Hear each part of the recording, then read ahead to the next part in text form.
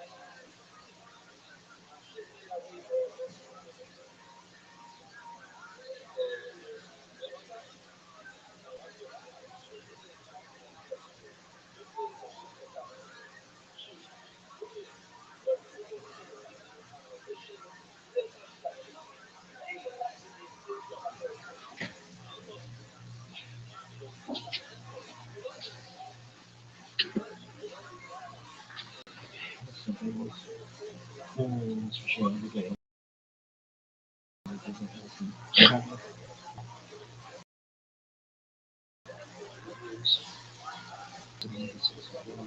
definitely.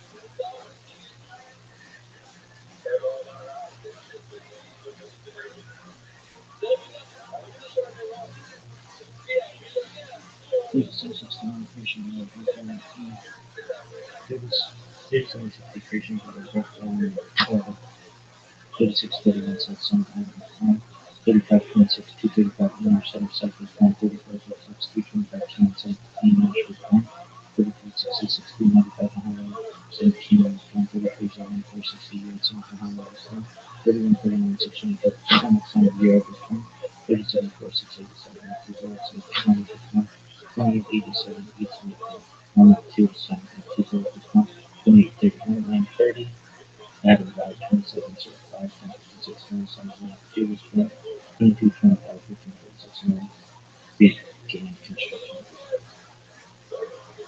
continuing stage for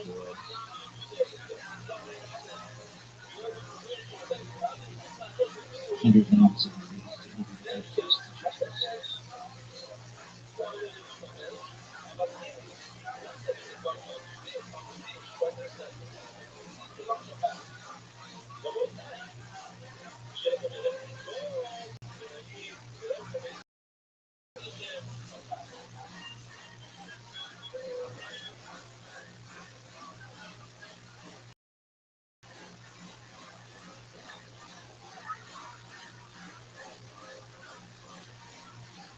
turning water to wine, resurrecting the dead, including himself, kind of somehow, healing the sick and exercising.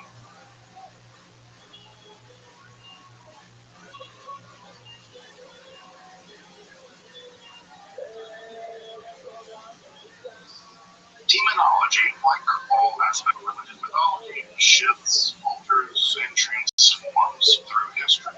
As we've seen in our episode on Israelite demonology, the demonic population, as it were, of ancient Israel was surprisingly low compared to their neighboring civilizations in Mesopotamia and in Egypt.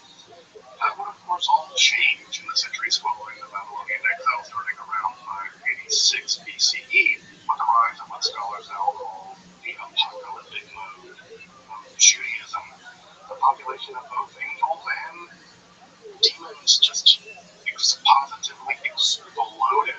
From the books of Enoch, the New Testament, and the sectarian scrolls found at Qumran, the entire universe became filled with such metaphysical beings locked in combat, all like final eschatological battle at the end of time.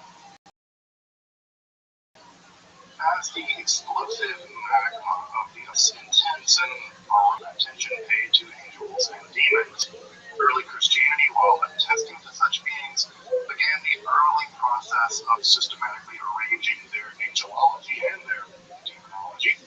That process, though, in rabbinical Judaism, on the other hand, was rather more complex. In this episode, I want to explore the demonology as much as there is one demonology in rabbinic literature, specifically in the Talmud. While dozens of narratives concern demons, is there a systematic demonology to be found in the early rabbinic literature? How does geographic and cultural difference in this period have an impact on the development of demonological literature among the early rabbis? Let's explore the demonology of the Talmud.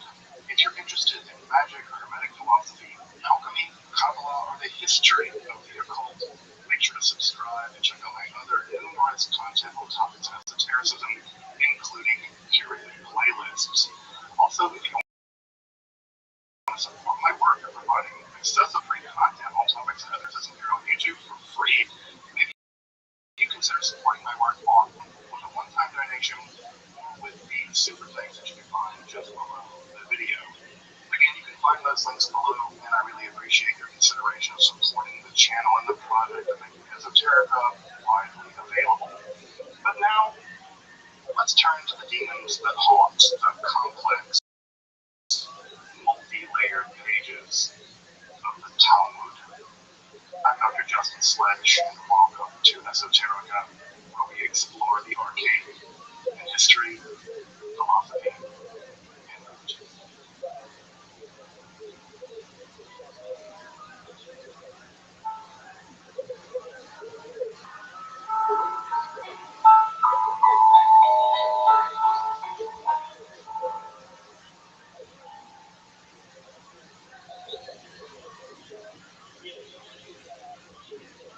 Before turning to the demons of the Talmud, it's first best to understand just what the Talmud is. Despite what you might have heard, the Talmud is not a commentary on the Hebrew Bible or the Christian Old Testament, though many of those certainly existed at that time.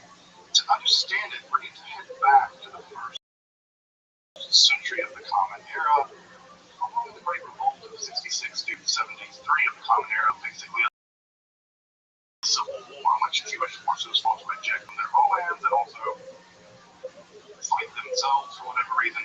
The subsequent destruction of the Jerusalem Temple in 70, and the Messianic insurrection led by Shimon bar Kokhba, and of course the Roman genocides that followed all of this. The surviving Jewish religious establishment came to the very sober assessment that the very religion of Judaism was facing an existential crisis. They could just all be wiped out. The temple was destroyed, Messianic expectations were completely smashed. From Jesus' moment, their expectations were still going good. Judaism was effectively banned in its own homeland. Roman pogroms killed entire Jewish population centers, and Jewish religious figures and leadership were being systematically hunted down and murdered. It sounds like regular old Jewish history. That's so grim. In the face of this titanic political and theological catastrophe, the the surviving Jewish religious authorities of rabbis basically being the only ones still standing, the rest just been wiped out, they began the process of writing with only orally transmitted religious knowledge, including the accepted practices and debate practices current to their day. Of course, while the Hebrew Bible and the Torah are filled with religious laws, the nature of their fulfillment is rather vague. Thus, when work is prohibited on the Sabbath, the natural question there might be, well, what is exactly constitutive of work? The debates and answers to those questions were taken to be the oral Torah and Torah Shabbat Hev, an authoritative companion to the written Torah, equally bequeathed to Moses at Sinai, at least according to the rabbis who were putting it together and arguing for their own authority. The major work of writing, compiling, and editing this body of rabbinical wisdom is known as the Mishnah, itself a substantial series of volumes redacted sometime in the early 3rd century of the Common Era. However, the Mishnah itself is both highly technical and terse, leaving still further questions unresolved. Following centuries, rabbinical academies in both the Galilee and the Sasanian Empire over there in what is now Iraq and Iran produced a further commentary on the Mishnah. These two commentaries form the basis of the Talmud. Talmud, yes, Talmuds, plural, there are two of them. Jerusalem Talmud under the Common Era, standard complete Babylonian Talmud redacted through the 7th century of the Common Era as well. The Mishnah, the two Talmuds, along with the Baraita and the Tosefta, these are both Mishnah literature, and the legal or halakhic and legendary or aggadic material form the nucleus of early rabbinical Judaism. Dozens of volumes, the nucleus here is. Now, given this literature alone will not give us a full picture of rabbinical thoughts on demonology. To shift back to the topic of the episode, for that, we would have to add the Jewish magical literature from the late classical world, some of which have been preserved in the Ibn Ezra synagogue and the Geniza there in Cairo, along with a corpus of Jewish incantation bowls meant for trapping demons and evil spirits, primarily produced in the Sasanian context over there in what is now Iraq around Qubita and Sur in Jewish academies. Now, I've covered a good bit of the early Jewish magical literature. If you want to check out other episodes on that in the playlist in the corner above. Of course, I'll also be coming back to fill out this picture by turning to those incantation bowls in a later episode. Those are pictures of demons in them. It should be noted that the bowls are ubiquitous across the religious spectrum, with Christians and kind of generic incantation bowls and a range of various degrees of literacy being produced and employed through that region. They weren't exclusively Jewish, they were kind of used by everybody because demon problems are everywhere. So. But turning to the Talmud, one final thing should be noted and constantly recalled how the Talmudic rabbinical literature more generally, while logically arranged and systematically edited, the Mishnah and the Talmud do not often represent definitive treatments of topics. It's very unlike systematic Christian literature, perhaps. Rather, they record hundreds of years of conversations and debates between rabbinical authorities holding a wide range of opinions. Thus, it's never really a good idea to say something like, well, the Talmud says, in some definitive final matter, because the Talmud is, again, a record of conversations and debates, most of which are not finally authoritative in Judaism. In fact, Jewish law, or halakha, was definitively encoded into the mid-1,000 years later after the Talmud, and just and honestly, the process is still very to this day. Just because a rabbi declares this or that in the Talmud, and frankly and honestly, they can declare some pretty wacky, gross, even obscene, morally outrageous sayings, doesn't mean that that's the majority opinion, much less a definitive position of Judaism more generally. Am I sharing semi-plan to take things out of context and make it look like Judaism is evil. Don't be that guy. In fact, the early rabbinical demonology is instructive on precisely this point. We have a debate, and much of the debate is between rabbis arguing about the nature and function and reality of demons, and we get a wide range of opinions. Now, to my knowledge, the Mishnah only contains one substantial mention of demons. There, in a rather late Mishnah, and almost as a kind of addendum, there is a famous list of things created by God on the eve of the first Sabbath. And included in that list are the Mazakim. These literally mean the damagers or the harborers. This idea was such that these beings were created in the haste leading up to the first Sabbath, when work is forbidden, even by God somehow. And will later be used to explain why bodies kind of ran out of time making them, so they didn't get bodies. Though there are actually these beings cast, because why not having bodies? And two, their animosity towards human beings. They're jealous of us having bodies, so this is definitely not agnostic. However, another text has Adam giving rise to what the text calls Ruchim, Ushedim, Uleilim, spirits, demons, and night humanesses during his 130-year-long punishment for that whole Garden of Eden bit. Though just how isn't clear, but it might be a form of masturbation.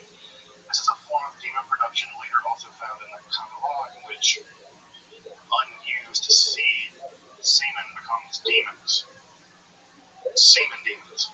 But neither of these two wordsmiths are definitive, as witnessed by how the two Talmuds deal with these beings in general. The Jerusalem Talmud, for instance, contains very little discussion on the nature of the demons and the tales about them. It's just not that interested in them. The Babylonian Talmud, however, is replete with dozens and dozens and dozens of such narratives. In fact, the Babylonian Talmud is even self-noting in some points that in the West, over there in the academies in the land of Israel, such interest doesn't seem to be much of an interest of Eretz Israel. In fact, much of the demonology of the Babylonian Talmud reflects the cultural exchange and syncretism of Jewish communities living in a larger Sasanian Persian context with the remains of ancient Near East mythology more generally. This is even noticed by the High Gaon a few centuries after the redaction of the Babylonian Talmud, such that he notes that the closer that one were to the center of gravity of Sasanian culture, the more one was prone to demonological speculation, and the further away, the less and less, as there being little interest in such matters in Palestine. Though that isn't strictly speaking true.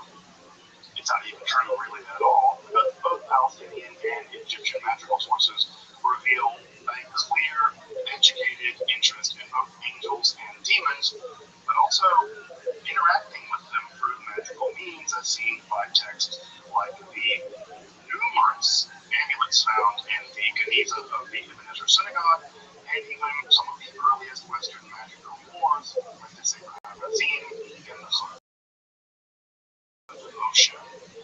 Now, there's every single demonological narrative from the Babylonian Talmud in this episode, and even again, if I could, that would represent some systematic treatment of Talmudic demonology. There's just nothing like the Talmudic demonology that's systematically there in the Talmud. But what can we generally glean?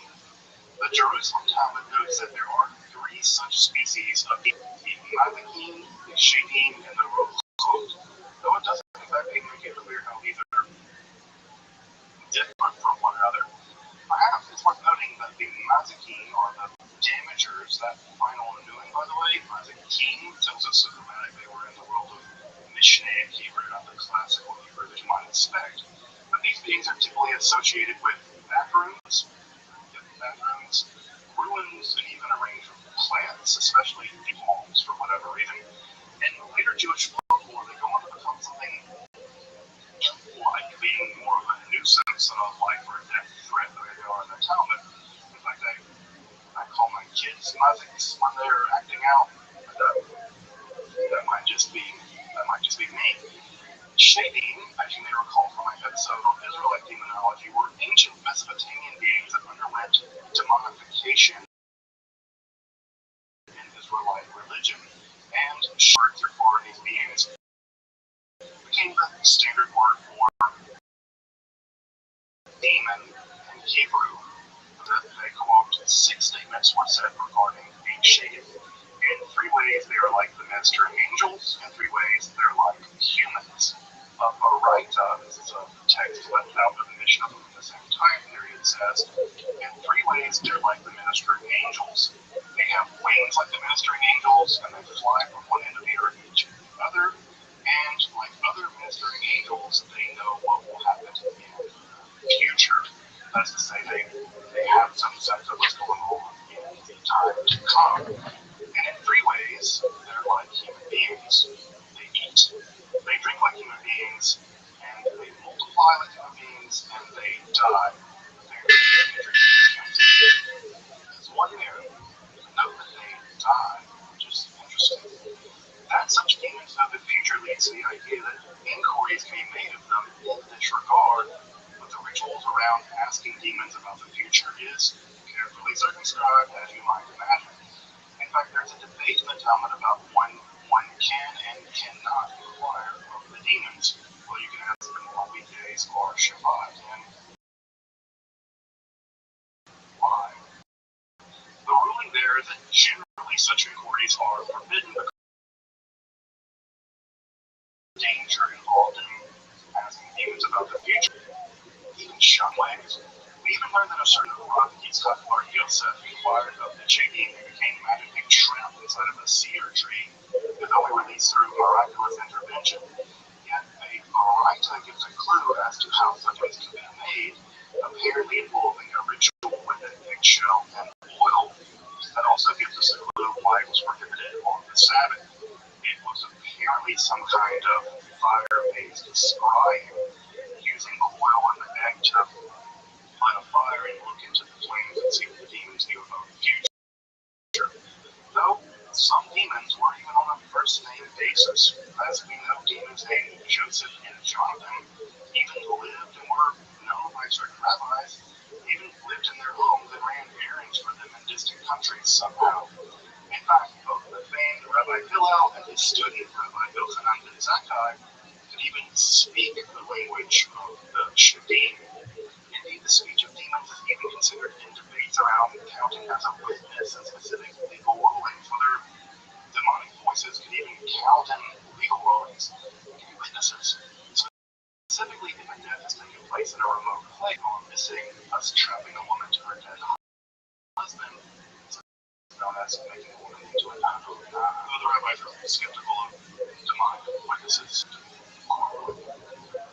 Ruach simply means spirits and refers to any disembodied spirit, though has a connotation of those that haunt a specific area.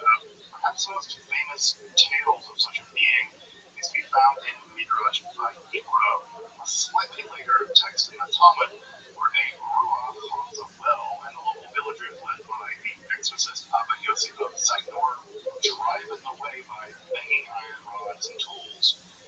They might even kill it in that process. A spot of blood appears on the surface of the water as it either flees or dies. I mentioned earlier about how the creatures here kind of die like people do. That might be an example of them eating a ghost to death. We learned that such beings are vast in number, being so numerous that if one could see them at all, that would be everything that you would see. Even the tattering of the clothes of scholars who only spend all day studying is caused by the crowding of this demonic friction. In fact, the Talmud includes a sort of magical concoction for seeing them using ashes of black cats after birth, which when rubbed into the eyes will allow one to see the demons. You can see the shape of this cat stuff in your eye. Though a certain Rabbi Bibi Barabaya did this and much harm came to him, so don't. The simple procedure is simply to tell there also just involves sprinkling fine ashes around your bed before going to sleep, and upon awakening you will likely see the footprints of the demons all around your bed. like chicken tracks. Yeah, sometimes they have eat like chickens. Further, in Trifid Chagiga, that doing things in pairs attract demons, so we're told thus the drinking of the 4 cups of wine during the Passover Seder has to be carefully interrupted, thus making it 4 individual cups and not 2 pairs of 2. Really attract the demons, though again, those in the West, i.e. in Arab Israel, they don't seem to worry about this custom as the Talmud admits. Along with dwelling particularly in bathrooms, ruins, and in naked places more generally, demons are said to dwell primarily in the northerly areas of the earth and primarily in the airs above the earth. In addition, we have various demons like the migraine demon Palka, made for splitting, and Zereda, who dwells in the stalks of palm trees. The eyeless demon Ruha lives in the caper bush. Demon Wishka dwells in the roots of trees, and the variant of Nariri is said to have been made of many gills, many hairs, and many eyes. It sees with one eye, and this eye is within its heart, and has no power either in the sun or in the shade. Rather, its power is between the sun and the shade. It rolls around like a ball and has power from the 4th hour of the day until the 9th hour of the day, and more specifically has power from the 17th of Tammuz until the 9th of Av, the major days of mourning in the Jewish calendar, and also whoever sees it falls over and dies. Like this demon, others seem to have power during certain periods of the day or night, certain places or certain times of the year. Other demons are specific to afflictions, like the demon I just mentioned, Polka, the splitting demon. There is a demon associated with epilepsy, with fever, with strong sexual desire, and a full range of illnesses. The blindness demon, Shabriri, for instance, is dispatched by saying its name one letter at a time, diminishing it. And that's a bit like the abracadabra formula. You say its name and subtract one letter until it vanishes, and it causes it to go away. This is all, by the way, with the medical theories of the ancient Near East is a context in which the major ideology of the demons. Now, to deal with these demons, there's a range of techniques to be found in the Talmud, including a range of amulets, including the very powerful 60 demon amulet. Psalm 91 is also especially powerful. The literature even relates how Moses recited it while ascending Mount Sinai to avoid the power of the demons that haunted that region. In fact, there are even tales about how once the Shekinah came down to the earth, the demons were dispelled to a significant degree. There is no specified demonic hierarchy in the Talmud, though Samael and Asmodeus or Ashmedai, a demon of Persian origin, probably first appearing in the apocryphal book of Tobit, are sometimes offered as the king of the demons. He might also be associated with the Mashchit, or destroyer, the famed angel of death, for whom being righteous or evil don't matter once the decree of death has been handed down. The famed demon Lilith makes an appearance. The famed demon Lilith, sleeping in an empty house, is said to attract her, so don't do that. And Ahriman in the Ormi, the Zoroastrian evil deity, or some, though her who is Ormi missionary sex actually occurs in the alphabet of Ben Sirach, a text written a few centuries after the Talmudic period. Now, don't worry, I'm going to be coming back to Lilith in her own episode because she's fabulous. Though not as famous, the Queen of the Kings actually appears to be a certain Agrat, daughter of Mahalat, who previously stalked human beings with 180,000 Malachei Chavala, or angels of destruction. That is, until the famed miracle workers and Toza restricted her to 2 nights a week. I'll let you find out which nights. You can go check out Attractive Pesachim 112b to learn those nights. And then Abaya further restricted her to uninhabited places, although in some cases it does that too. Another demon queen will appear later is Naamah. This is another alleged wife of Ashmedai or Asmodeus, who's It's actually going to feature very prominently later in Kabbalistic literature, especially in the Zohar. Needless to say, these are only some of the many narratives, tales, legends, opinions, and legal rulings found in the vast corpus of the Talmudic literature. Simply put, these are a sustaining context. The example was taken or ran by the rabbinical elite of the period, with them appearing in a great many discussions over virtually every aspect of Jewish life, from legends to medicine to court filings. And yet, as I've seen, this is significantly different than in other Jewish contexts like those in the West and there is Israel, at least at the literary level. The next generation of Jewish thinkers would introduce more straightforwardly philosophical analysis in regards to questions of demons, but they would mostly accept their reality, at least in some form. Maimonides, of course, being the only real exception there. That's still a hell of an exception. Maimonides just didn't think demons existed at all. Of course, we'll also have to come back to the angelology and demonology of the Kabbalah in due time. So far, and boy, that's a wild ride there, to be damn sure. I'm going to leave you some great sheets from the website Safari in the description below if you want to look over some of the sources in Aramaic, Hebrew, and English in the Talmud itself. Just have fun with them. It's genuinely interesting material that, outside of an Orthodox Jewish context, basically never gets studied by non-Jews. A pity, because it's wonderfully weird and fun. There's stories about demons that most people have never heard.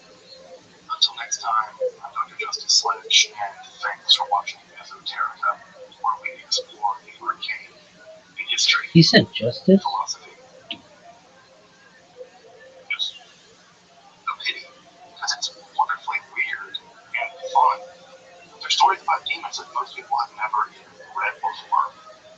Until next time, I'm Dr. Justice Sledge, and thanks for watching Esoterica, where we explore the arcane, the history, philosophy, and religion.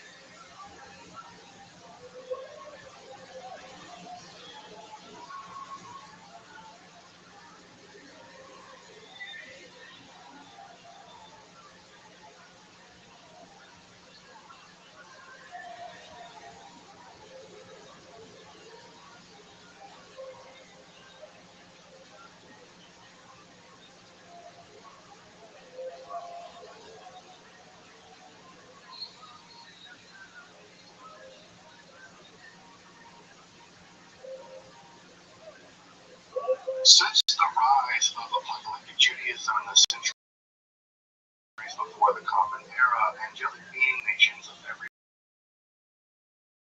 from theologians to members, from fiery winged beings to eyes, quasi-divine celestial warriors, messengers from the great heavenly beyond.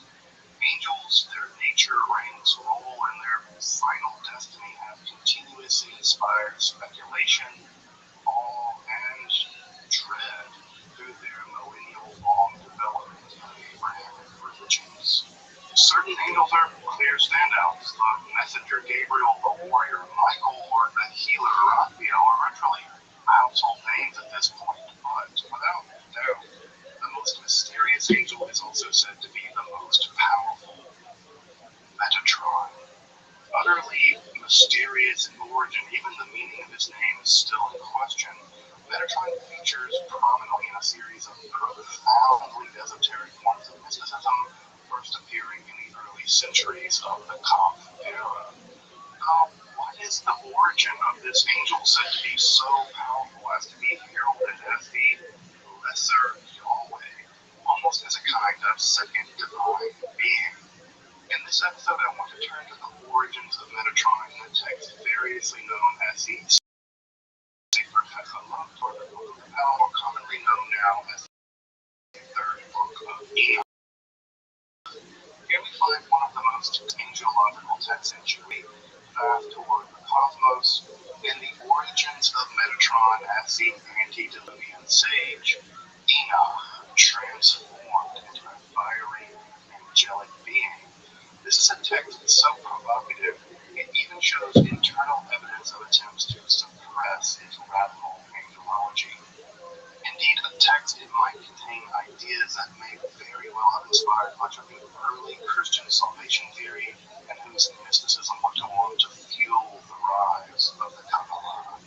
If you're interested in magic, Hermetic philosophy, alchemy, Kabbalah, the history of the occult, make sure to subscribe and check out my numerous other content on topics of esotericism, including curated playlists. Also, if you want to support this work of providing accessible, scholarly, and free content on topics of esotericism here on YouTube for free, I hope you consider taking a look at my Patreon, maybe considering a one-time donation, or you can even use the Super Thanks option, which you can find below the video to help support the channel.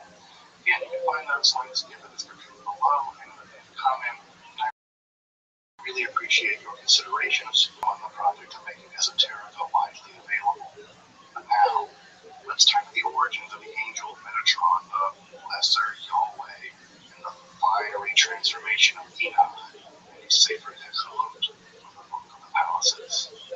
I'm Dr. Justin Sledge, and welcome to Esoterica, where we explore the arcane in history, philosophy, and religion.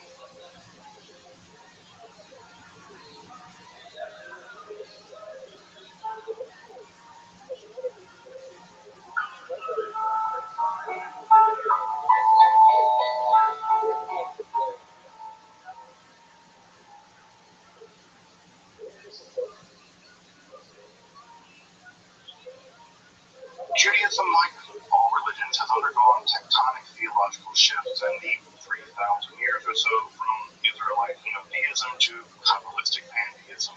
One of the most dramatic shifts in that process was the rise of apocalypticism in the centuries just before the rise of the Common Era. The apocalyptic is a religious mode typically thought to originate in Judaism, but it certainly persisted into Christianity and Islam. Those religions can be said to be apocalyptic religions and say that they're marked by an interest in cosmogony, events in the primordial past, what is called exit into pussy couch, highly symbolic language, express anxiety about oppression and tribulation, eschatological upheavals, that is to say things like the judgment and eventual fate of the righteous and the wicked, otherworldly journeys, good versus evil dualism, the intervention into history by a messianic savior figure or figures along with anti-messianic characters like the Antichrist, the structure of the various heavens and hells, the hidden role of angels and demons in worldly affairs, and they're marked by a generally divinely deterministic attitude and pseudonymous and alleged ancient authorship. And what gives the title to the whole genre, the idea that something is being revealed in apocalypsis, from the Greek meaning to reveal and to uncover, all of this to a human agent to kind of profit, often through a angelic emissary. All to what end? What underwrites all this? Well, one, to make sense of a world in turmoil, to protest against an unjust world and its leadership, and three, it's a form of psychological coping by declaring that in spite of all appearances to the contrary, everything's going according to a divine plan, from the first light of the universe to the final fire of its conflagration and beyond. The God of Israel is in control. Righteous of Israel will thrive, and evil will be punished forever. And how do we know all this? Well, direct revelation from the realm of the divine itself. That's how, apparently. This form of theology and its literature proved enormously popular. Dozens of texts in this genre survived, with one becoming sacred writ for the early Christians, the Apocalypse of John. In fact, I would even argue that the Apocalypse of John, as odd as it seems to us now, is probably the most recognizably Jewish book of the New Testament, giving a late first century historical religious context. However, out of this apocalyptic ferment arose a form of Jewish mysticism in which elite scholars sought to journey through the heavens above them, enter the divine palaces, and bear witness to the divine glory or kavod around the throne of God, typically depicted as a kind of chariot. Hence the name of this form of mysticism and its accompanying literature. Merkaba, or or chariot mysticism, although also known just as well as Hechalot, or the divine palaces. Now, if you want a bit more of an introduction to this form of mysticism before diving deeper into this episode, you may want to check out my episode on Hechalot mysticism in the card above. In that episode, I kind of survey the entire field of this literature, but in this episode, I want to turn to a text somewhere between the purely apocalyptic mode and the more practical, even magically informed Hechalot literature. That's the sacred Hechalot, or the Book of the Palaces, known more commonly now as the third book of Enoch. As you probably know, Enoch literature was quite popular in the Second Temple period and thereafter. There are more manuscripts of one Enoch attested among the Dead Sea Scrolls and even parts of the Torah. That's kind of crazy. With relatively vast collections surviving in classical Ethiopic, Old Slavonic, Hebrew, and fragments and other languages, this literature is vast. The first book of Enoch itself is actually composed of 5 distinctive texts woven into one significantly long text, and this represents more of a field of Enochic discourse than a systematically Enochian form of Judaism, though there are some standout elements, especially the 365-day solar Enochian calendar, which seems to have been preferred in sectarian or Essene documents found in the Quran, which are weirdly written in a kind of code. We're going to turn our attention to the apocalyptic, the Merkava text of the third book of Enoch, or the sacred Hechalot, the book of the palaces. Third Enoch survives in a set of Hebrew texts showing a complex recension history, very likely the result of several microforms stitched together over time and filled out with more explanation and expanding exposition. In fact, this is not unlike the composition history of other Merkava texts that have come down to us, being made up of smaller chunks filled out over time. Where, when, and by whom this text, or really texts, was composed has no definitive answer. Scholars have literally given a 1,000-year wide window for the composition of this text, stretching all the way back from the BCE period until the Middle Ages. At this point, however, the standard analysis argues for a mixed provenance, with older sections probably being produced in Roman Palestine, and then the later sections being produced in a Sasanian context, headed together sometime around the redaction of the Babylonian Talmud, so roughly the 5th or 6th centuries of the Common Era. Unlike other Enoch texts in which the original Hebrew or Aramaic is the laws, Third Enoch survives, continuously copied and even printed since it was produced, despite some clear rabbinic discomfort with some of the Enoch Metatron material that I'll be getting to later. This is a very weird, miraculous survival. This text was known almost continuously through at least Jewish history. Now, given that rabbinical discomfort, the exact cultural milieu in which this text was produced will likely remain mysterious. For instance, and there are a ton of these for instances, the text shows some pretty strong cosmological affinity to Gnostic texts, such as the Hypostasis of the Archons, the password ascent system of the so-called Opian heresy described by Origin, and the concept of the greater and lesser Yahweh, or Yao, as it is found in some late Gnostic texts like the Vista Sophia and the books of Shigu. Paul, like St. Paul, seems to have had some contact with this mystical ascent literature, being called up to the third heaven, or paradise. That term paradise, or pardes, is a technical term in this literature, where he's said to have heard unutterable things, and that's mentioned in 2 Corinthians. Further, there's also clearly some early heterodox version of the Jesus movement located in Colossus, which placed emphasis on angelic intermediaries and mystical visions, though it was, again, kind of condemned in the book of Colossians. Though himself seems to have had some conception of human transformation into angel-like beings as part of his soteriological theory, something clearly evinced in the third book of Enoch. Now, what all this means is extremely difficult to say with any precision, but the sacred Hechalot seems to stand at the crossroads of many divergent forms of ancient Judaism, Gnosticism, and text is informed by these divergences, or is informing them, or somehow dialectically both, is not clear by the least, and will likely never be clear. But let's turn to the text to get at what's going on in this wonderful book. Third Enoch opens a bit in media res. Rabbi Ishmael, described as a high priest, the hero of the narrative, has already ascended through the first 6 heavenly palaces, nested kind of one within the other, until, as the text opens, he's reached the finer, innermost 7th palace, the very divine abode. He's challenged here by fierce angelic guardians who have actually detected him approaching by smell alone. It's also something the Messiah is said to be able to do, smell people and judge them.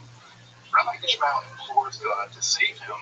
Thereupon the angel Metatron appears from inside the 7th palace, testifies to his righteousness to enter the final palace.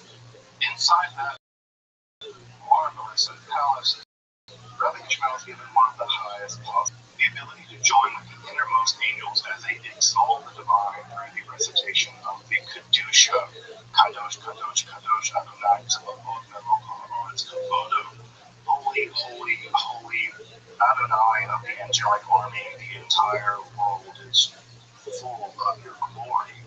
Having glorified the divine, Metatron begins to reveal to Rabbi Ishmael, thus to the reader, perhaps the most elaborate set of secrets in all of ancient Jewish lore. The first revelation is perhaps the most shocking. The angel Metatron was originally the antediluvian sage Enoch, who was taken up by God before the destruction of the world through the flood and transformed from a human being into a fiery angelic being. Now, while previous texts, especially the second book of Enoch, detail him being somehow glorified by the divine, third Enoch explicitly and beautifully describes his being transformed from a human being into an angel. Quote, when the Holy Blessed One took me to serve the throne of glory, the wheels of the chariot and all the need, at once my flesh turned into flame, my sinews to blazing fire, my vocals, my eyelashes to lightning flashes, my eyeballs to fiery torches, the hair of my head to hot flames, all of my limbs to burning fire, and the substance of my body to blazing fire. Enoch in his transformation to Metatron is not only elevated to an angelic status, but the text even indicates that he becomes a kind of semi-divine vice regent known as Yahweh HaKatan, the lesser or the little Yahweh. One of the most shocking ideas in Jewish history. Suffice to say, Metatron is without a doubt the most distinctively odd angel in all of Jewish lore. His name is clearly not a Semitic word, and there's no scholarly agreement as to what it even means. Even the various manuscripts vary in their spelling of his name. The best current guesses, and their guesses are from the Latin metator, originally a term from the military language of Latin, for an officer who goes before the army to prepare camp, but by extension and metonymy, anyone who prepares the way. Interestingly, though, this Latin word is attested as a word in both Aramaic and Hebrew, making it a written definitive. Another guess is some combinations from the throne, beyond the throne, next to the divine throne, in reference to the throne of God.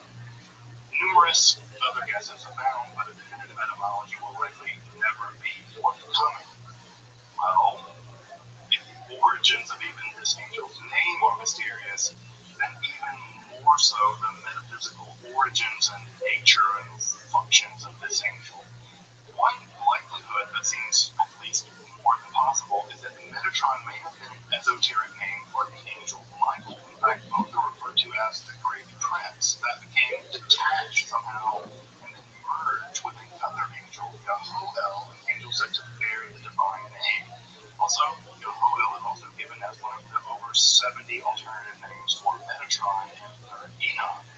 He was perhaps further confused with Enoch as literature developed, especially given the glorification of Enoch and Second Enoch. Thus, by third Enoch, all of these elements have actually fused together into one narrative, though not without a few frayed edges. So Michael had an esoteric name that got detached, fused with the angel that bears the divine name, hence the lesser, and then that angel combination is then fused with second Enoch in the glorification of Enoch being to create this composite Enoch of the lesser Yahweh, the literature of third Enoch. It's as good a story as you're going to get, folks. Sorry. But by the time of the final redaction of third Enoch, Metatron has gone on to a wide range of roles in rabbinical literature. He is the lesser Yahweh, or the divine co-regent, as the angel of the Lord, or the angel of Yahweh. He's allowed to sit on the throne of judgment while the other angels have to stand. He is the scribe of heaven and the specific advocate of Israel. Again, it's a lot like the archangel Michael. He's uniquely able to approach the divine curtain or tarot that separates this realm from the realm of the pure divinity. He's the heavenly high priest officiating in the divine Mishkan or tabernacle. He has his origins as Enoch, and he is sometimes referred to as a Nahar, or a youth. Maybe this is because of his only recently having become an angel, kind of a new kid on the block. He's in charge of the souls of the righteous, and even serves as the principal educator to the souls of children who perish before having a chance to learn the Torah. Finally, he also seems to have enjoyed a very special relationship with her Israelites. Generally, he personally escorts the soul of Moses to the heavenly realms after Moses' band. So notice that Enoch, Metatron, and Angel Michael are kind of all doing double duty here. They draw a clear line about what exactly is Metatron, what is Michael, what is Enoch is pretty difficult to do, and clearly third Enoch is merging them all together in some form. Now, despite all these roles in a range of ancient Jewish literature, there was also a deep discomfort with the conception of Metatron, especially as the lesser Yahweh in the rabbinical mind. I mean, it's blasphemy. It's blasphemy. In fact, the character of Enoch is conspicuously missing from rabbinical literature generally. Enoch hardly ever appears in the Babylonian Talmud, and Metatron is most famous not for his power, but for him being brought to task in an instance known as the humbling of Metatron. In a famed section of the Babylonian Talmud, four mystics make their way to the sixth heaven, or the Pardes, the Persian word for garden and the origins of our word paradise. There they're met with a kind of illusion test, where pure marble appears like water, or some of the party die, some of them go insane, if you ask me.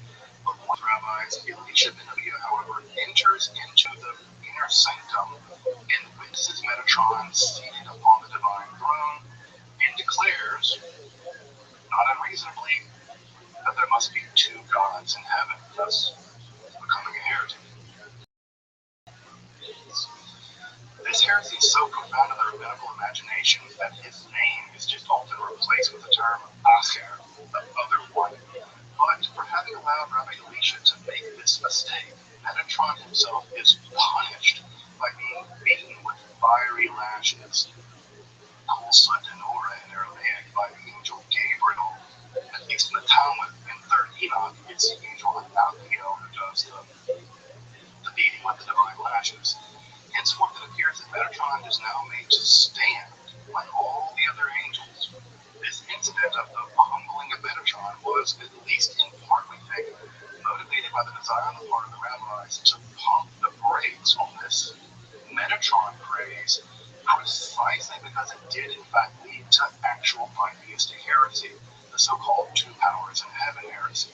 In fact, it's possible that the Pauline elevation and transformation of Jesus following his death into a divine being was at least inspired, or perhaps even underwritten, by this early undercurrent of this mystery Yahweh business.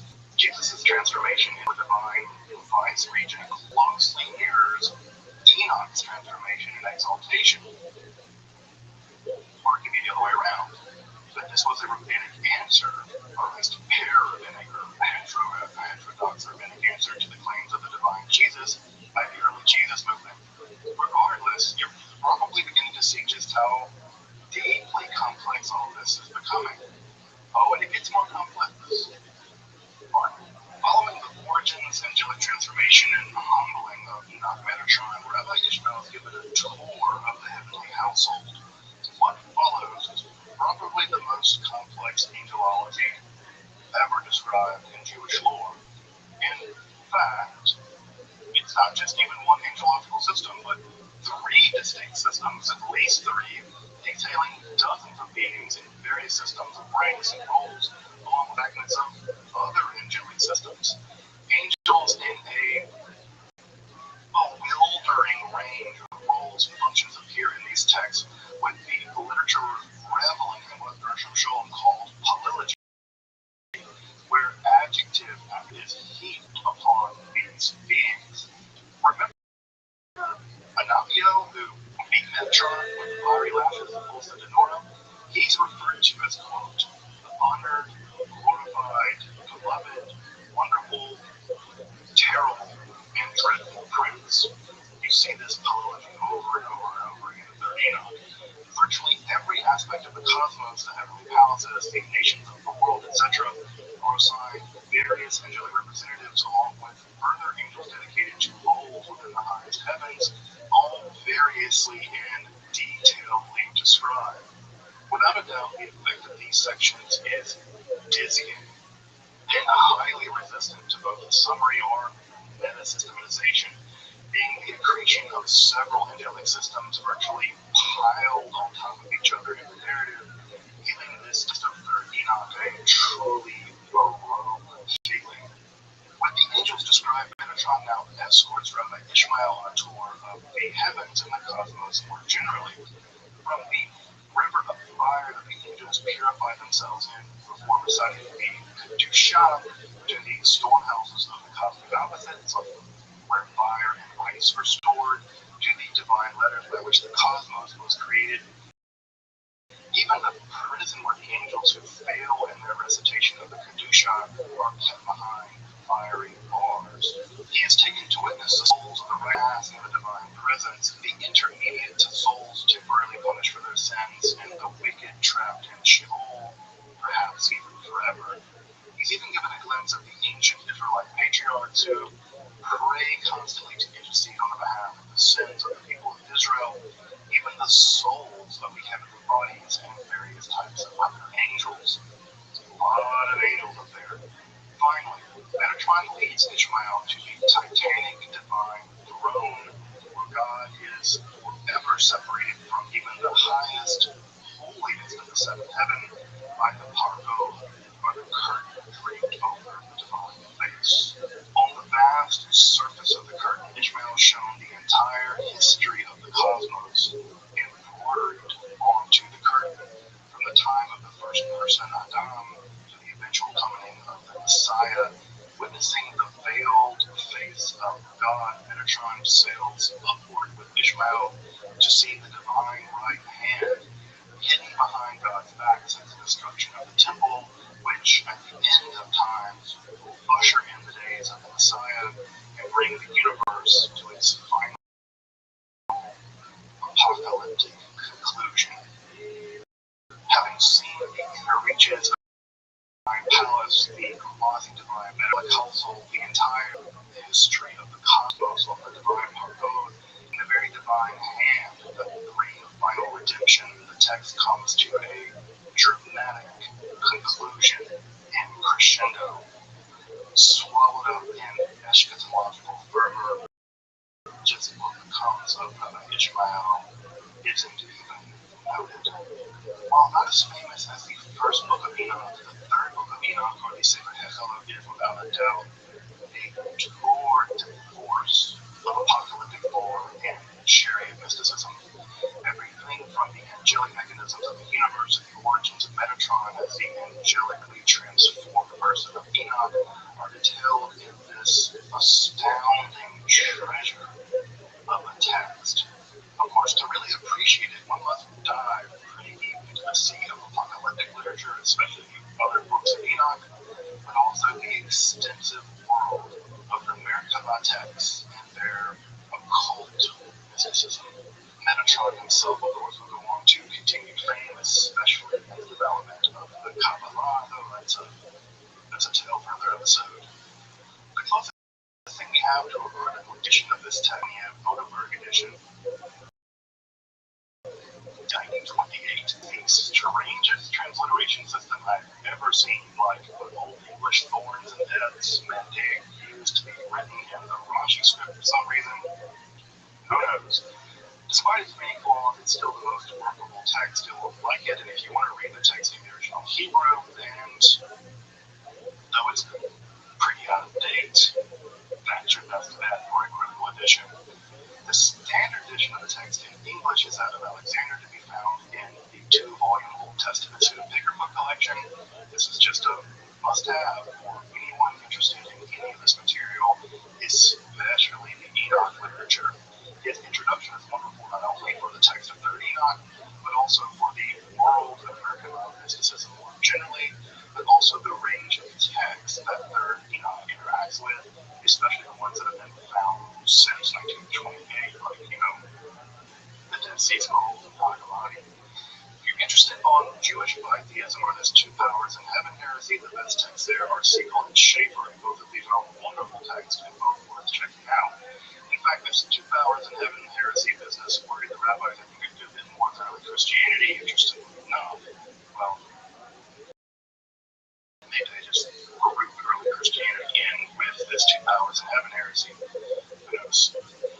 Of course, more on Enoch, angels, and Metatron to come. Until then, I'm Dr. Justin Sledge, and thank you for watching Esoterica, where we explore the arcane in history, philosophy, and religion.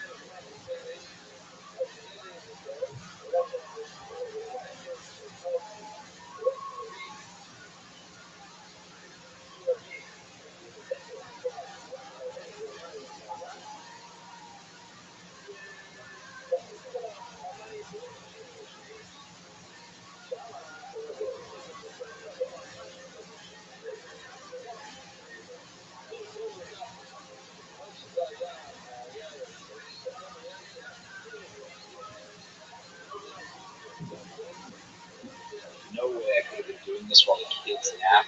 My wife told me to start watching soccer videos on TikTok Pro.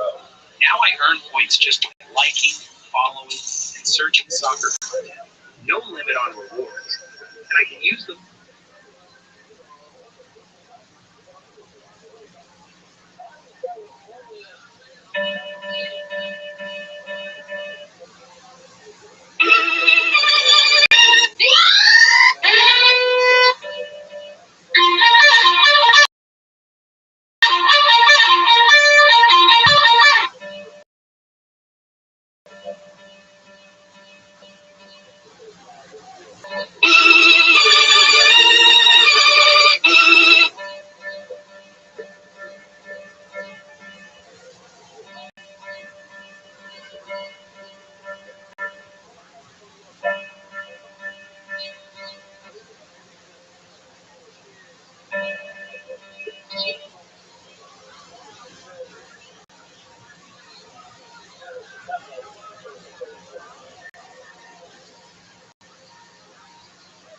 Norton 360 scans nearby Wi-Fi networks and alerts you to potentially harmful public Wi-Fi connections.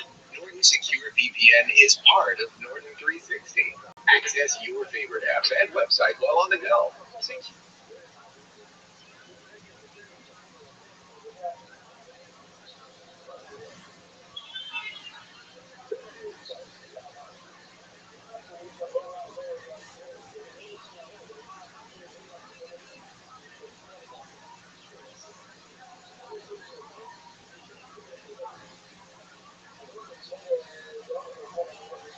Norton 360 scans nearby Wi-Fi networks and alerts you to potentially harmful public Wi-Fi connections. Secure VPN is part of Norton 360 and website while on the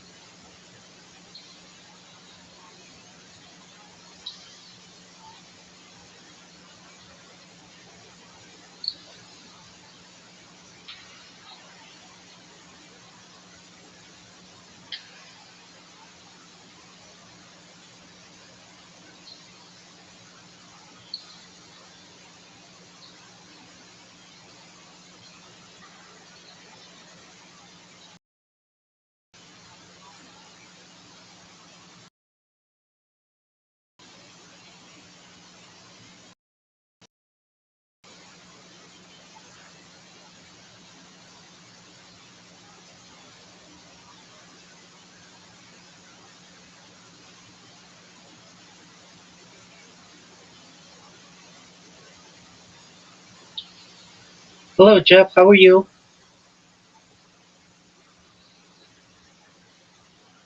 I'm glad to be here. How's your day going? Take your time. I.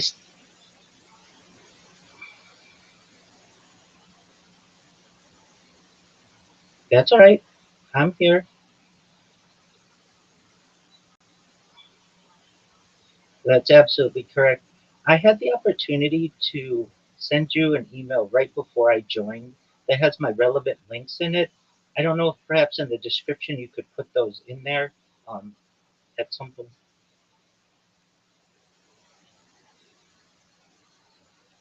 Okay.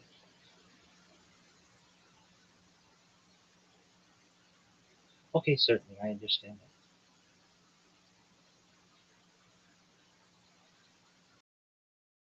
Yeah,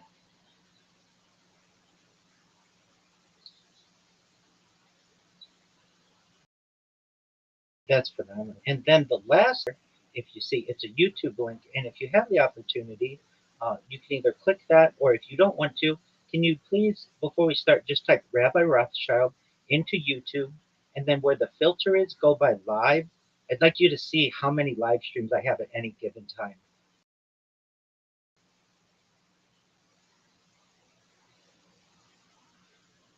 So yeah, that's correct. That's correct. And then you want to filter by live. Sure.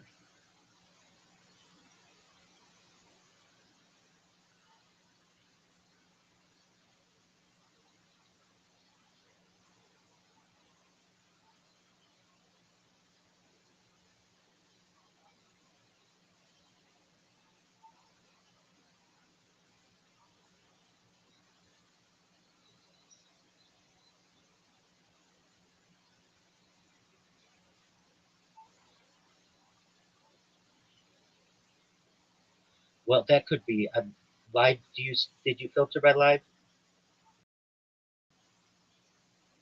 No, no, no, no, no, no. Not just one live. Yes, exactly. Live. Okay, certainly. Okay,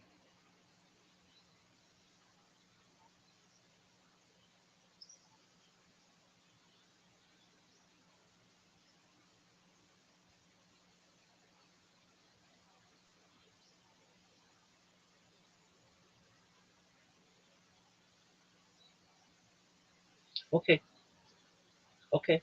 My thought would be though that wouldn't I just have like 13 of the same thumbnails? Okay,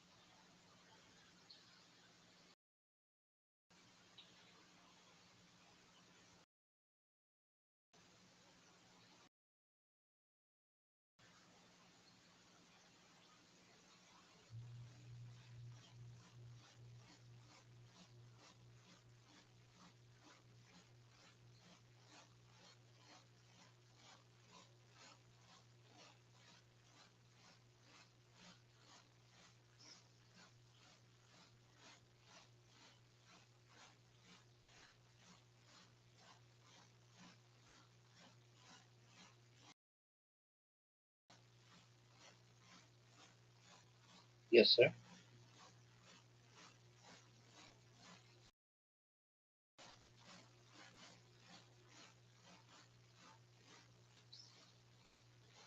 I see. Or yes, sir.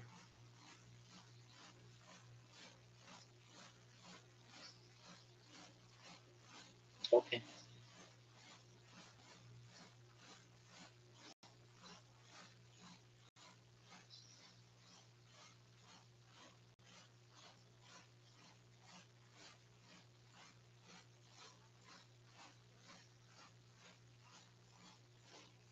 Okay.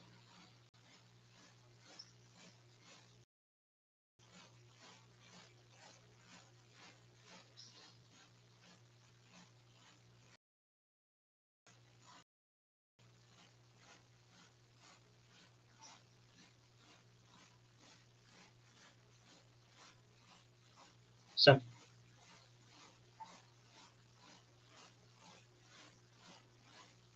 so something that just is attractive to get somebody's attention.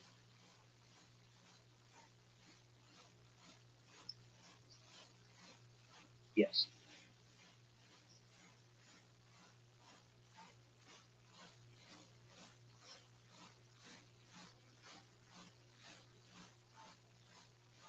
Okay. I can do so.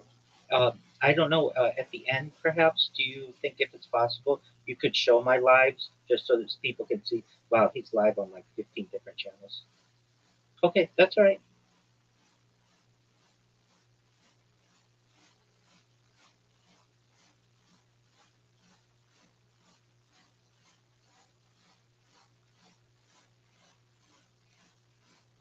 Absolutely. Okay.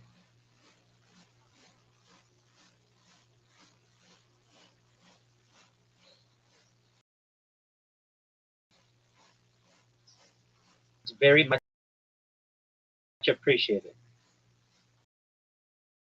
I appreciate that. Thank you.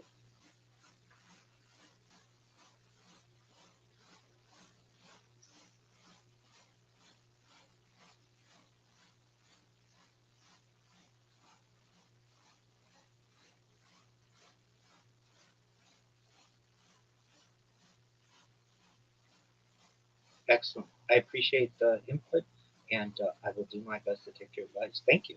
And I'll have different ones. I can make that a daily activity. Oh, sorry.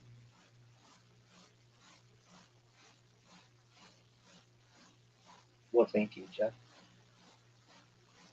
I appreciate it. Oh, we are very cool. I really do appreciate it. Thank you. Yes,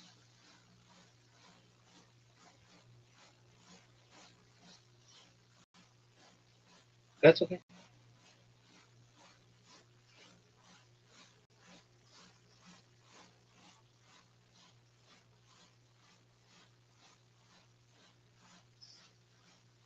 That's that's correct.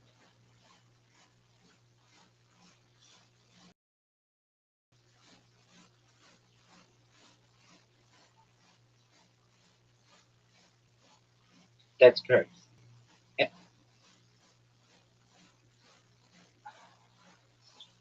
That's correct. So the book part where he talks about the Galactic Federation is in the epilogue, and then I'm going to go through his interview, and then he did a more recent interview last month, which I really think is a nice bookend to this. Yeah, and that's correct. Though he does speak English, so his most recent interview was English. It was with Uri Geller, and he talks about the Men in Black that visited him. Yeah, so that's why we didn't hear anything. Yeah, I'm really excited. Yeah,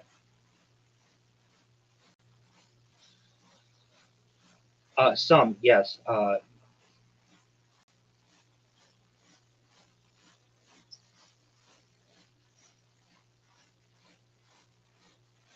absolutely. Well, thank you. Yes, I mean, most of my Hebrew is certainly biblical. So, but I do have in the little intro that I wrote, the background that I have, and so hopefully, um, the I didn't only rely on my translations. I relied on other people's translations, multiple as well, to ensure as much accuracy as possible. The book and his interview was in Hebrew, but I should say his 2020 interview was in Hebrew, but it's 2020 in English. Yeah, yes.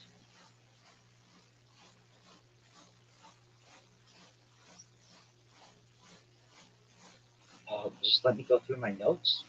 And when you have questions, feel free to bring them up. But I have a lot of notes to review on his background, his book, especially the epilogue. He's got some really interesting things in there. Even in like Close Encounters, he expands what the traditional J. Allen Hynek Close Encounters are. He talks about the Galactic Federation. He talks about what Donald Trump knows, perhaps, and yeah. So I think it's really interesting.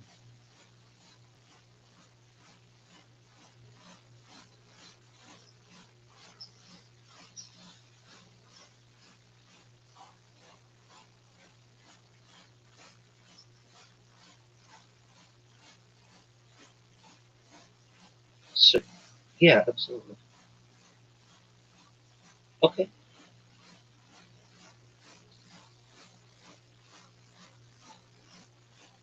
Well, I sent you 10 questions. Excellent. Are you going those like throughout or right at the beginning or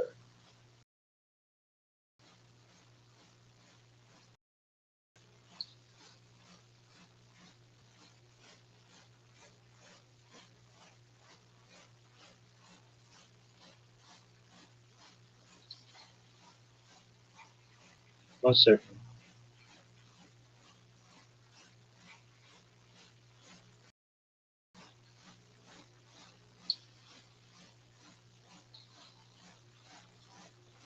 Okay, excellent. I appreciate that. And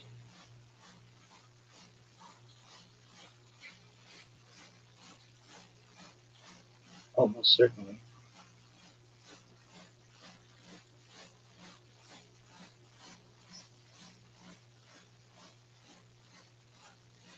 Absolutely. Certainly. I am.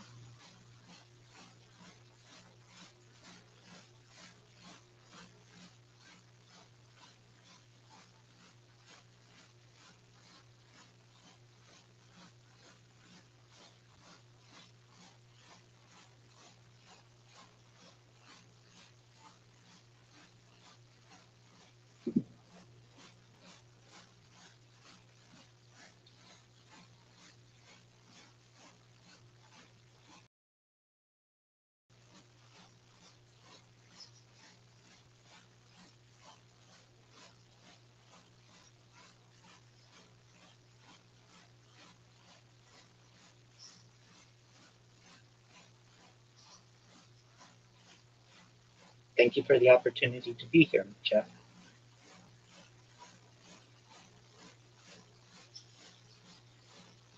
It's a very big family. We're all related. We share DNA, but it is quite distant. We have common ancestry, but it goes back centuries. So if anyone out there thinks I am of the banking part of the dynasty, I am not.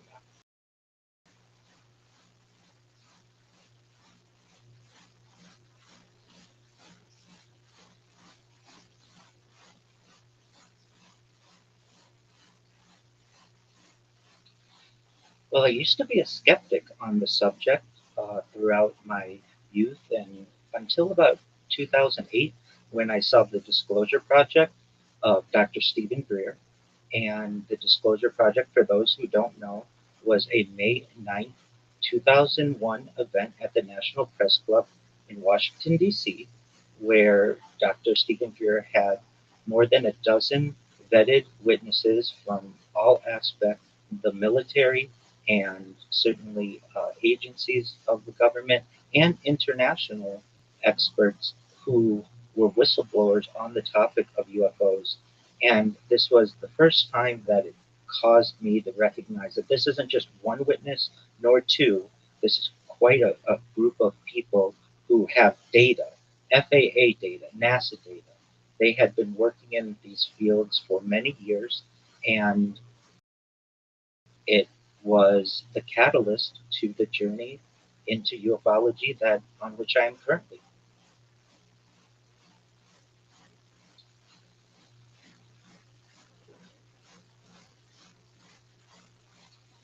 Most certainly.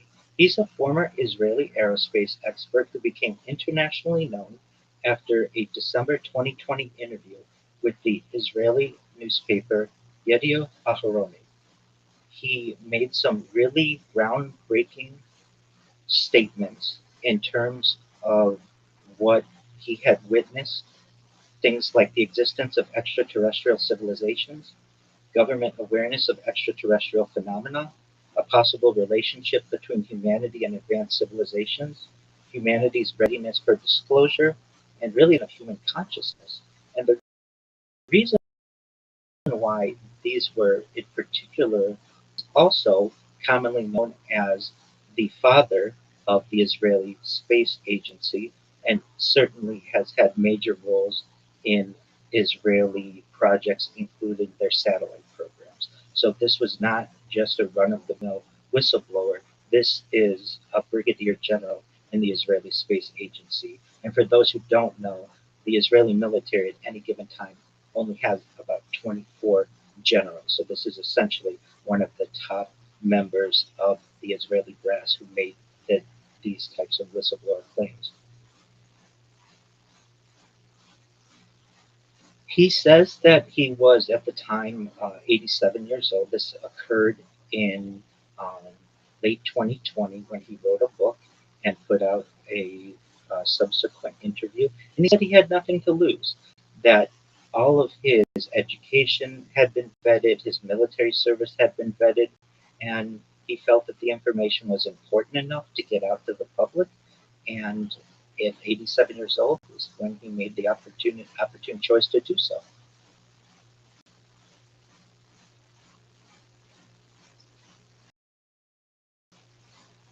Well, well, essentially says that we are not alone, that advanced extraterrestrial civilizations exist. He argued that there's make it highly possible that intelligent life has developed elsewhere. With billions of galaxies containing billions of stars, it should suggested that Earth is unlikely to be the only place where advanced intelligence has emerged. According to his claims, he states that these civilizations are observing humanity and have been. Some civilizations are far more technologically advanced than humans. Contact between humanity and advanced beings has occurred in some form. Humanity is still developing toward a greater understanding of its place in the universe. And his statements were connected with the larger philosophical question: if intelligent life exists elsewhere, how would humanity respond? Moreover, he talks about a galactic federation, which we will get into. He talks about perhaps some type of American program on Mars, which may seem some far fetched, but we'll go into those claims as well. And really has stated that there are at least five governments of the world, including Japan, the United States, the United Kingdom, China, as well as perhaps others, that have a connection to them, which includes at least nine types of extraterrestrial species. He made these amazing claims in his book that was published in November 2020, and then again reiterated this in an interview in December 2020, which caused international attention.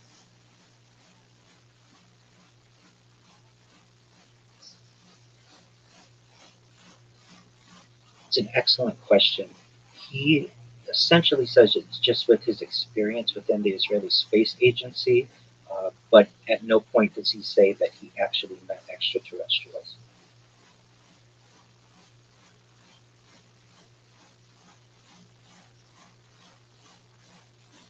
Well, one of his most discussed claims is this idea that a galactic federation exists. He describes this as a possible association or an organization involving advanced extraterrestrial civilizations. According to his statements, this federation involves cooperation among different intelligent civilizations and exchange of knowledge, the monitoring and developing of civilizations, and a cautious approach toward younger civilizations such as humanity. He suggested that humanity has not yet reached the level of maturity required for open interaction with these civilizations. He says that the idea of this federation, certainly in science fiction and UFO lived for decades, but it is a reality. And while there's no publicly available evidence to confirm its existence, it is something that he has basically rested his laurels on, and his experience stating that this is a true group that has interaction on Earth. It's made up of at least nine different species, and they've been here for some time.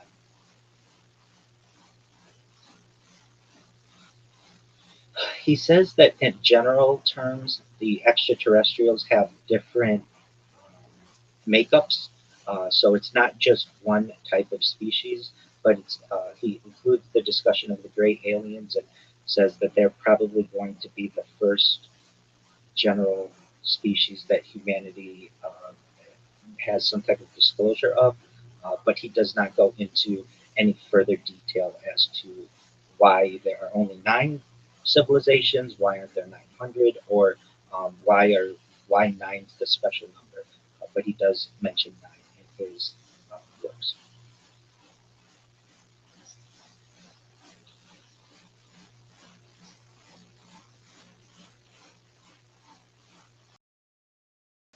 No, he mentioned due to the size of the universe that these types of civilizations do, according to him, the Galactic Federation is made up of nine species. He does not give a source of this information, nor does he have any physical evidence of this. This is all just his verbal claims.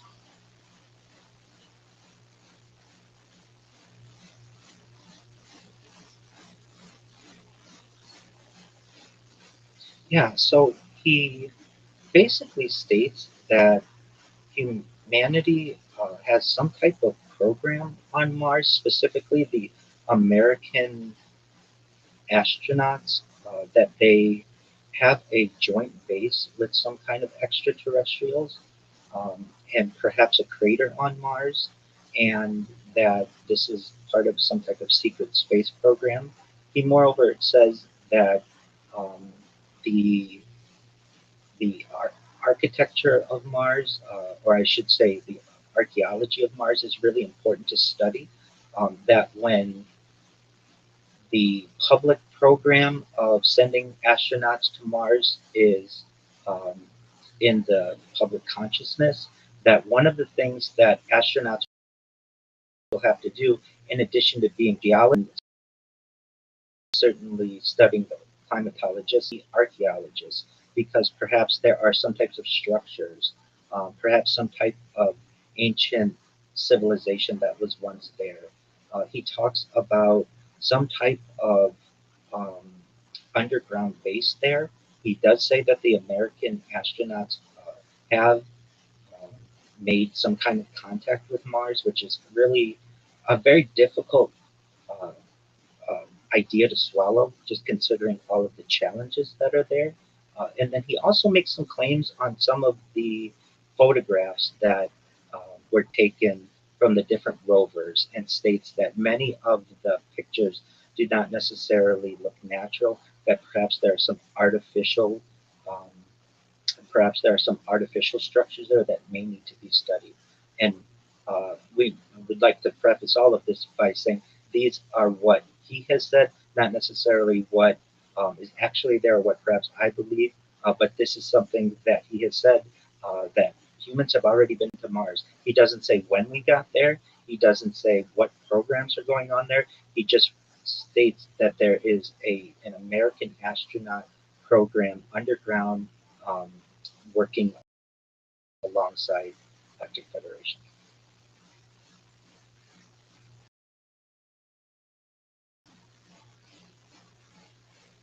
Specify.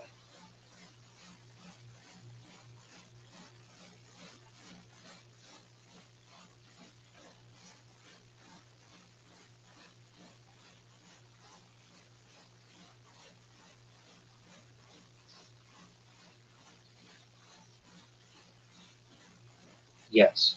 So to give people a timeline, we had President Trump's first term, which was essentially from 2016 to 2020, and Chaim Eshed's whistleblowing occurred at the end of 2020. I guess to be more specific, President Trump until January of 2021. So during the first term, Chaim stated that President Trump was aware of information related to extraterrestrial matters. Uh, According to his interview, he stated that Trump had considered revealing information but was discouraged because humanity was not ready. This became one of the most controversial parts of the interview. While there's no verified evidence confirming that Trump had direct knowledge of extraterrestrial contact, or that he had planned a disclosure announcement, or even that the U.S. government possesses confirmed proof of extraterrestrial.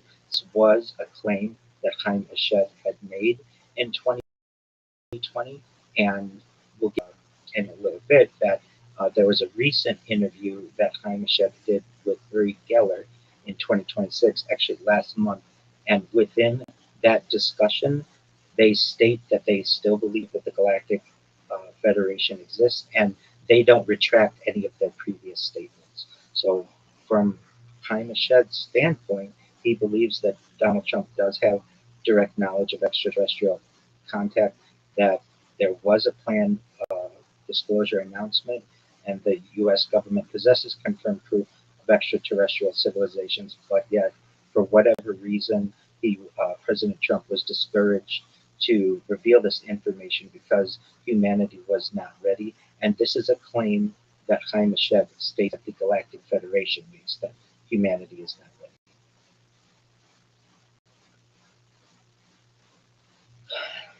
There are some major topics and reasons that he gives. A central theme in his interview is the idea that humanity may not be psychologically or socially prepared for full disclosure of extraterrestrial contact. He suggests that learning could create major changes in human society. Potential impacts that he mentions are releasing creation, political challenges, economic uncertainty, changes in philosophy and culture, and really just questions about human uniqueness. This concept is sometimes called ontological shock, the idea that discovering something completely unexpected from reality could transform how people understand themselves and existence. He suggests that extraterrestrial civilizations may prefer gradual disclosure rather than sudden revelation, which makes sense in our current time with perhaps soft disclosure that has been happening slowly over the course of the last 80 or so years, as opposed to one event that triggers complete disclosure.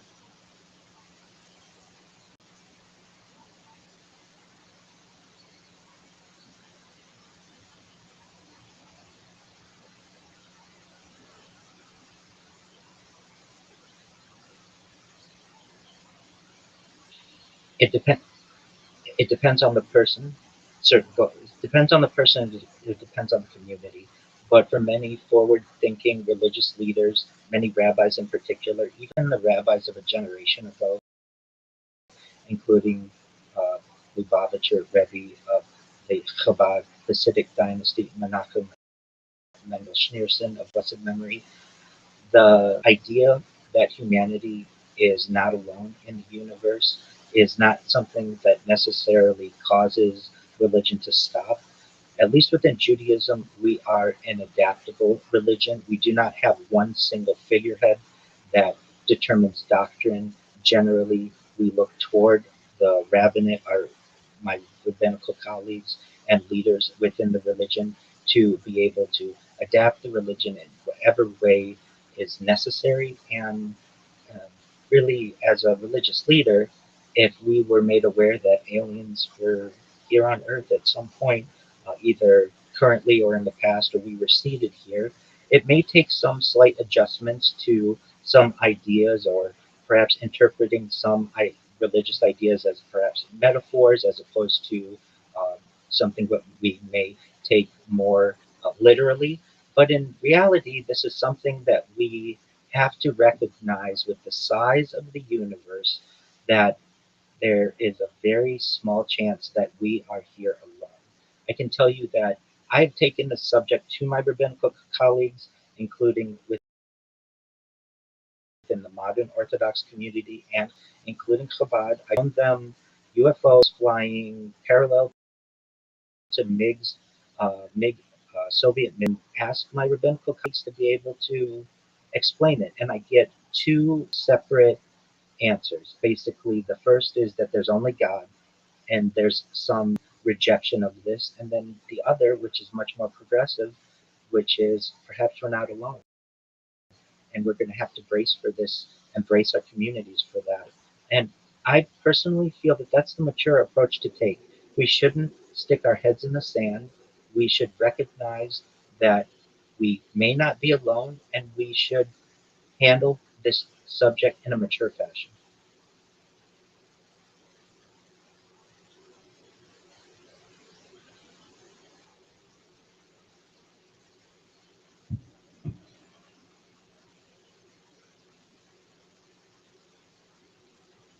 Well, it may, depending on the role that extraterrestrials may have had on Earth.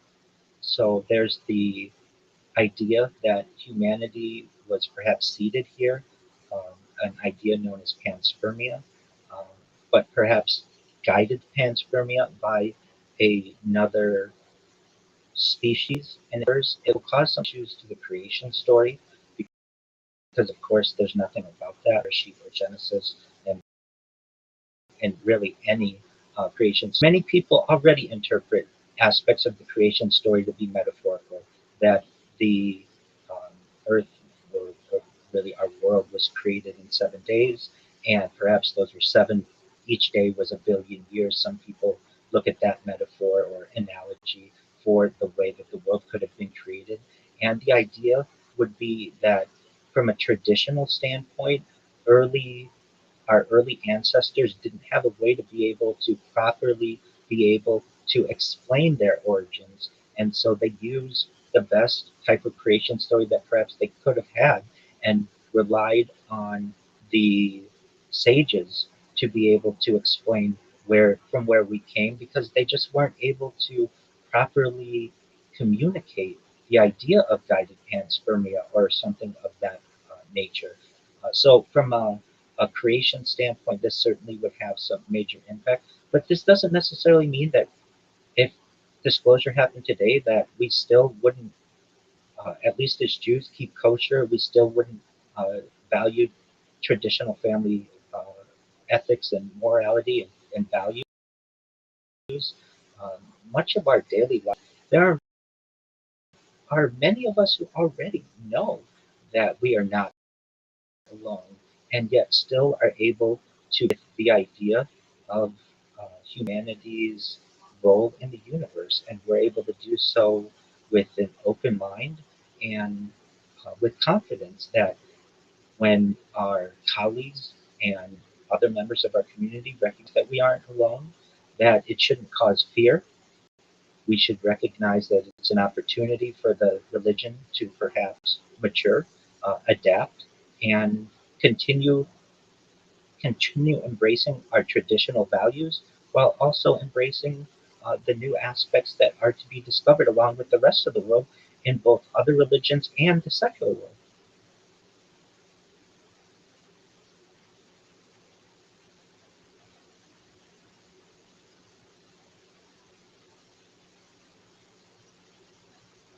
It's Chaim.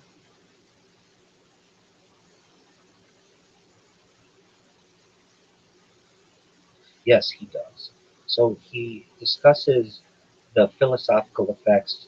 Um, Essentially, his ideas include consciousness as part of a universal network, that human awareness is larger cosmic structure, that the idea of death is potentially a transformation rather than a complete ending. He really describes humans become connected again for a larger cosmic fabric after physical death. And these ideas generally overlap in discussions found in the philosophy of consciousness, spiritual traditions, the study of near-death experiences, certainly speculative interpretations of quantum theory, and really modern neuroscience has not confirmed that consciousness survives biological death, but the nature of consciousness remains one of science's greatest unanswered questions, and at least from Chaim Eshed's standpoint, the idea of consciousness does not end with that.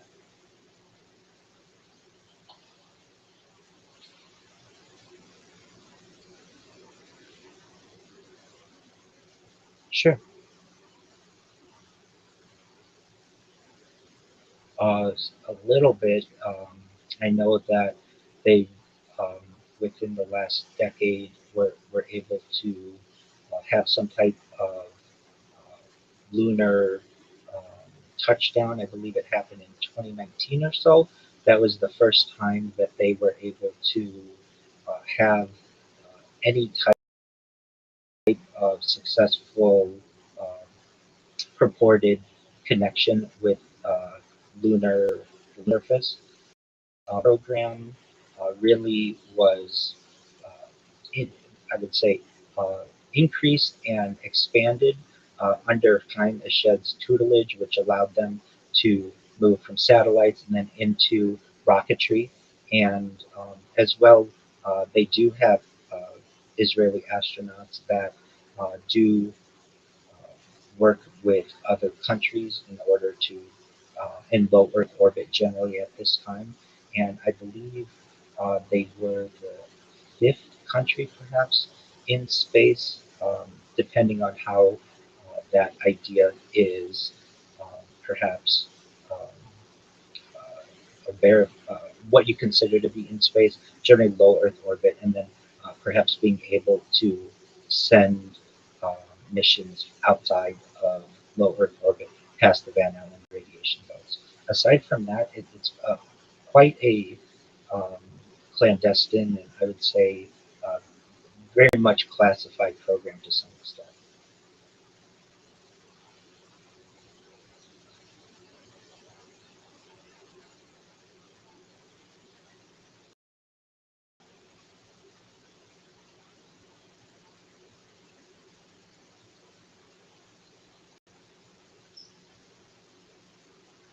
Um, are you referencing like an extraterrestrial craft?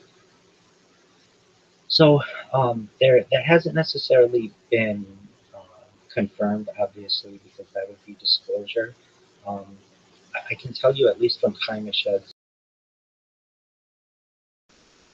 he does say that at least on Mars, there uh, and just in general, the Galactic Federation has some type of um, craft, like a mothership that's the size of a small town, and then it has craft that expand from that, that are like run by robots.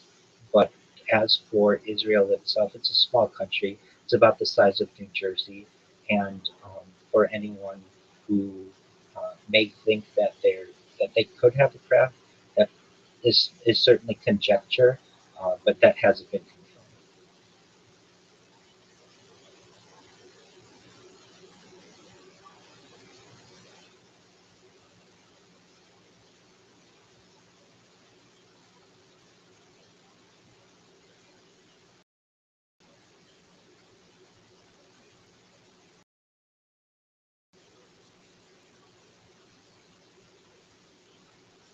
Generally, responses have been divided.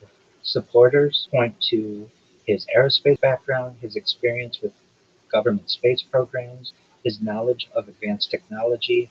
They argue that his position makes his statements worthy of serious consideration. However, his skeptics argue that his claims are evidence, that his credentials alone do not prove extraordinary statements, and that there's no physical evidence that has been publicly presented. And that's always the issue that we get with the whistleblowers. What evidence do we have? The scientific approach certainly requires independent verification, documentation, and repeatable evidence. And really, while many scientists believe life elsewhere in the universe is likely, confirmed evidence of extraterrestrial visitation has not been publicly established. And that's really the big issue with Chaim Eshed is he makes some major statements and major claims, but really we have no evidence of these.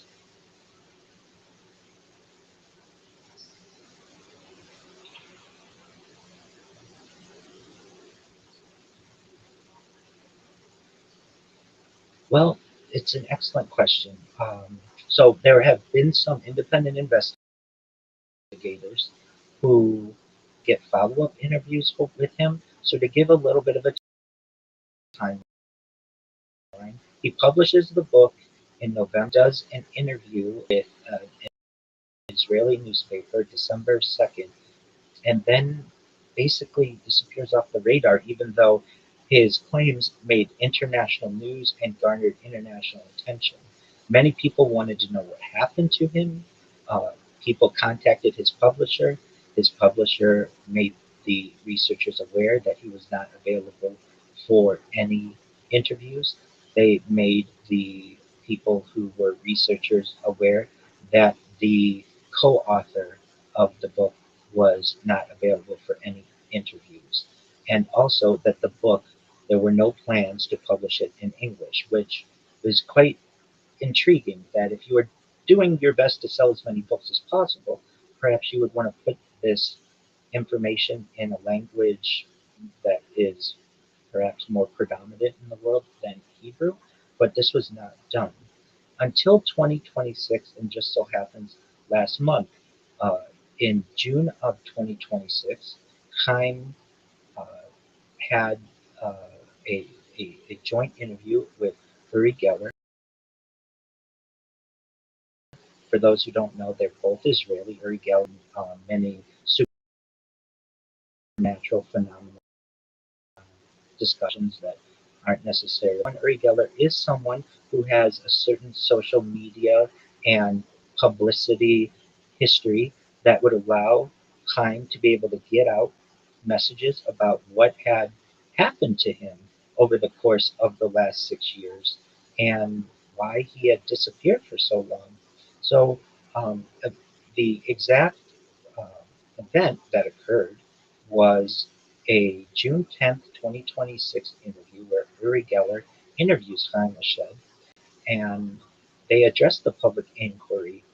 Geller opens by acknowledging that they have had thousands of inquiries regarding Ashed's multi-year silence following his controversial 2020 revelations, and this is very interesting. Chaim Ashed says that he had a Men in Black encounter. He attributes his withdrawal to a visit from mysterious, untraceable figures at his apartment.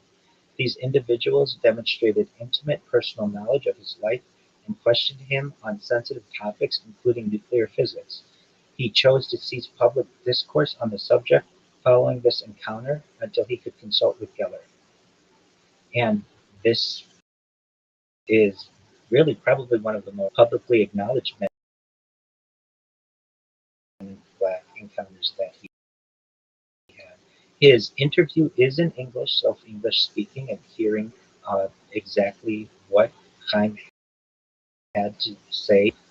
You can hear for yourself, but basically, he did say that there were these mysterious, untraceable Men in Black figures who um, caused him to remain silent for the last 6 years, and it was only until Uri he had the opportunity, Chaim had the opportunity to meet with Uri Geller, and perhaps enough time had passed for him, for Chaim Ashed to explain why his absence occurred. And also, Chaim is now 93 years old. And so, if he didn't have anything to lose, so to speak, at 87, he's got even less to lose at 93. And so, for anyone out there who wants to um, perhaps hear exactly what Chaim had to say, I would definitely encourage you to see that interview that he has with Uri Geller, but that is a summary of what occurred.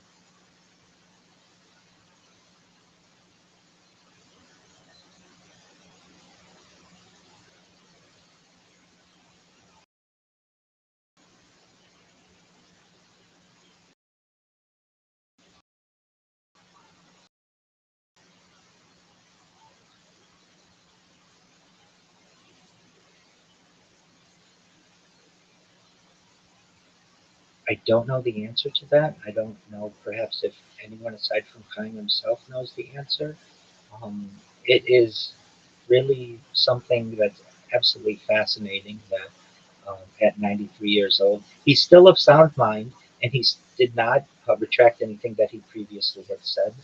Um, but perhaps he did get the green light now to be able to make these statements. And I personally am happy that he did because it leads more credibility that he's not retracting what he previously stated. He still believes in the Galactic Federation, and just generally, he um, he's in good health, and you can see he's of sound mind, and he doesn't seem to be threatened to be making these new statements. That he seems to be doing so of his own accord, and that is certainly uh, that is certainly I would say, a relief to see as well as someone who cares about the person.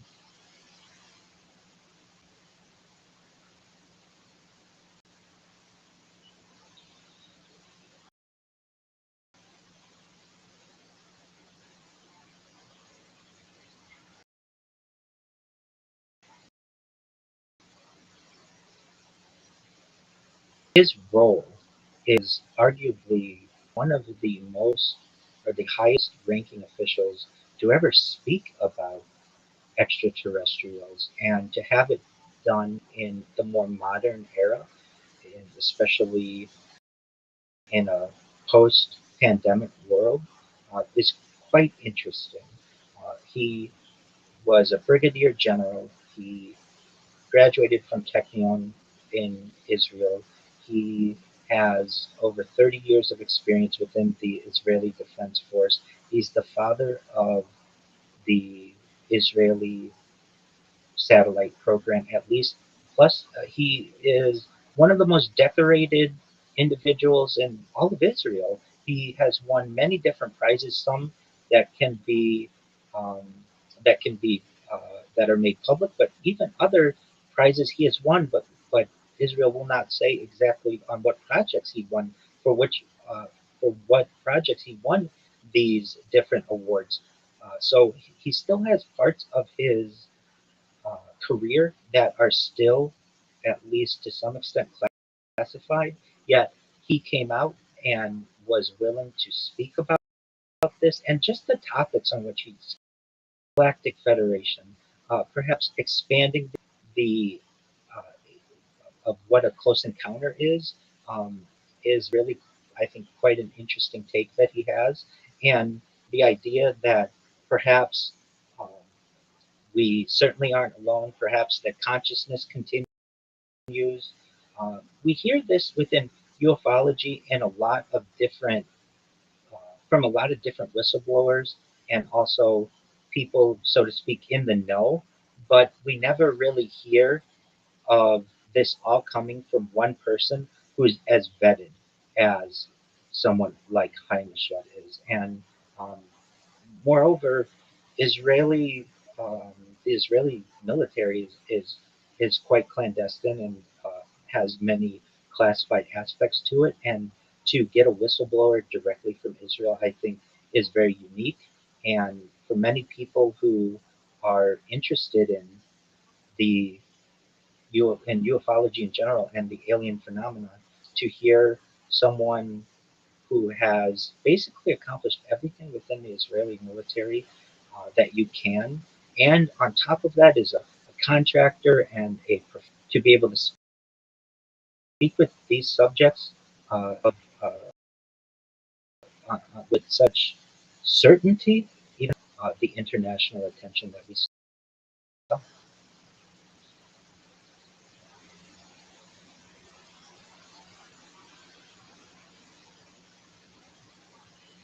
I do, absolutely, yeah. For anyone who has any doubts, I recommend the Disclosure Project as the way to dip your toe into the subject. And then recognize that we, as people who believe in the phenomenon, are the majority. And that's with the Pew Research polls, that's with CBS polls, uh, that a majority of Americans at least believe that we are not alone. Many of us, perhaps a significant portion of those who have been polled who are believers, believe that we are visited here, and perhaps we've been seated here as some kind of guided panspermia, and that the technology that even you and I are using right now is perhaps reverse engineered.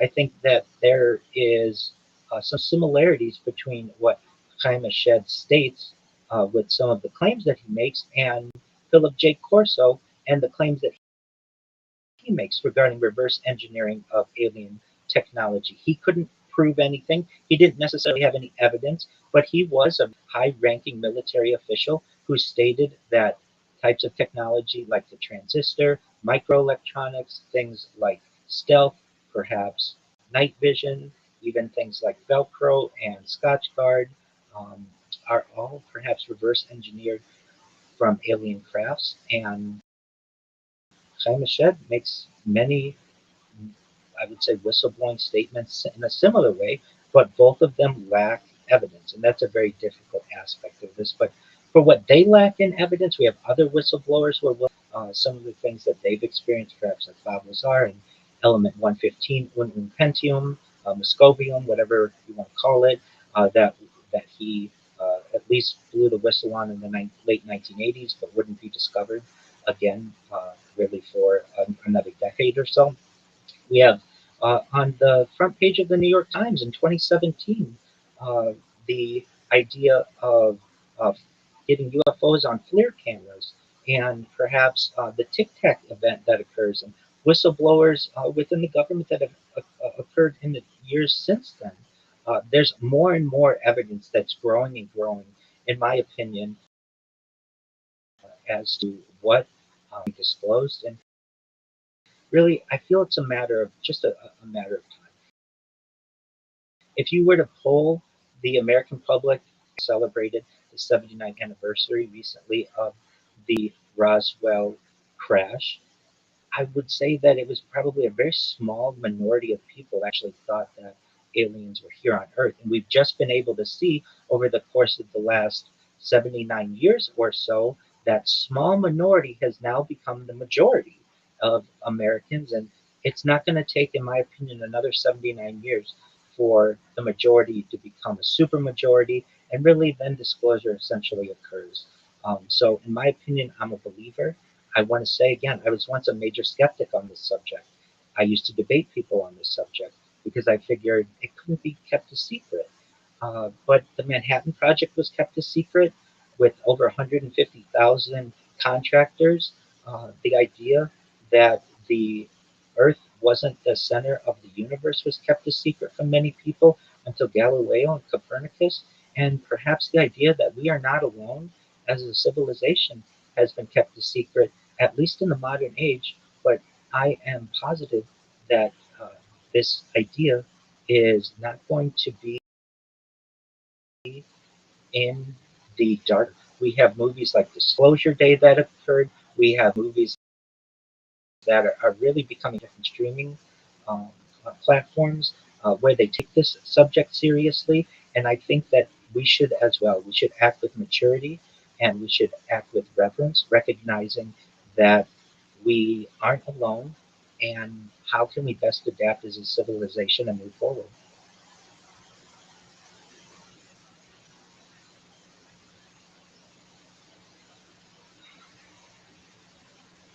Well, I'd like there to be more, certainly. I I see that we get pictures and FLIR cameras.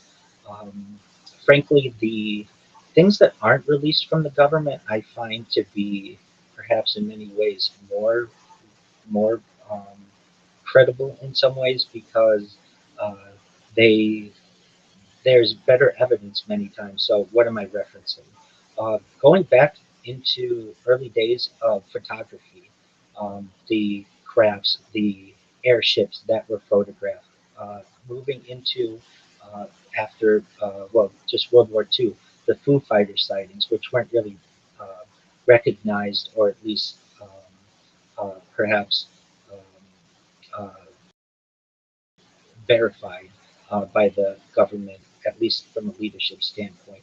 We have the UFO over Washington in the 1950s, an abductee phenomenon, and perhaps different types of implants into people. And so those types of events, then moving into the modern age, the more recent uh, disclosure, disclosures of the government, even just like ATIP and different organizations that people don't even really necessarily know exist, or crash retrieval programs that actually exist, whistleblowers.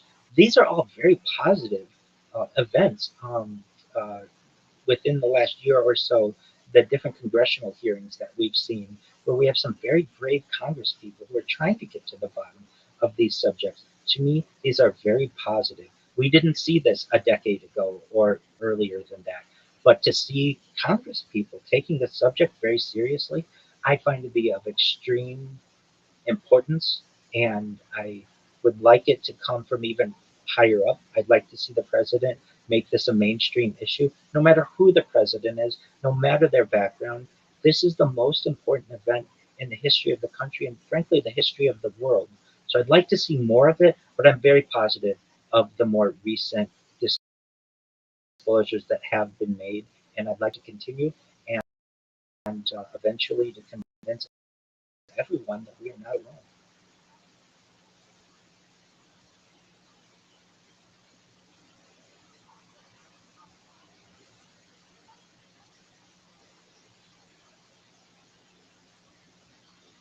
So Tanakh is what generally Christians would call the Old Testament, which is Torah, and then the prophets, and then the writings, what we call Ketuvim, the Psalms and the shorter scrolls. So these combined would be mhm, yeah, TN. Sure.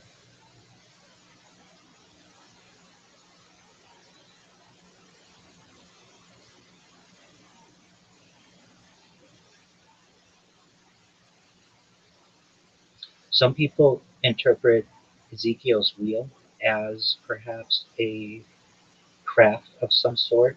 So essentially, it is uh, within the first chapter of Ezekiel where he describes a vision that he had of a wheel in the sky, which sounds a lot like a craft of some sort, perhaps, but it could have been just a vision that he had.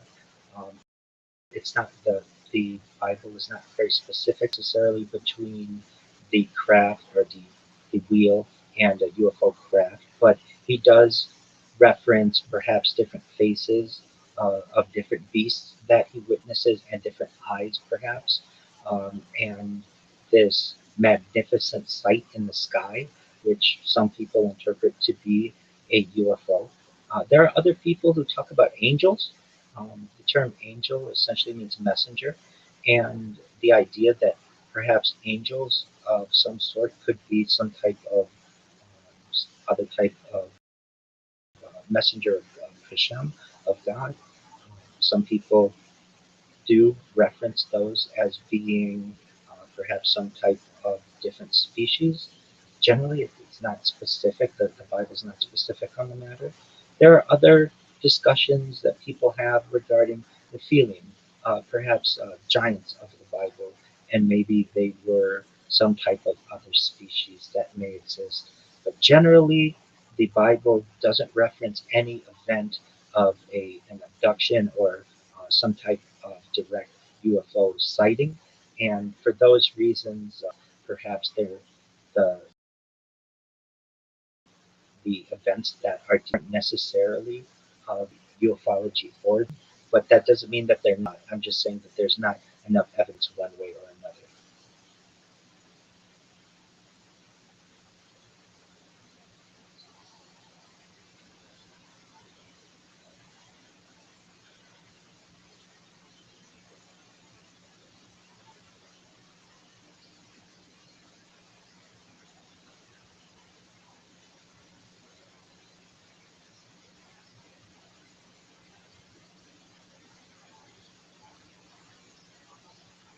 That's absolutely correct. I've been live streaming my life 24 hours a day, 7 days a week, 365 days a year for world peace going back to the pandemic. We've seen the death of a queen, the birth of AI, the coronation of a king, and everything in between.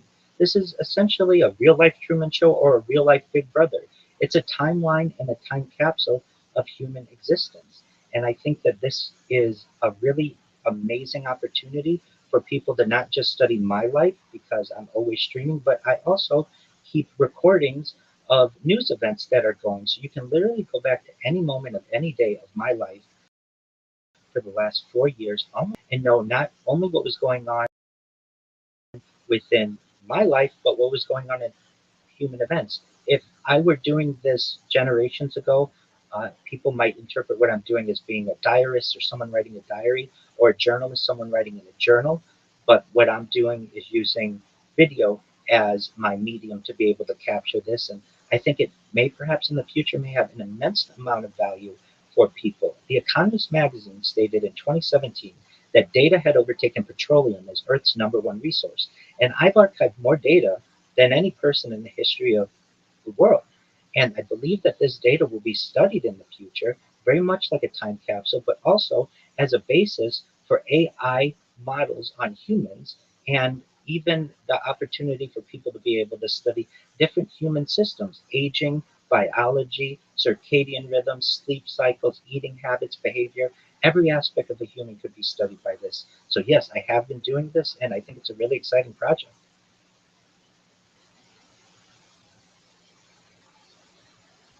Absolutely. Moreover, they live with me in my Discord. Right now, I have people who have spent more than a year with me alongside 24 hours a day, living their lives alongside me. I get people who literally spend all day, every day for the last year doing that, or connect with me at night before they go to bed. They want to sleep alone. I get people throughout really every country in the world at some point of the day will come in to say hi, to update me on their day, to perhaps get pastoral support. Certainly, they may have some type of questions. They may look for advice. I'm really to help. I'm a resource to help people in any way possible. So, in addition to living their lives with me on Discord, within my Discord, yes, there are people who don't want to connect with me. They just like the idea that they aren't alone, and they'll watch my YouTube streams 24 hours a day as well whenever they have free time.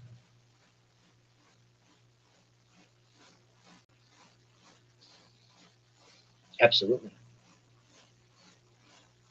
Yes, as best I can. So at any given time, I'm live on over 25 different angles on YouTube. So it's difficult to get to every single comment. But what I do say in all of my descriptions generally is come to my Discord. I have areas where I will answer any question that you have. It's an AMA. People can type whatever question they have in there, and that message gets to me directly, and I answer it immediately in a very timely manner. And so I do have the ability for people to leave comments for me, which I invite anyone to do. But if somebody wants an immediate answer from me, you Discord and ask me person to person. But if you're not comfortable doing that, feel free to just type in my AMA. It's a section at the top of my Discord, and you can ask me any question that you want.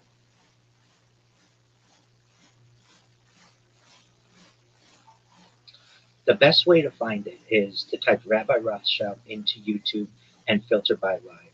One of my main accounts is Best Creator Ever. I have another, Rabbi Michael Rothschild. I have many different accounts. I don't have one particular one that I would say is my main account because I'm live on so many different ones. If you want a list, you can go to my Linktree, linktree.com/Rabbi Rothschild, and they're all listed there.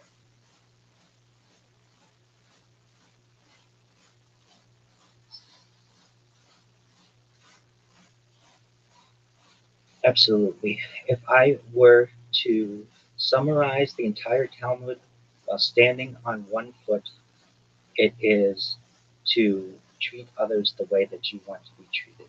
If we can do that, whether you're of a religious background, a secular background, or something in between, we can all come together on that.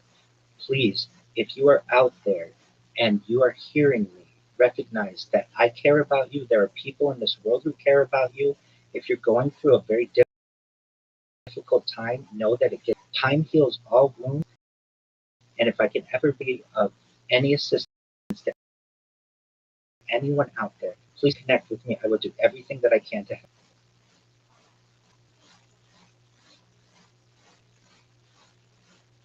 Thank you for the opportunity, Jeff, and thank you to your audience.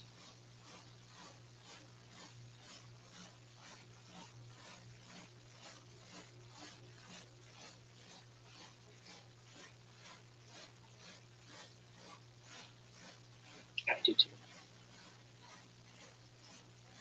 Excellent. Jeff, thank you so much for no one can hear you, but I do have cameras that can view me. No. Excellent. I'm glad you challenged me. And I agreed with everything that you said. Roswell had been done. If you're not an alien abductee, perhaps I'm not the best person to do it, but I could lend a little bit of information regarding this topic. And I just want you to know how much I appreciate your patience with me and to have this conversation. And in the future, if you ever need me, I'm here for you. If you ever need to connect with me, I'll do everything I can to help you, okay?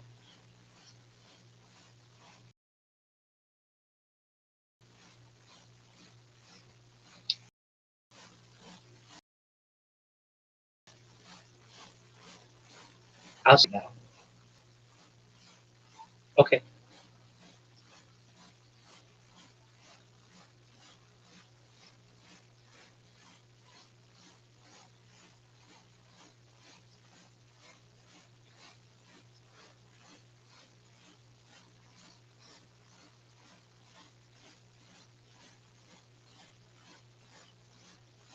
absolutely. If I may contribute, Galactic Federation would be great. I think I I think that gets a lot of attention. Excellent. Okay, I will send you that right now. Thank you so much. Take care. You as well. You as well. Bye.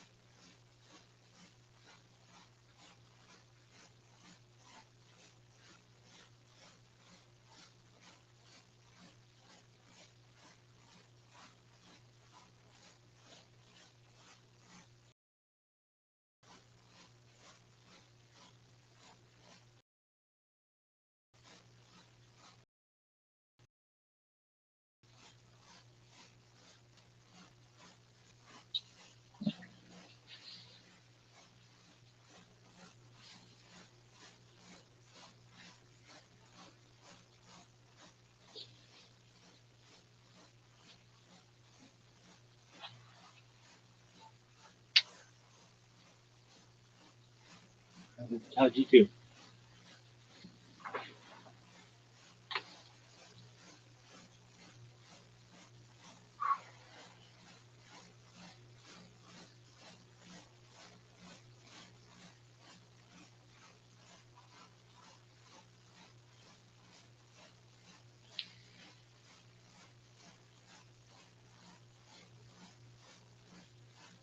Send him that picture right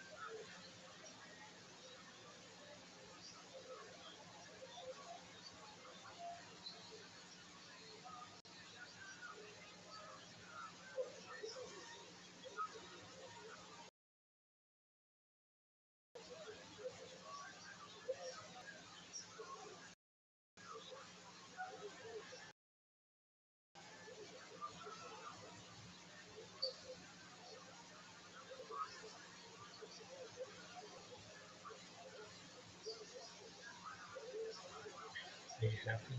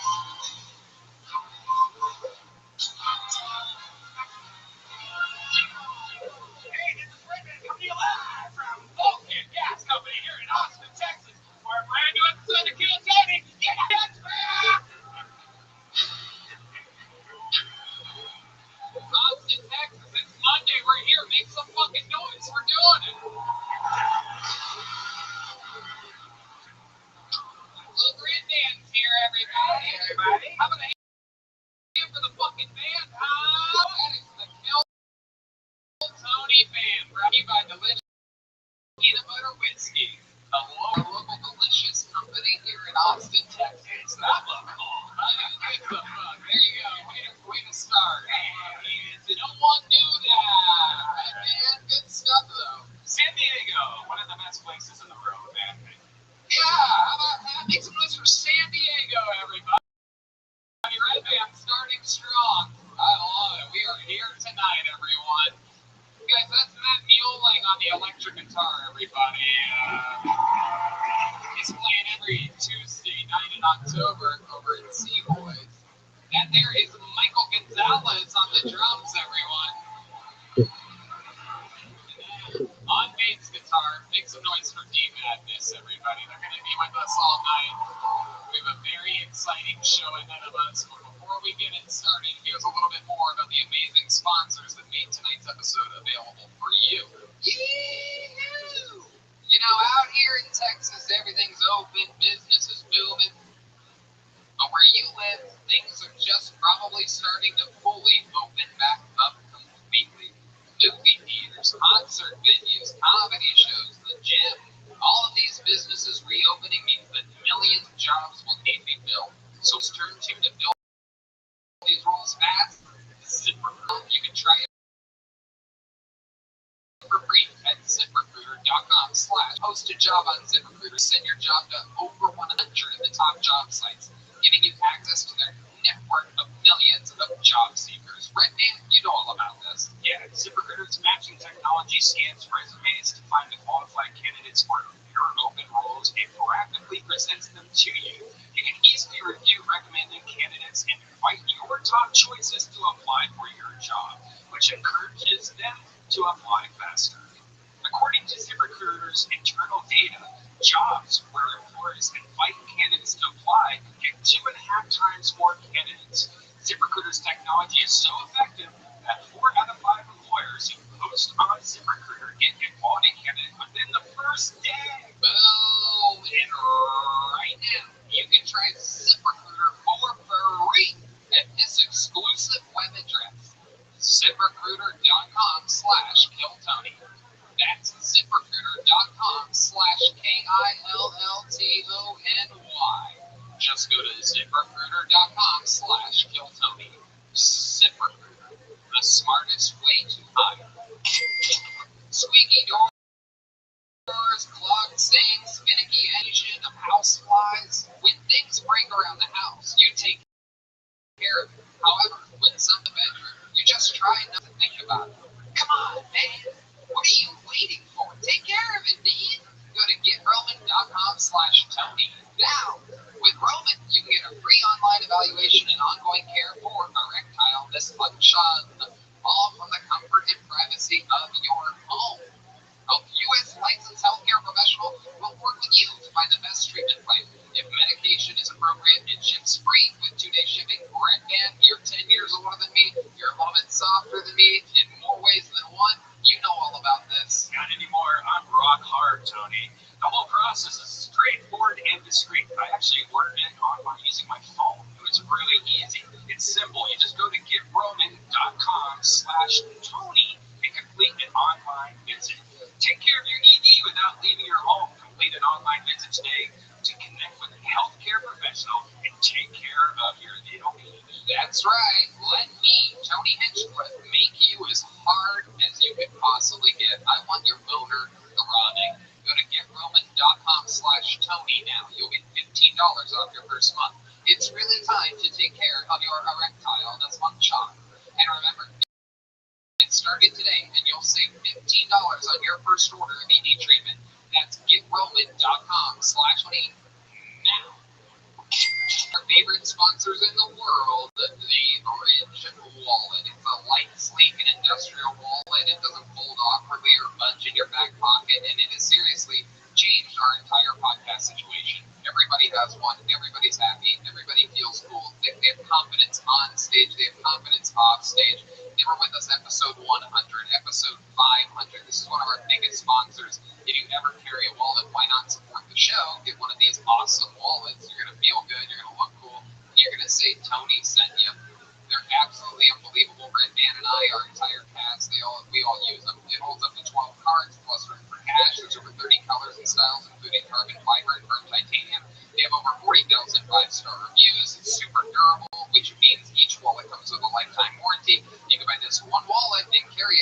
your entire life. It has a lifetime warranty, so it's absolutely worth what you pay for it.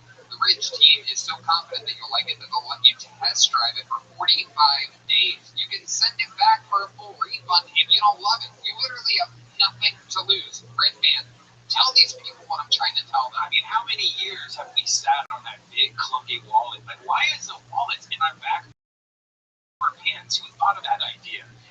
And a lot of times you have that big wallet that you get at like Target, and it has like millions of business cards in there. It's like thick. Now I have it in my front pocket. It's so slick and smooth. I'm never going to have another wallet for the rest of my life. I agree. Don't be a baboon. Get 10% off today with free worldwide shipping and returns by going to rich.com/KillTony. Use the code KillTony at checkout. Again, 10%. Save it. Get it. It'll last you a lifetime. Go to rich.com/KillTony and use the code KillTony at checkout. You guys ready to start tonight's show or what? We are here. You are here. In Austin, Texas. Every single week, I have a couple of the best comedians in the world on this show. This show started at the Comedy Store over 8 years ago. There's no other podcast that has taped as many live episodes as we have. And we're now here in Austin. And for that, you get rewarded tonight by 2 Comedy Store icons and 2 of my favorite comedians in the world. Ladies and gentlemen, Eleanor Kerrigan and Joe Rogan. Everybody. Oh, shit. Oh, shit. Wow. Look at you. Look at your faces. Come on. Get in here. Eleanor Kerrigan and Joe Rogan are here. Yeah. It's Kill Tony. What? It's absolutely incredible. You guys have been guests multiple times. Eleanor Kerrigan just released her first special, everybody. Ladylike, available now, absolutely everywhere. So it's such an exciting thing. Go to EleanorJKerrigan.com and listen to it. Support her. She helped me get my job at the Comedy Store fucking over 14 years ago. She was a waitress at the Comedy Store for 16 years before starting, 12 years before starting stand-up comedy basically with me, right? In 2007? Yeah, 14 years out there. So look at us, brothers and sisters. You need to show everybody you have the American flag printed in It your is notes. true. These are my notes. I figure if you're going to write on paper, why not do it? Right. My favorite part about this American paper is that it was made in China. They knew it good. You know what I mean? Right on the flag. So I'm pretty excited. This is new paper. Thanks for noticing, Joe. Joe Rogan of the JRE podcast. Welcome back, Joe. We've had a lot of fun episodes here. Good to be here. Good to be here. You were with us on episode 500 at the Paramount Theater here in Austin. We've been having fun.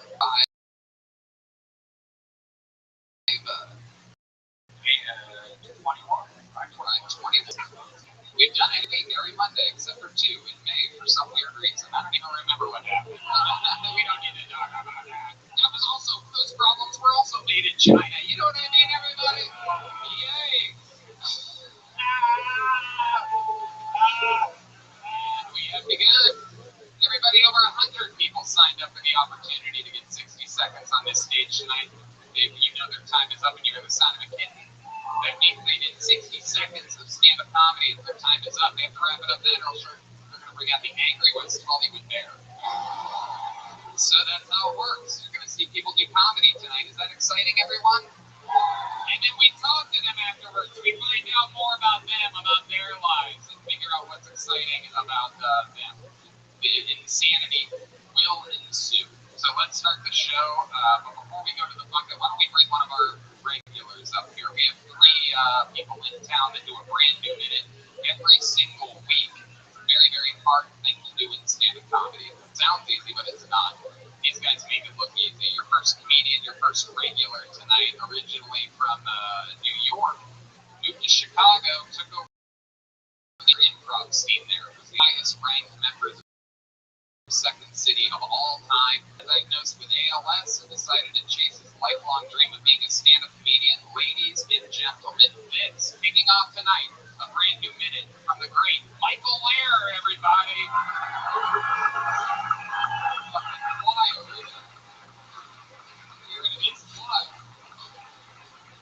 Guys, this is Austin, Texas. This is Kill Tony. You gotta make more noise for Michael Lair, everybody.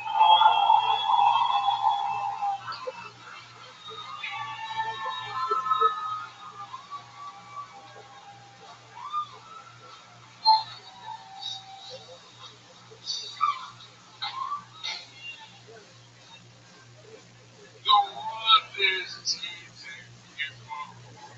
It used to be always been on black. Now it's always been on Abdul Kabul Namagan.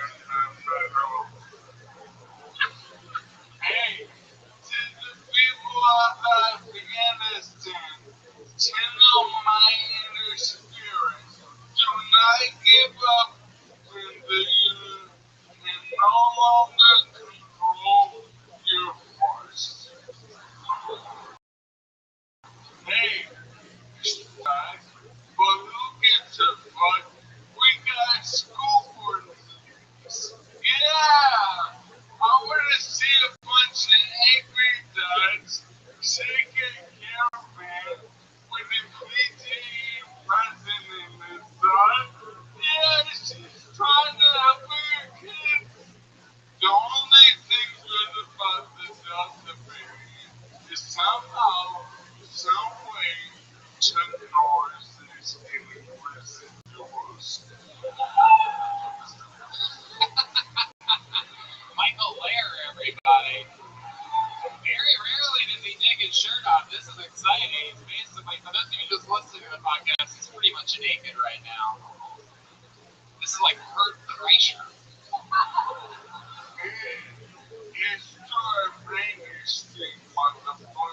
Wow, reppin' Rainy Street. We've seen this before. That is indeed where he lives. Rainy Street is a street made of bars.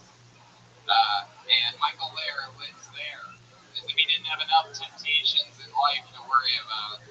Yeah, I'm sorry. I'm going through some shit. And once in a while, I like to take it off.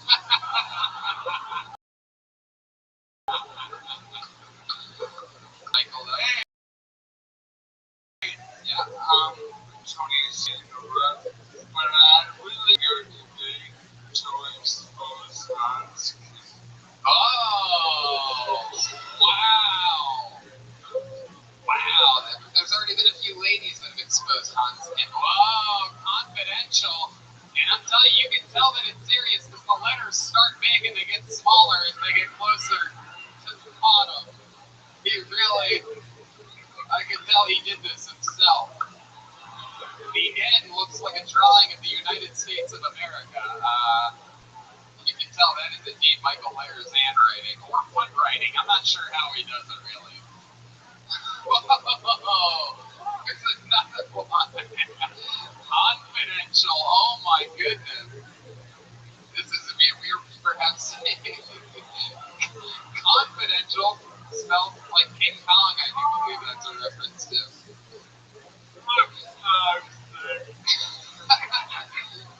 Oh shit, he dropped it. That's it. I'm closing my mouth. My scam is abroad. It's fully on you. And I'm working to get pussy and they scamming on it. On scamming is indeed. This is a fact. Hans is getting all the pussy. Bullshit. I mean, look at me. It's bullshit. I scared. It's not his real name. His government name is Communist Samyan Guy. Oh, Michael, come on. Why would you do that to poor Hans? That is his name. Hey, oh shit.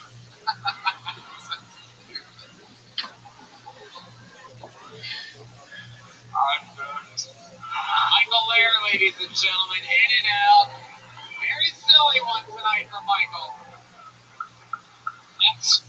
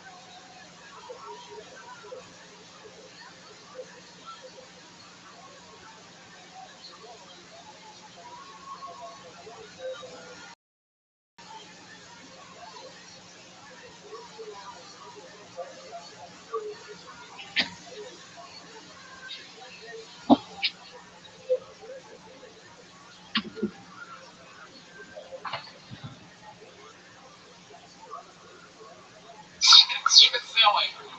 Barely got any clothes on. Alright. How about one more time for the great Michael Ware, everybody? You gotta love a guy. The closer he gets to dying, the more clothes he takes off every week. I don't know what's gonna happen next week. There's not much left. You guys ready for your first bucket pull of the night? Anything can happen here. These are people, they're scattered in the back there. Make some noise for your first comedian tonight. She goes by the name of Audrey Scott, everyone. This is a new minute from Audrey Scott.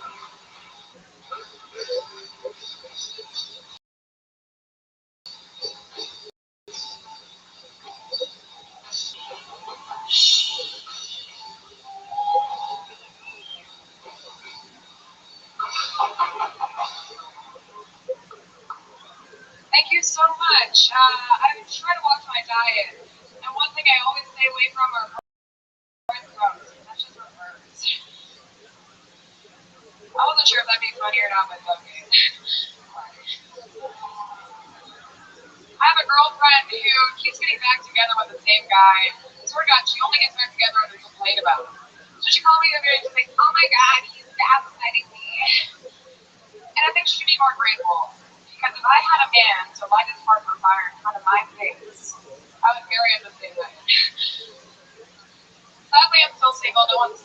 be yet. And as much as I love being respected by a man, a woman hater always knows how to massage me.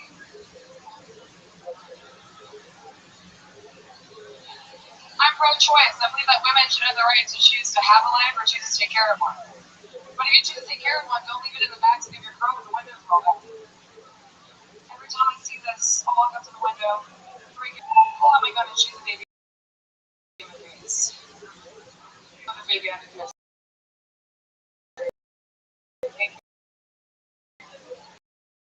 All right, Audrey Scott, everybody. Comedy Store. Welcome. How are you, Audrey? You've been on this show before. I have. How long you been with stand-up? 2 years kind of COVID this far. Okay. Yeah. All right, 2 years. All of it here in Texas. No, I moved from Virginia a little less than 2 months ago. Yeah. Okay. Is there a big scene in Virginia? I was the only one running a mic in my city for a year. There was more going on before COVID, but after COVID, my town was so small, it was kind of rough for the people that are doing comedy before they come back out. So, Think about what do you guys think about Audrey Scott here? I'm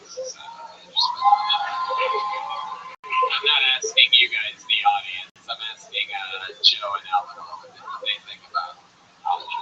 What do you guys think of that performance?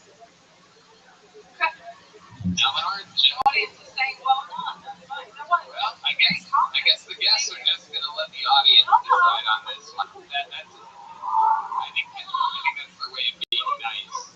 I'm being nice. She said that it was well done. That's nice. That must be one of your friends. Where? Oh, thank you so much.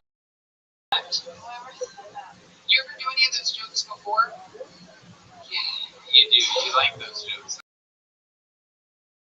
The gaslighting one, I read that last week. I just love staring at people and rubbing my knee. The breadcrumbs. That was last week. That was a week ago. Yeah. A lot of high oak. Yeah, a lot of cheese. Yeah. Cheese. It was like Red Band's refrigerator. It was just I enjoy dairy products. cheese. What do you do for work, Audrey? Nothing. So. How do you make money? How do you survive? Every now and then I do shows for $10, and it's great. You know, if you do 2 shows in a week, that means you make $20. Wow. No, I have this. Are you okay? I'm not gonna say I'm great. I think I will. I'm gonna do savings. I got what you're trying to do. Did you see OnlyFans? Audrey, I'm here. I'm sorry. No, I'm sorry. I We get apologize. questions from the audience. No, I'm sorry. What's your living situation that you can survive off of $20 a week? So I just moved in with my friend Christina, here lady. Which is very affordable and it's a very nice house. Very happy to be Is there. it $60 a month? That's winter. That we rented? That's not even the right. If you multiply that by 10, then yes. So 600. Oh, money.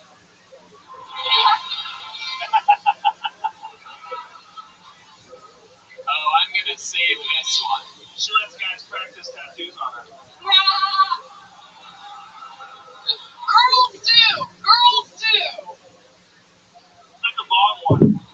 She's an equal opportunity. You have a bong on your bicep, fuck your dad, I'd be so upset. It's a lava lamp! And if you get a fucking bong, don't tattoo it. It's a lava lamp! It's a lava lamp. That's not a bong? No. Might as well be a bomb. I'm not that bad! I'm not that bad! The only people that have lava lamps have bombs. Yeah, I'm letting I had a bong lava lamp. my own life. The bomb's okay.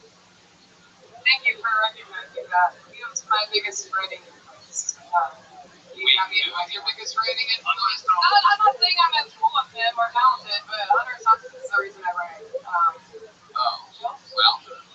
I might not be doing, and not just jokes, but writing in general. I kind of public speak a lot of my life, so he got me into writing in my life. You public speak outside of the theater? Yeah, I was raised Mormon, so I was 8 years old. Oh, that's what's up. Yeah. Someone's just like, there's some liars. Killer Mormon comedian. Looking at the right spot. So do your parents help you with your rent? No. I saved up a lot of money for a move to a room at Chili's. Wow. Yeah. Do you still talk to your parents? Yeah, we have a good relationship now. Fascinating. Yeah. It was rough. It was on the rocks for a little while, but now we're pretty good. Yeah. Have they ever seen your show? I showed them one of my sets, and I have a joke about. I'm not going to tell the Video joke. or live? I showed them a video right before I moved, and my mom was like, "I'm never gonna listen to a set again until it's appropriate." So I don't know if they're gonna be listening to one. I might just try to be cleaner because it's a good challenge as well. So maybe you're in shock. Yeah, Somehow. you agree with everybody that, yeah. It seems like you're leaning that way. Those jokes that you wrote last week about massaging a knee and breadcrumbs. Yeah. Like you're Thank you so trying to much. impress your Mormon parents. Thank you. Someone finally recognized me. Maybe my parents will see me. All right, Audrey. Well, you're a lot crazier than you look. You know that? Thank you so much. Thank you. Have you gotten a Kill Tony joke book before? I have. A big one or a small one? Big. Well, guess what? It's perfect. You got a small one this time from our friend Boneseye. That's Audrey Scott. She's at _Illuminaudrey_ on Instagram. Yeah, that sounds great. Let's order a drink. I'll have a delicious Crown Royal and Coca-Cola if you guys have a chance. Me too. Red Man wants one too. And D Madness wants one also. All right, this is very exciting. This young lady was just up recently. Ladies and gentlemen, make some noise for Brittany Ledesma. Look at that, 2 ladies to start the night with Eleanor Kerrigan here. Ladylike. Available now. Way in the back. That entire back area is still. One more time for Brittany Ledesma. Not to brag, I have a transgender sister. Yes, I am more interesting than you. When she first came out, I wasn't shocked because she's always been a bitch. My mom wasn't reacting though. She would have thought pasta stopped running over to sweet chicken or not like your kid's just transgender, not a Holocaust denier. She was like, I can't look at a single penis without thinking about the thought I lost. Calm down, there's no need to cry about another dick of the past. I do think it's just because she was afraid, because people tend to be transphobic. For example, men think it's like making gay to have sex with a transgender woman. But personally, I think that's to do, because that's a medical grade pussy. That's the tightest it's ever gonna get. It's like hitting medical weed for the first time. It's never gonna be the same. You're gonna say no to a medically tight pussy? Okay, faggot. There you go. There's a minute for Brittany Ledesma. Indeed. Welcome back. You were on last week. Yeah. Awesome. Congratulations. Good luck with 2 weeks in a row. That's very, very lucky of you. Transgender sister. Yeah. This is all true? I do have a transgender sister. Right. And how long ago did that happen? Last year? Okay. What have you noticed? Any significant changes since then? They're also a heroin addict, so it's a little crazy. Yikes. I guess they have one less thing to inject in. Do you ever fuck around with her as a kid? Yeah, do you feel bad? I used to dress her up like a girl, and now I feel like I caused it. Oh, shit.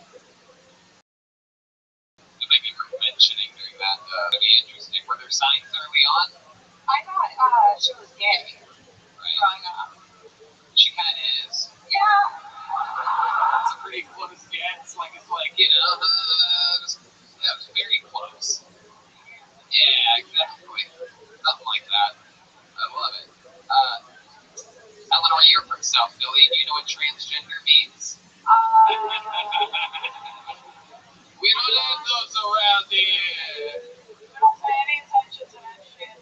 I'm not fully transitioned yet, but I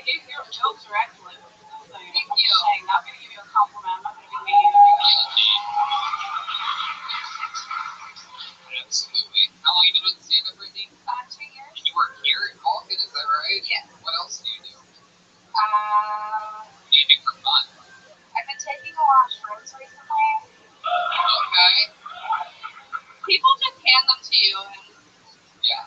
they know that. How did that go? Any highlights from that or low lights? The way mother did from the donor on it.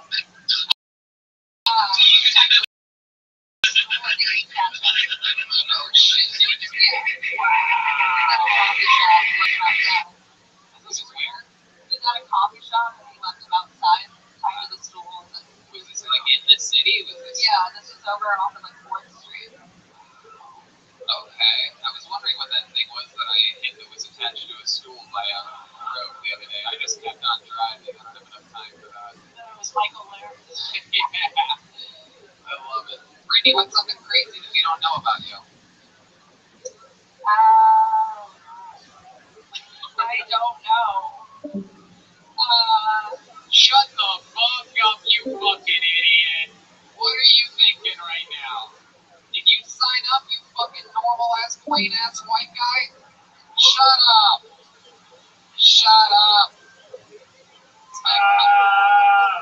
You fucking idiot. You thought something was gonna happen right there? Some type of dream situation? You shut your fucking mouth. Oh, never in a million years. Welcome. This has to be your first time here, so welcome. I'm mad at your friend that brought you here. Brittany, you had a great set 2 weeks in a row. Had a big jump up last week, right? Yeah. Here, take a small one just to have a little souvenir. There goes Brittany Lanesma, everybody. She's on social media. We're going to get a movie, and that's unheard of to have two ladies pulled out first here. Very, very interesting show so far. Make some noise for Tom Murphy coming out from the back. How many of you guys like it when comedians do it on this show? How many of you like it when comedians do bad on this show? Okay, pretty even. Wow, make some noise for Tom Murphy, everyone. One more time for Tom. Yeah. You guys like sex? Yeah. Hey, that's a better reaction I got at the Dollar Tree, Christ. Yeah, I like sex. I don't have it a lot, you know. I have a girlfriend actually dumped me about a year and a half ago during the quarantine. It's a little clue you might be the problem in the relationship. Yeah, she's allowed to see two people on her, right? Me and her female roommate. She's like, it's kind of fine to have. And she hates pussy. She hates it. I'm trying to show her the videos. She's not into it, you know. And after, I was going to help in the quarantine, talking to anybody. You know, unless she suddenly gets a thing for Uber Eats drivers. Which I know is not the case because I am an Uber Eats driver.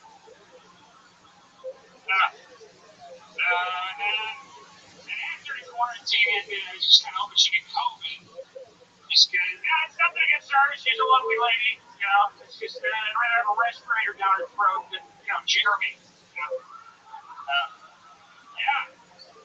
Tom Murphy, everybody. Tom Murphy.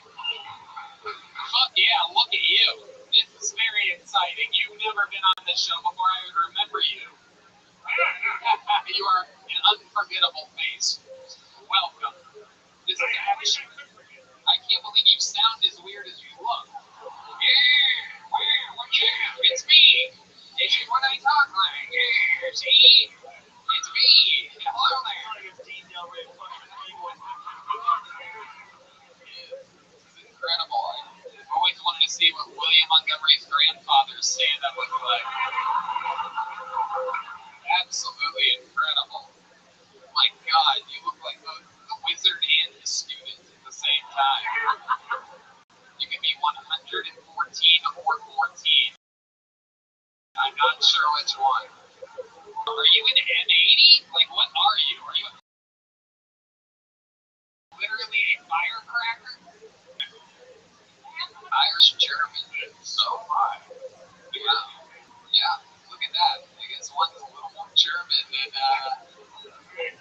wow. Look at you. Holy shit. So you look like this all the time. You go through, you go like grocery shopping with that head. Do you get a card or do you have one of those like hairy hand things? So it depends on how long they let me out of this shot tonight, guys. Dude, on the William Club. Here you go. Skip way page. Yes, there's a shot, the William Montgomery shot, which has nothing to do with the moment that we're talking about right now. But yes, again, it looks like William Montgomery. We mentioned that a little bit ago. Can I ask you a question? Yep. Is that natural hair color? Yeah, I wouldn't do this to myself. I'm not gonna self-harm publicly like that daily, you know. I don't like that I'm doing this to all of you. I don't want you to. Incredible. It really is. If you look at the coloring, I mean, it changes. You were built to Yeah. D-Mac gets that I'll live without seeing what's going on. I bet he can even Yeah, it is so white that perhaps it cost D-Mac his. That's the reddest red hair. right? And it's like an orange in there. It's like an off-duty Ronald McDonald or something like that. It's, Like a lumberjack that got kicked out of his family because he couldn't run on the lawn and he didn't have the body. Too many words. So Tom, I'm what's just in that? shock. I'm a little in shock. What do you do for a living with a head like that? Yeah, You're gonna make it.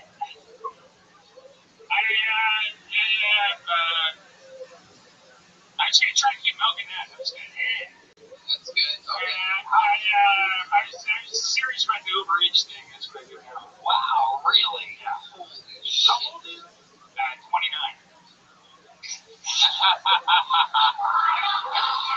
I love it. 29 years old. What's your love life like? You out there just leaving bright pubic hairs in people's sheets somewhere? Yeah. I fucking know you've been singing Tom Murphy again. I found a 9-inch long pube in my fucking. Alright. What's your love life like, Tom? It's not. I wouldn't recommend it. Wow. Like you go on. I turned. Go ahead, tell us. The question was, do you go on dates and stuff? No. I said Last yeah, date. I swipe and I keep swiping. I swipe for a while. Have you ever thought about using someone else's avatar as your avatar and just literally being the king of catfish? I turned down sex like 2 weeks ago. Yeah? Tell us more about that. Who did you turn down? She was 18 and I'm 29, so I felt like that was weird. Wow. What as fuck? What are you doing, dude? I know. Red Man's thoughts are not the thoughts of Kill Tony or Dolphin It's the thoughts that I had 5 seconds after it happened. I was like, What were you doing? my internet browser's already filled with them. Like, why am I? Hold on, Tom, just relax. What were you doing hanging out with an 18-year-old? Were you like letting her on an amusement park ride or She something? was illegally in a bar. What? She was illegally in a bar, and then she told me she was 18 after we'd been talking for a while. And if she was illegally in a bar, blatantly what, you believed her saying that she's 18? I don't know, Tom. I don't know. I mean, if you were a pedophile, it would just be too on the nose. You know what I mean? Like, it doesn't even make sense. You look too much like a pedophile to be a pedophile. It's like when someone asks a very tall black guy if they play basketball. It's like, we know. Something like that.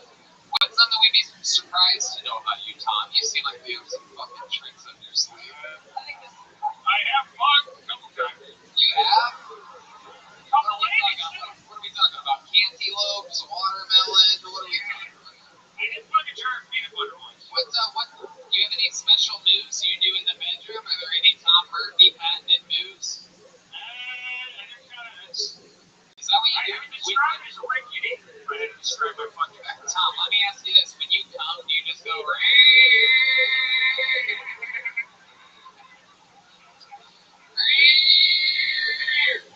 it feels so good.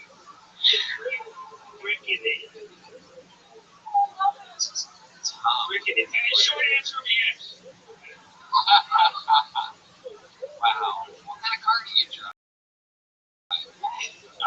hammering. Oh.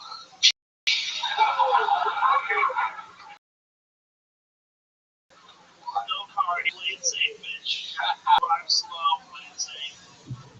Tom, do you have any special skills or talents other than stand-up comedy? Is there something else you're good at? I feel like you must have like an old trophy or something up on a wall somewhere. Yeah.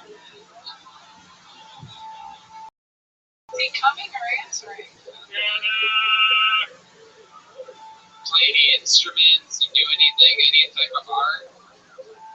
Any athletic events? Perhaps like a cornhole or something you're good at? Mushroom hunting. I don't get that. I take drugs. I don't know. You do? What kind of drugs do you take? You get real excited during that. I don't know. The ones that are around. I don't know. Like a. So there's a range. Does anyone have any drugs for Tom? Yeah, good question. Maybe someone will give you drugs after this. Oh, I wouldn't do these drugs. They make you retarded. Tom, I find you to be completely compelling and charismatic, and I hope you come back and sign up again for this show. I want to hang out with you guys. Tom Murphy, take a big joke from Bone's Eye, the great Leatherfaces. Then go back to the bucket one more time and then do another regular? Yeah, let's do that. Whoa, oh shit, okay. Make some noise for Sean Riley, everybody. Sean Riley.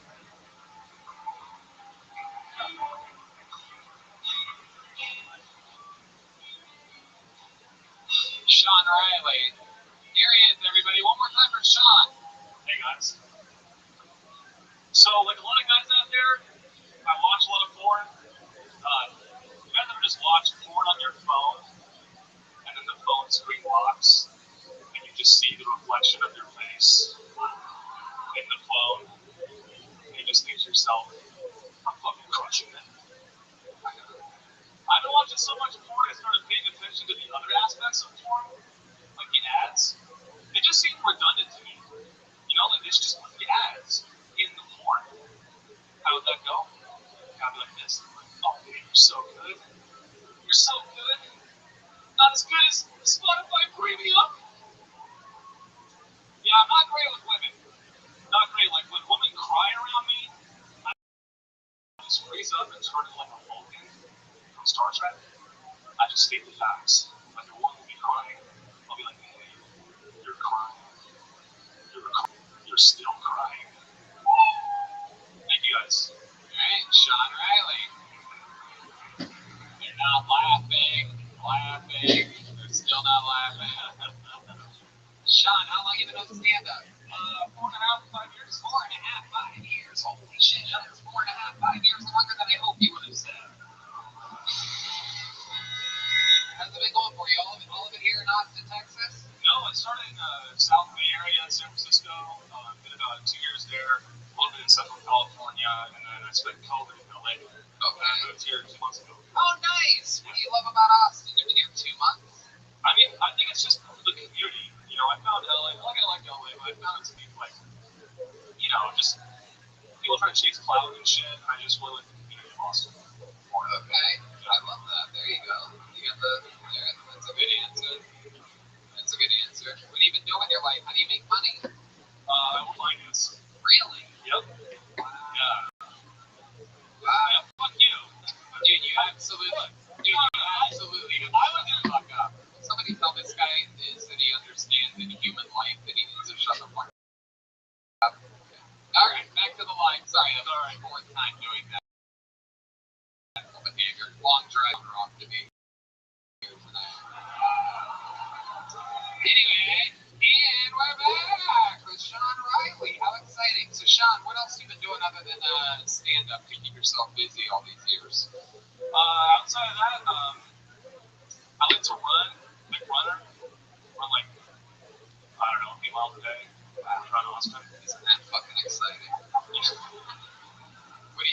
do you like to do when you run? Like, is there? I love just jamming out to Slipknot, dude.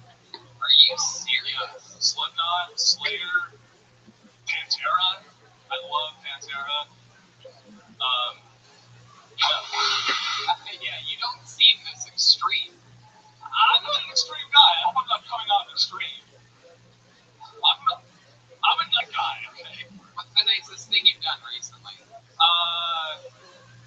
someone in your community? Oh no, I do have some of this. Outside, one of the homeless people out there asked me for some money, so I said, no, thank you. 20 million. Oh, So that was a nice. you have a good relationship with your parents? Yeah. You can tell. That's how fun you're. It's funny, and the guy with that has a good relationship with his parents. They're still together. Yeah. Everyone knows your parents are still together. It's much. Yeah. Is there anything about your life that's a little bit disadvantaged or anything like that? Parents are together, they're fucking making pancakes every morning, talking about how proud they are. Riley goes out. I did ask a few times. Whoa. Yeah. Kind of a disadvantage, I don't know. Not really. That's sort of the opposite, actually, Sean. Alright, well, if you like the flavor of water, then you must love Sean Riley. It's his Kill Tony debut. Just really, I mean, it's like a young. It's alkaline water. Sean, here you go. Here's a joke book for you. Take a joke book. Sean Riley, everybody. This is Sean Riley comedy on Instagram. Well, there you go. I'm glad we have this up our sleeve. You guys ready for another Kill Tony regular? Let's turn this shit up right now.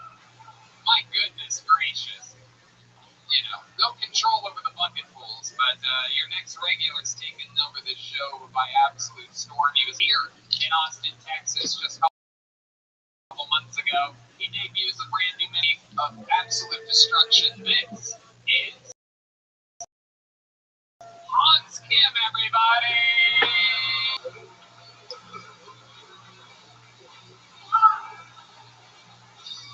Hey, my name is Hans Kim. That's my real name, Michael Lair. My name is Hans Kim. Okay, my parents named me Hans because they didn't want kids at school to make fun of me for having an Asian name. So they gave me a German one instead. And I flew right under the radar. They had no idea I was Asian.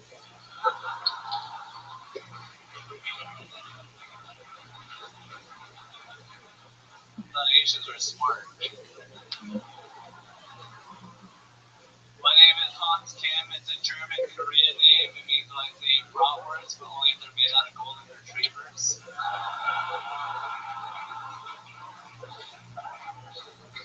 It means I hate Japanese people, but only if they're Jewish.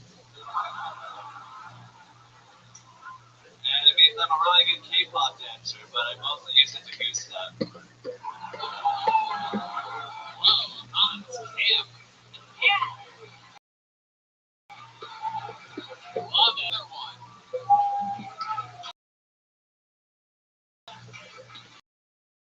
God damn it, you did it again, Hans. Done. Just be Asian, guys. What I really loved about that set, and Redman pointed it out to me as well, is that you took that whole part was from an interview here on Kill Tony, that German name thing. Got a big pop. You're taking the stuff from the interviews, and you're able to generate it straight into material. When it gets a lot here, you keep it, you work on it, and then boom. Yeah, I'm working on a bit about how the future of manhood is Asian men, so invest early. Hell yeah. Get in on the stock while it's rising. What else has been going on, Hans? I recently was verbally threatened by a McDonald's employee. Verbally threatened? Yeah. Yeah, gang violence. Oh my goodness, what exactly? It sounds like fun. What is gay violence? Gang violence? Gang violence. That's why my gay violence thing didn't get a laugh. I'm like, gay violence? You got threatened by a McDonald's employee for gang violence? Yeah. What are they, a big threat? You never get to do McDonald's gang joke, people. Just because you're not loving it doesn't mean people on the internet are gonna love my McRib joke. Yeah, gang violence at a McDonald's. I've never heard of such a thing. It was preposterous. This is a society, you know? what started it off? Yeah, I was just waiting in the drive-thru for 30 minutes to be told it was closed. Next thing you know, there's a hamburger at your window. Like, hey. So what happened? They tell you that it's closed, and then what? You're like, I've been waiting here 30 fucking minutes, man. And then I just asked him where he works, and then he got all mad at me. No reason at all. Wait, you asked him if he's wearing a McDonald's uniform? Yeah, I was like, where do you work? He's like, what? Where do you work? He's like, yeah, that's right. Oh, it's funny when you find out the full story, right? Oh, that's right. It's a different thing. Look at Hans taking his Kill Tony energies to the McDonald's drive-thru. Jesus, no. Do you know who the fuck I am? I'll take a number 3 with a small fry. I mean, all the curse of Kill Tony. It really is. The egos grow fast here. I mean, I live in a van, so I don't really. I'm not really, That's right. The only thing sad here at a McDonald's is getting turned down the drive-thru at McDonald's in your house. The guy's like, take the order the fuck out of here. Take your everything. How do you think you do? In my friend's house. You guys can plug in and have an AC in there, so. That's not bad. Yeah, it's like an extra room in the house. How long do you plan on living like this? I mean, indefinitely, I don't really mind it as long as, I don't, Does it become a problem when you want to?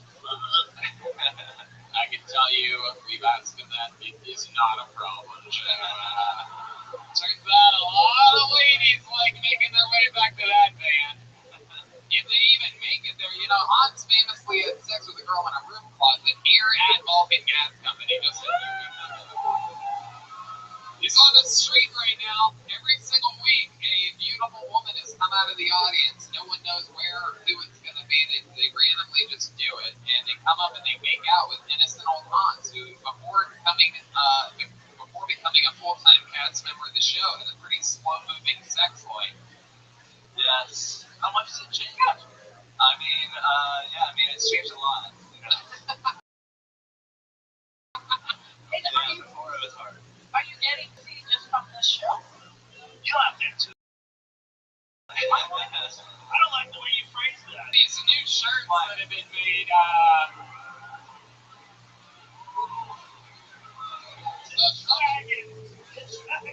if there's a beautiful girl out there in the audience that wants to come up, and you have to really make out with Hans, though. He's a serious kisser.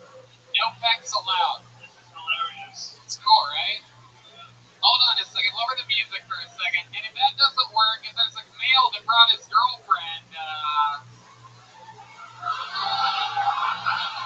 the brand new My Girl Kiss Hans Kim shirts are now for sale. That did happen, right? Huh?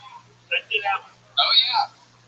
So if there's a girl out there, is there a girl that wants to come up and make out with Hans Kim? Everybody, oh, here comes someone, I do believe.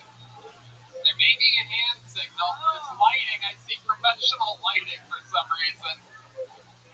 Oh, LOL. Hans, looks like you got another heavy workload in front of you.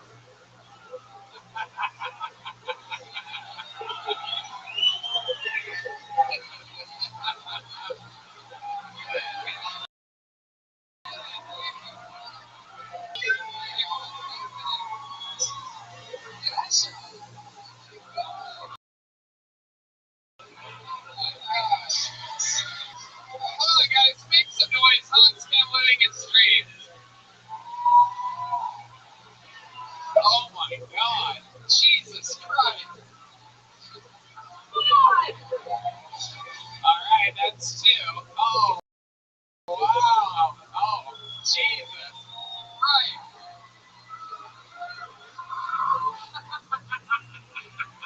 I don't feel good. This is out of control. Tony, you only have one shirt. I know, I don't have enough shirts for all of this, and, You guys know there's a pandemic? And guess who started it? it was hot. It was hot. Absolutely I right? Wow. Look at this. Look what it's become. Hans, you get the most beautiful girls to come down here and kiss you every single week. It's absolutely incredible. Yes, please. This could happen outside Kill Tony too. You know, see me on the street. Hello. Oh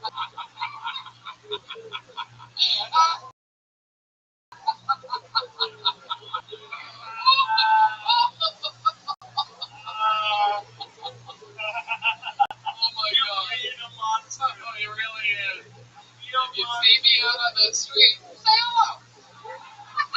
What the fuck? You have no limit to your fucking. Did you girls know about this before you got here? Yeah. Did they pay to do this? You got a free house for a week to do this? Yeah, we have a big budget here in Tony. What'd you say? A house fee. Stripper talk. Stripper talk. No house fee for a week. House fee. Thanks to our friend Cody up there, the general manager of the Yellow Rose and the Red House. I love it. That is so cool. Well, you girls are lovely, and he's very happy. Turn, look at him.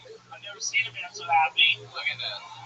Anybody says that man is lying. Hans It's a wonderful thing. Look at him. Hans does this very special thing, Joe, where we've seen this He's all coming in his pants. where he Because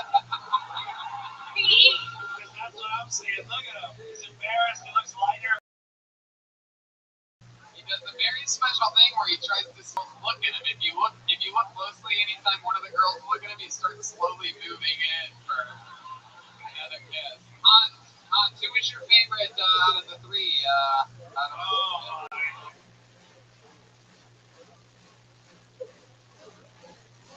Oh, my God. You son of a bitch. You cock blocked him, man.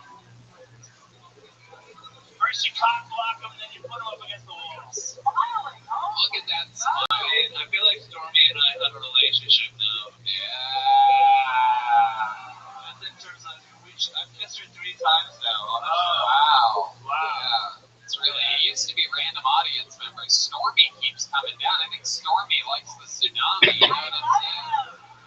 I knew that took a couple weeks ago, but it's worth doing it again. 100%. How about this little Khaleesi looking character? Khaleesi's hot. Yeah, that's a comment. Man, she's the queen of dragons. She was right. That's him, her dragon, right there. Yeah, that's your dragon. It was an honor to kiss the mother of dragons. She's very expert with the tongue. I've yet to learn about that technique. Some private sessions.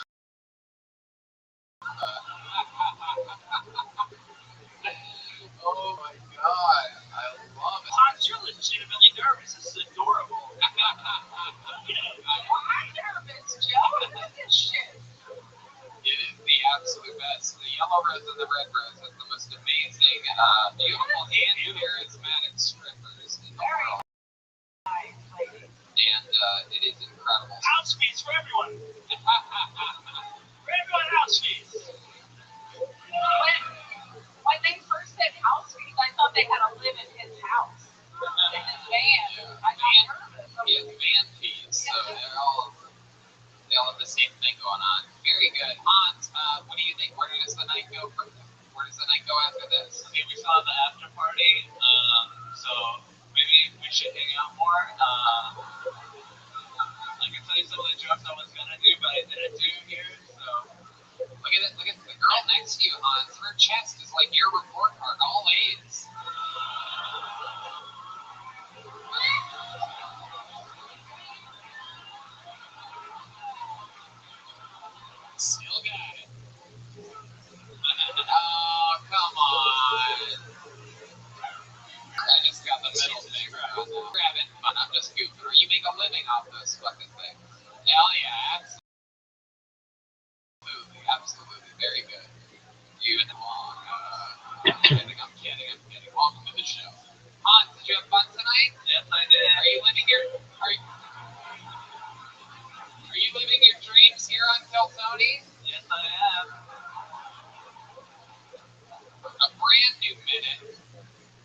completely destroyed, and then made out with 3 women after that. This was your weekly appearance by Hans Kim, ladies and gentlemen.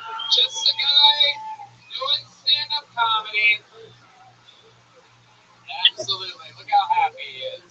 Hans, I mean, look at Hans. Look at this kissing the head.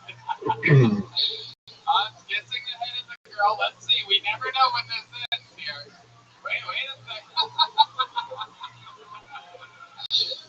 Yeah. She's just a little shocked for a second. Like, yeah. Oh my God. Good damn big thing.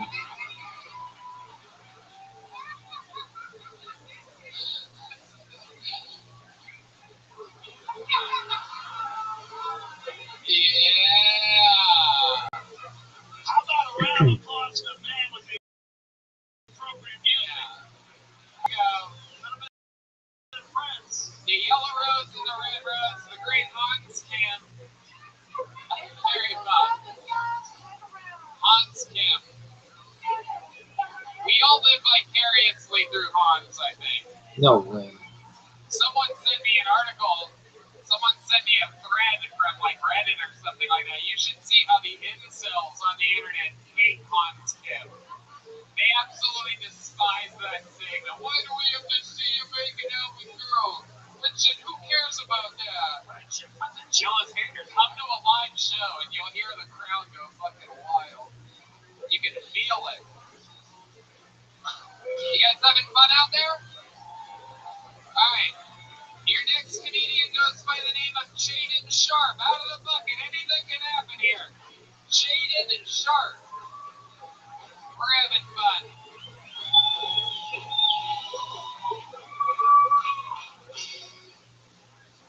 What's up, everybody? How you guys doing tonight? We're doing good? Yeah? So, I don't know if you guys can tell or not, but you guys shouldn't be surprised that I do not get profiled ever by police. Like, you know what's never been said over police scanner? Breaker 19, we're looking for the mail. We're in Patagonia right now. They're not looking for mail, right? Like, but there's parts that comes from that, alright? Like, one of the crowds during the Black Lives Matter protests crushed with lightning. So much so that I thought the word reparations, it blood dropped the choke sense for like 8 months. Like, it was intense. Con, I had been a white church growing up. Pro, my youth pastor was a racist, so he like was white kids. If that's not the best pro, like, let's be honest. No, it's true. I grew up, no one's so here surprised. I grew up listening to nothing but Paul Boy. Jaden Sharp, welcome, welcome. This is your first time on the show, right? This is, How long have you been doing stand-up? like a year and some change. Okay, all of it here in Austin, Texas? All of it here in Austin. Is this where you're from? No, I'm originally from small town Indiana. Okay. Yeah. How long ago did you move here? Originally I moved here when I was 17, and then I joined the military after being in California for 6 years, and I moved back. What branch of the Navy vibes from you? Close, Marine Corps. Oh, okay. Absolutely. Hell yeah. You, no, after that, I didn't do shit. I stayed in the chow hall the whole time. Did you serve overseas at all or anything? No, I didn't chow hall. Chow hall. Yeah. Oh, okay. I stayed. So you literally worked in the military. Yeah, exactly. Incredible. Yep. Your life never really on the line when you're dealing with a giant pot of chili. You know what I'm saying? Interesting stuff, Jaden. How do you make a living now? I work here. Okay, here at Vulcan Gas Company. That's right, one of the many amazing staff members here.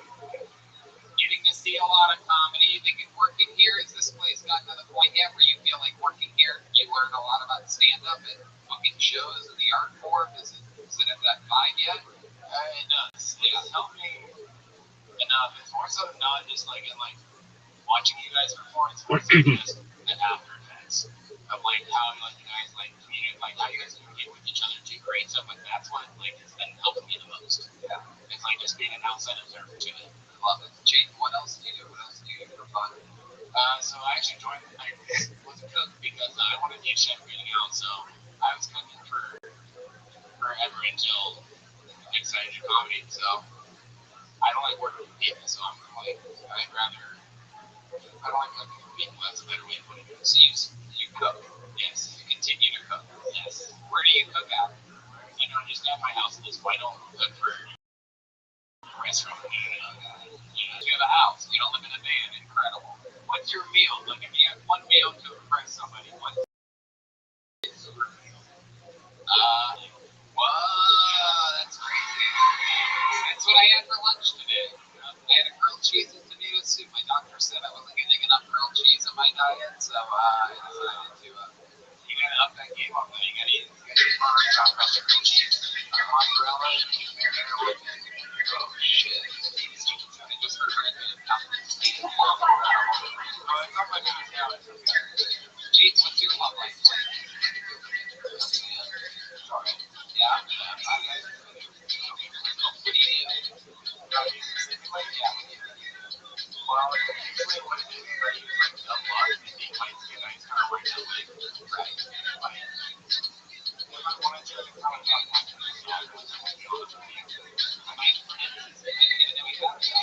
your dog, that's fucked up, dude. Oh, and keeping track of the ages of one of my presidents. Oh, I'm going to be running out of town and only 11 more years. Did I get my direct message ignored by this? I mean, Red Dead Redemption gets this concept already, so.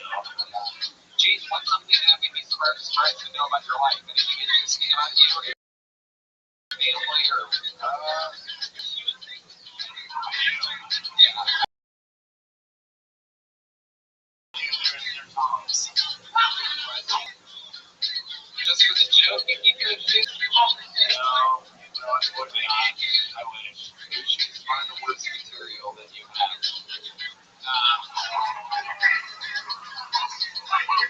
Wait, one block of that? Yeah, that's just how they make you to the story or anything like that. My mom's family is from where my dad is.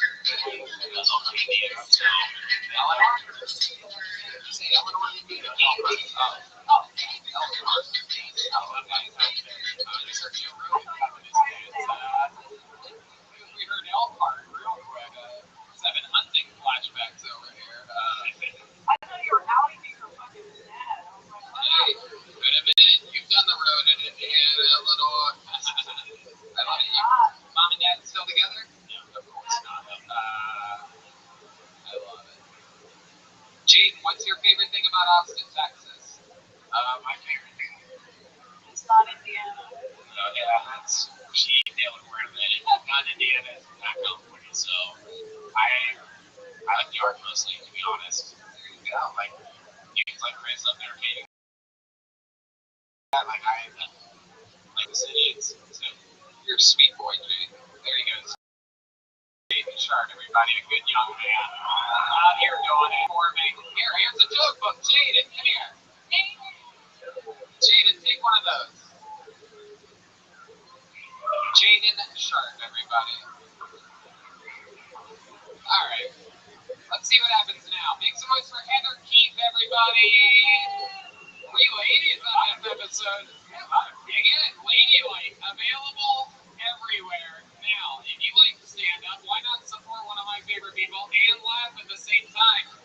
Go get Ladylike. One more time, everybody, for Heather Keith.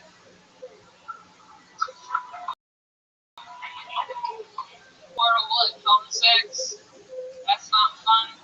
I was on the phone with this guy, and I was like, "Oh, what are you gonna do today?" And he said, "I'll give you a clue." So I said,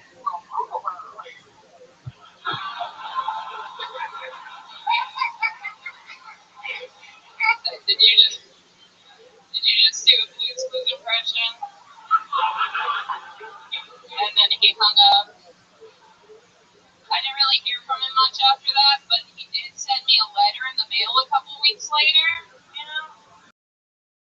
Which reminded me of that song from Blue's Clues, and it's like, "Here's the mail that never fails, makes me want to wag my tail, and when it comes I want to wail my It was a restraining order.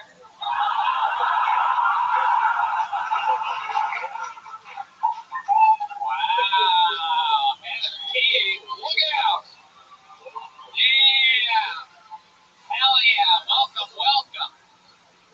out of the bucket. Who would have thought someone would kill with Blue's Clues? I know.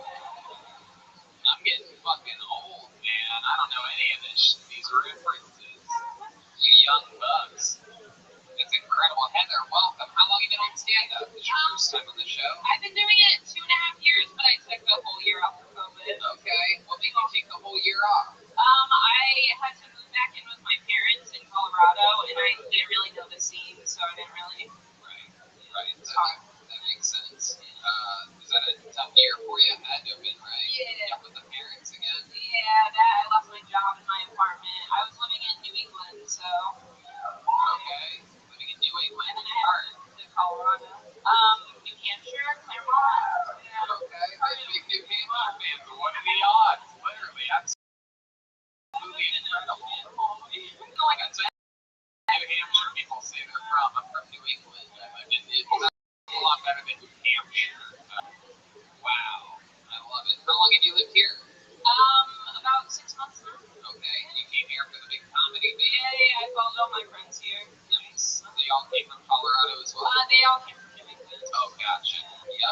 They're all like Massachusetts. That's absolutely awesome. I love it. So how are you making a living out here? Right now. Okay. Yeah. How are you surviving? I was living off my savings for a while, and then right now I'm living in my parents for a while. They're not a fan of that. Gotcha. That makes sense. Okay. And what How old are you? I'm 24. I just turned 24. You can make it one more year. Yeah, exactly. You're a mean dad. I'm an actual dad. Whatever. I'm the only one here who's a fucking dad. Yeah. She's gonna be a Hey, Bob, you superstar. gotta hey, what the fuck? Absolutely. And if they don't answer, just literally ask Joe sometime. Just ask him. You'll be surprised that the magic couldn't happen. Heather, so I love that. You're here. What's your living situation? You have a bunch of roommates? I just moved in with like a random girl off of Facebook. Just like 2 days ago. Yikes. Why guys? She's straight. Okay. We got that one in. Yeah, no, she didn't know me like at all. Like she just left a fucking key under the mat and was like, move in. I was like, Jesus. Wow. Damn. People are just gonna get raped. That's a wild bitch. Yeah. That's a wild bitch. White girl? Is it a white girl? Yeah, I think. Oh, you haven't even. She looks white. Yeah. Oh. No, I don't know. You guys haven't hung out at all? We've had like 2 conversations. Alright. Yeah. What have they been about? Nothing. Yeah, just telling her perverted jokes. No, she was talking about how she came to Vulcan once and met that Canadian roast guy. Did she kiss Hans Kim? No, I kissed Hans. You have? What? Is that true? Where's Hans Kim? Somebody get Hans Kim up here. That kid is a fucking savage. Where did you kiss Hans Kim? It was his birthday party. I got very drunk. Are you the lady? Wow. Are you from the book closet? What? No, that's not me. No. She's here. Nice though. Oh, what a See, shot. if you were kids, the amazing, hilarious, fast rising local comedian Hans Kim. Hans, get back up here. Where the fuck is Hans? Hans! Hans is swimming in stripper pussy right now, so he can't be here. You learn from 10 to like a 5. I don't want to do that. He's in the back of already 8. He's swimming in house. Hans, get up here. God damn, man. Whoa.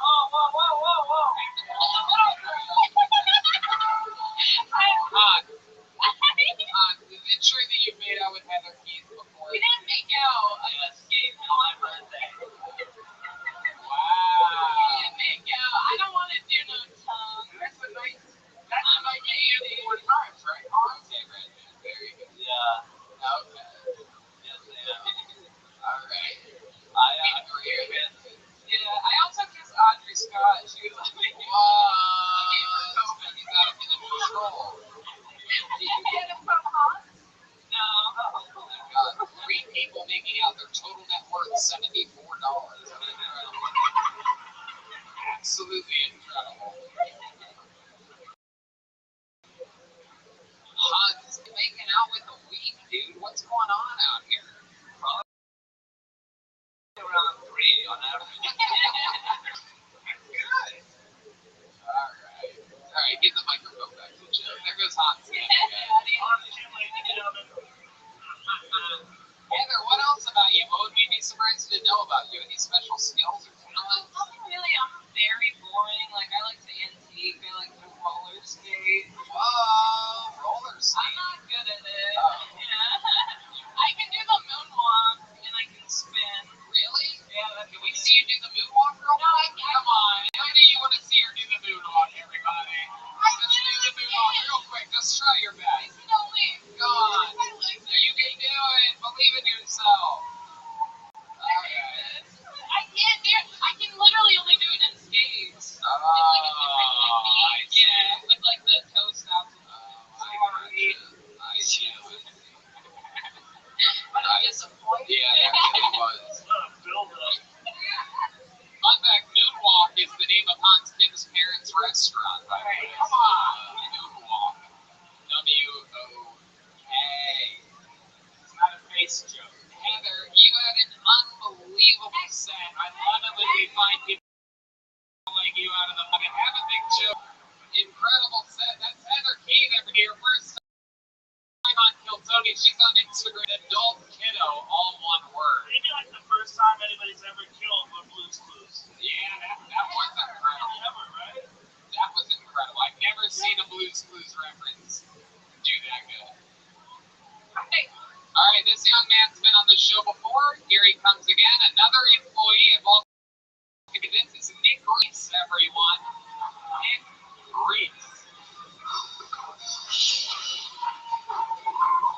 Here he comes.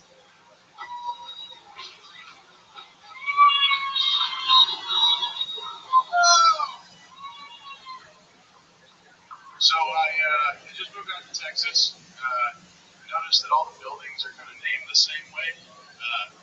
Basically, the formula is you take the street that you're on and then the service that you offer, and that's it. That's the whole name of your business. So the other day I saw a First Street Dentistry. That's pretty cool. And I saw a Slaughter Lane Animal Hospital. Not as good of a ring to it. And then the other one that I saw was Convict Hill Daycare Center. I don't really know what the deal is. I noticed that everyone's here giving away mushrooms. And I noticed that others have like the same dose as video game settings.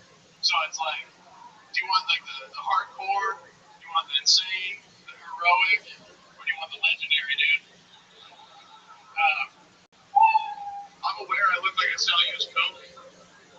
Used Coke. Oh, I've never heard of that before. That's a good. Wow, used Coke is good. That's a good reference there. You really do look like that.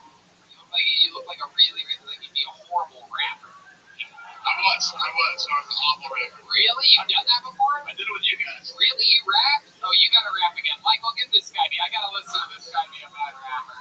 I love bad rap. I like bad rap as much as I like good rap. Alright. Killing shit. Up on 6th Street. We won't stop busting these lines to make 6 feet. We gonna keep it going off the top. That's right. We fake kill Tony throwing this reloaded shit. That's right. Take the clip and reload it quick. And everyone knows the way time goes, exploding it. So if you would just listen quick, the way that Nick would kick a straight terrificness is licking this. Can't end this shit. Oh. All right.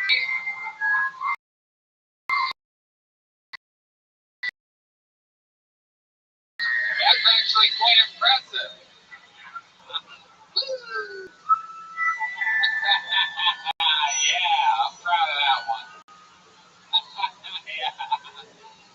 Nick, so it's been months since you've been on this show. You were on the show back at, I can't even remember the name of that club we used to have with Applebee's. We used to do it here. I didn't even get on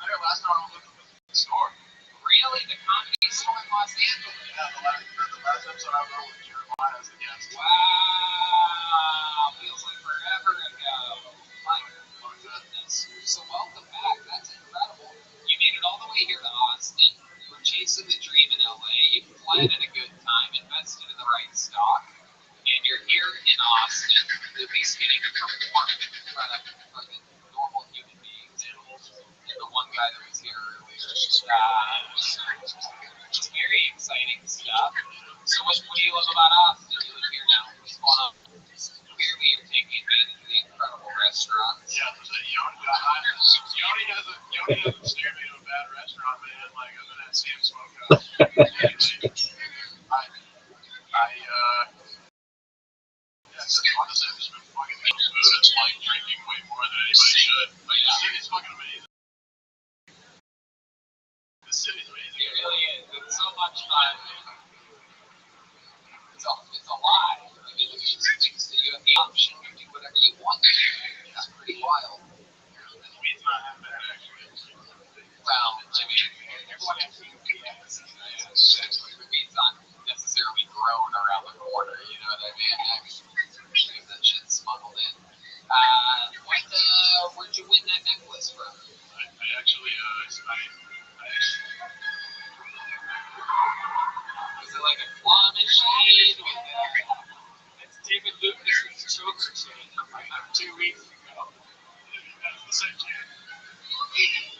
I actually caught somebody, like, essentially trying to break into my house, and, I ran their pockets for it. This was in the pockets. When you say essentially trying to break into your house, what does that mean? There was a dude at my house, and I didn't make any reservations for dudes to be at my house.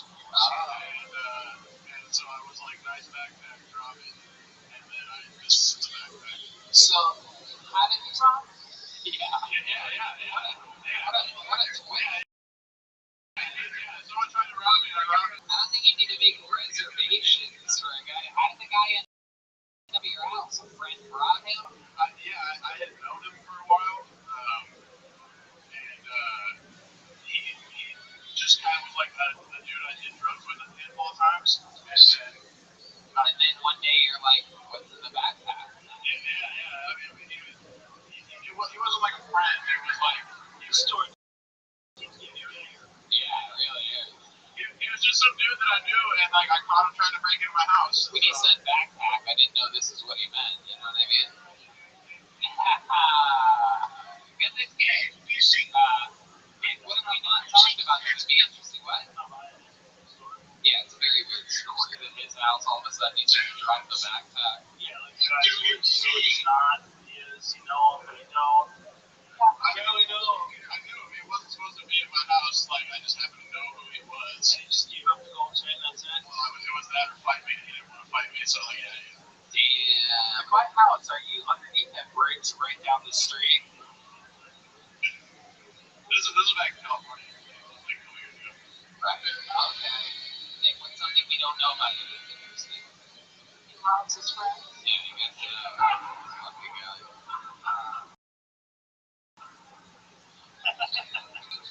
Months since you've been on this show. I mean, I got a show here with William on the 5th. There you go. Alright, so you're doing stand-up. You're out here doing it. I love it. You work here, you're here all the time, you're in the scene, you're taking care of business. Nick Reese, ladies and gentlemen, that was Sam here on Phil Friday. Take one of those.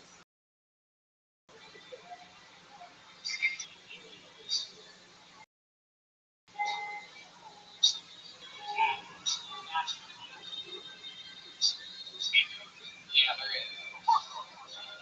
Ben Moffitt, M-A-F-F-I-T-T, Ben Moffitt, Maffitt, perhaps? Here we go. It's all happening.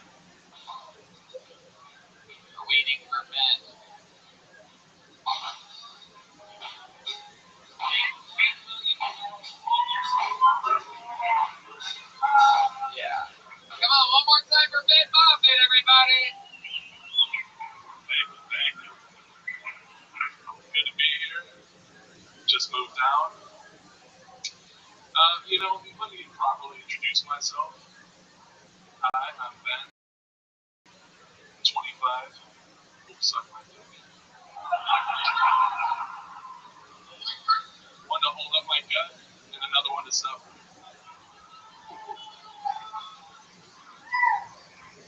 It takes two people to suck my dick. Someone has to hold the flashlight while they're looking for it.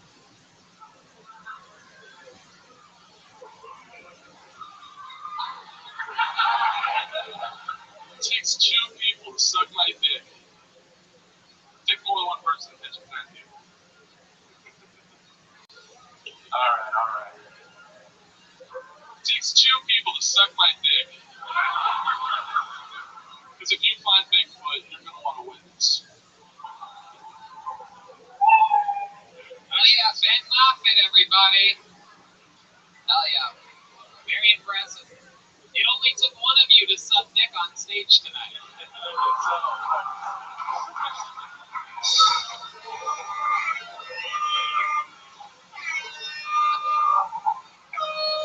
Don't hang yourself. The ceiling cannot support that here, man. Notice. I don't know what you're planning on doing. A guy like you, it's hard work to kill yourself. Either a lot of pills, a few gunshots, whatever. It's going to take multiples. Dedication. You are a big boy. Hell yeah. You're like Hank Williams. Carl's Jr. Ben, welcome. How long have you been on stand-up? Wobbly wobble or whatever it is that you're doing up here. About 2 years. 2 years. Awesome. Very cool. All of it here in Austin? No, I just moved out about 2 weeks ago. From where? Grand Rapids. Okay. All the way from Michigan. Hell yeah. Very cool. 2 weeks. You are fresh. Yeah. You tried some of the local places? You've been to Whataburger? I tried that. Yeah. It's very nice. It's not great. Not great. Not great, right? Not bad. I know these people are so weird. You guys are communists. Hey, In-N-Out's great though. I'll give you that. Yeah. Absolutely. In-N-Out's not that great either. Yeah. He's terrible. I'm taking Dean Madness's advice on it. He has stronger senses of taste than all of us, I do believe. So, He's like Whataburger, more like Wear-A-Burger, am I right? All right. If he's laughing, you should be, you asshole. He's cracking up back there. All right, so let's talk about it, man. Stand up for 2 years. You're here 2 weeks. yeah. To visit, I was hoping you'll tell me, but it was in May, so. Here you are. Okay, this is First time I've been here. and your second time ever at the show. That's what you're saying. And you're already up here. That defies the odds. That's very cool. Congratulations. I love your shirt. There's palm trees on your shirt. I counted 2 palm trees on that fucking. More palm trees on your shirt than the entire state of California. Very impressive. I love it, man. Yeah, it stood out in Michigan, so I had to go somewhere where it felt. Hell yeah. I like your style, man. You're laughing at all these jokes. You're staying in the. I like the way that you hold the microphone up to your mouth. I love it. Red Man mentioned, I'm like, I just like it. He's got the mic near his mouth. Other people have to tell to like pull the mic. You're fundamentally sound for coming out of Grand Rapids. Are you from Dr. Grin's from that? I've done that a few times, yeah. I remember that place. Very cool. What do you do for work? Unemployed right now. Yeah, what do you do Got for that sugar daddy Uncle Sam. Sugar daddy. I think you have enough sugar, my friend. Splendid daddy. What do you need a sugar doctor instead?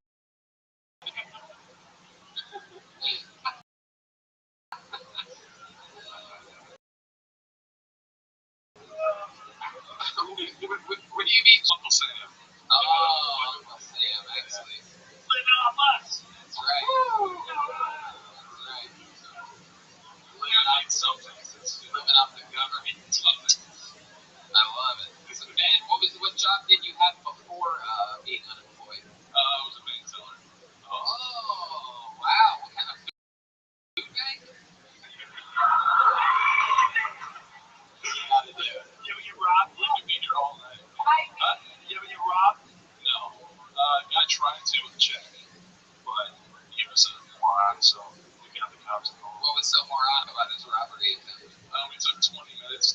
thought it was Jackie there. What an idiot. That's hilarious. I love it, man. What do you do for fun? You seem like a guy that does something. You have some hobbies, right? Like sugar, you know? Yeah, what else? What else? Like to drink, have a good time. Used to play football. That was a big thing for me. Yeah, you play football in Michigan? I was actually preferred walk-on at Ohio State. Whoa, look at that. I figured you liked that.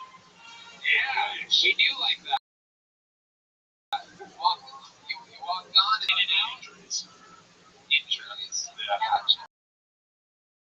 Gotcha. No, that's okay. Okay.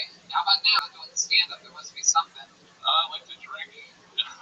Which I'm doing the right place. What's your drink of choice? Whiskey. Oh, okay. Yeah, I love good. You like Crown Royal? Yeah. Well, there you go. We like Crown Royal as well. Absolutely. I love it. What's your love life like? You got a girlfriend? You going steady? I mean, we've only been here 2 weeks. Long term's a bitch, so I'm not trying that. But, I'm single, ladies. Uh-oh. He's looking out there. Thanks to people. He's looking. How about the housemates What the other those girls really want. Yeah, housemates having all the fun, you know? I mean, like,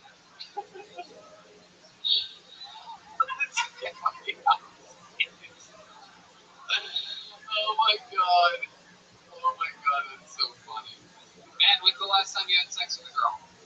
about 3 months ago. 3 months ago. Who was this? This was a regular out up in Grand Rapids? One of those Michigan fucking, It was actually a girl in Chicago. Okay, you're just there, you're just in town with a deep dish. In the park. Next thing you know, that's Something I probably didn't want to see. what's your family like, Ben? What are you? What ethnicity are you? Pretty white. Yeah, I know. I know that. I didn't think you were like a light. I didn't think you were like Kate Griffin up here. You know what I mean? I thought the white Griffin. I'm Polish and Swedish and Irish. What's that? Polish, Swedish, and Irish. Okay. All right. That's awesome. Anything else? Yeah. Pretty much. What about your childhood? Were you always a big boy when you? Really?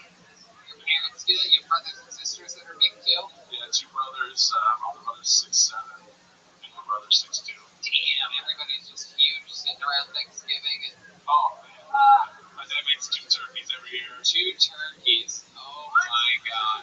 That's the extended family, too. It's extended family, too. Extended So, family. like, 7 people. Yeah.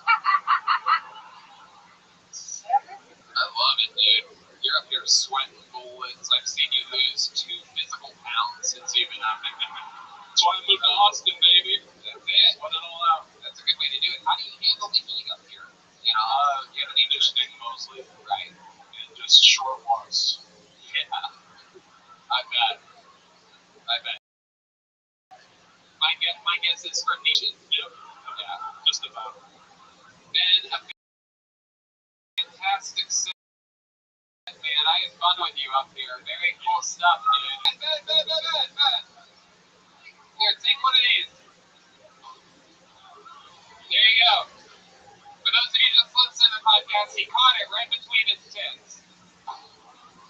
You guys think we should go to this bucket one more time, huh?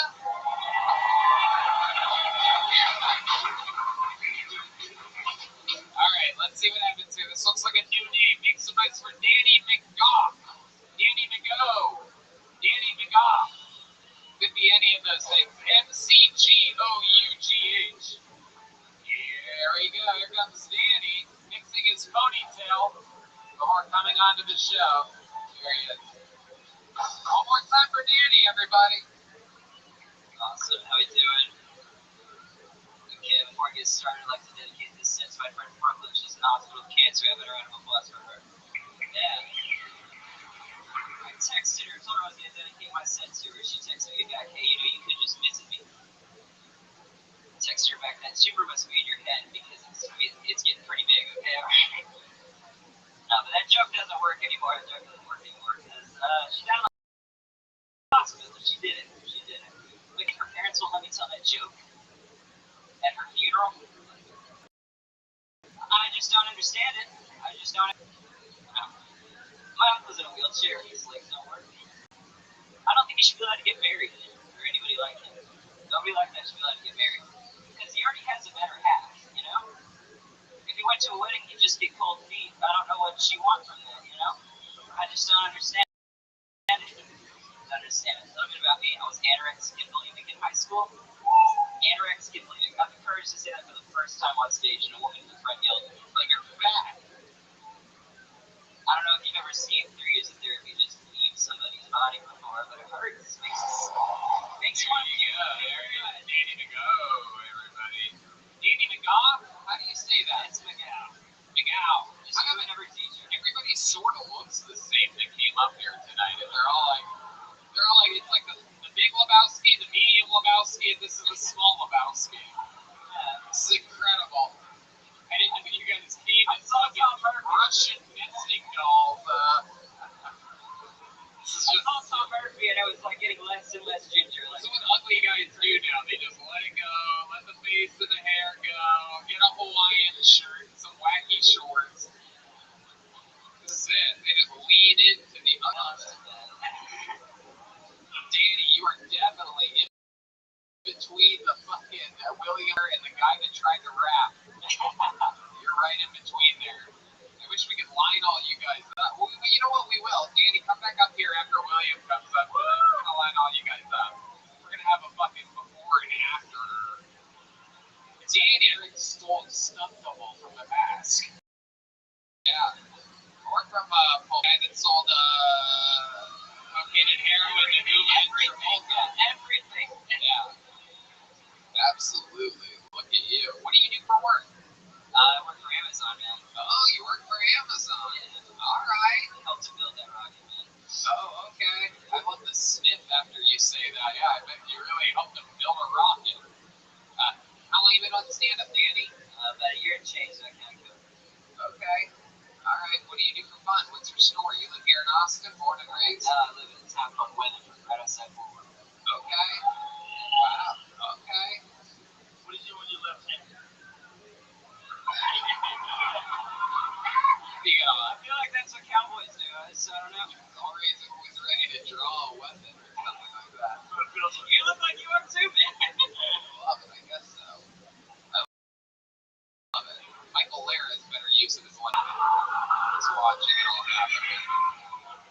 Danny, what do you do for fun? What are you into? You're into some crazy shit. I like to rollerblade. It's one of my favorite things to do. Rollerblading? Really? Oh, yeah, man.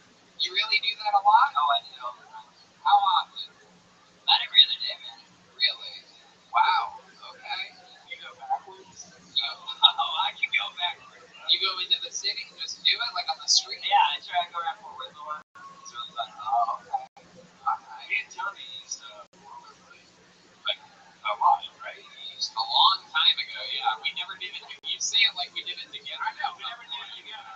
We did it separate, but we rollerblade together.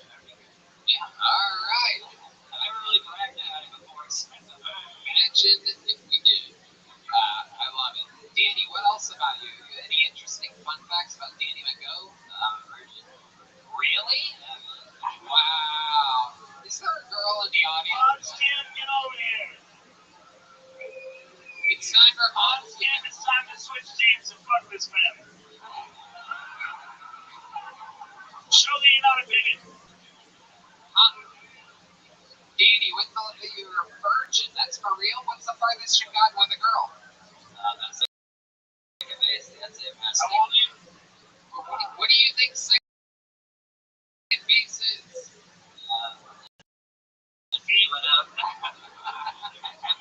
Healing up? Yeah. So what you've done is you've used a finger on a girl's lower parts?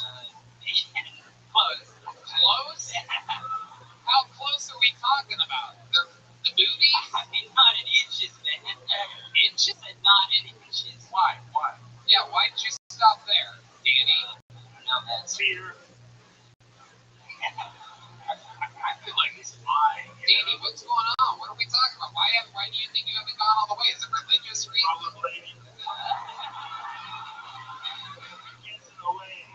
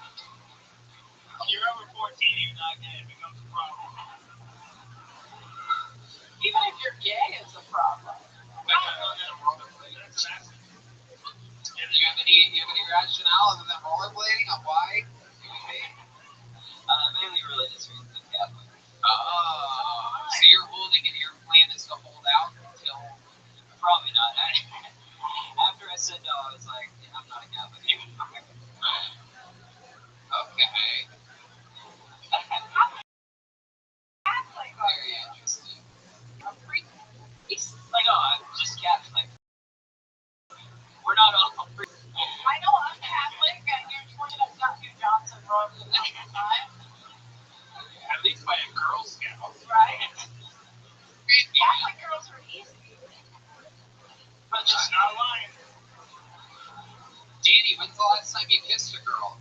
About a couple weeks ago. Oh, well, So we're getting closer. So yeah, we're getting closer, okay, good luck. I love it. I love it, Danny. Anything else interesting about your entire life that we should know about you? I can't think of anything, man. All right. Okay. I like your style, dude.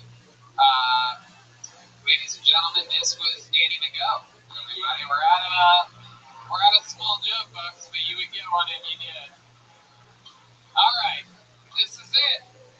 It's time to bring out the main event version of every male that you saw on the show tonight.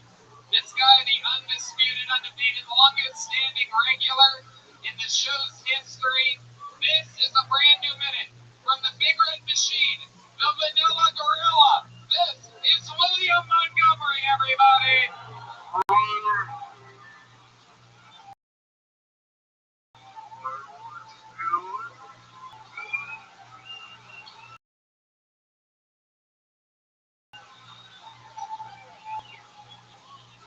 First off, no one alerted me to the drink with my likeness on it, so don't fucking buy it until they give me 10%.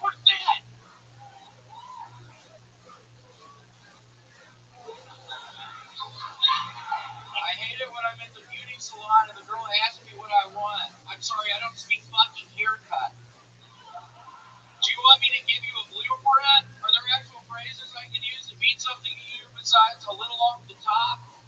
What sort of parameters and dimensions would suffice? I didn't go to Brain Reading Academy.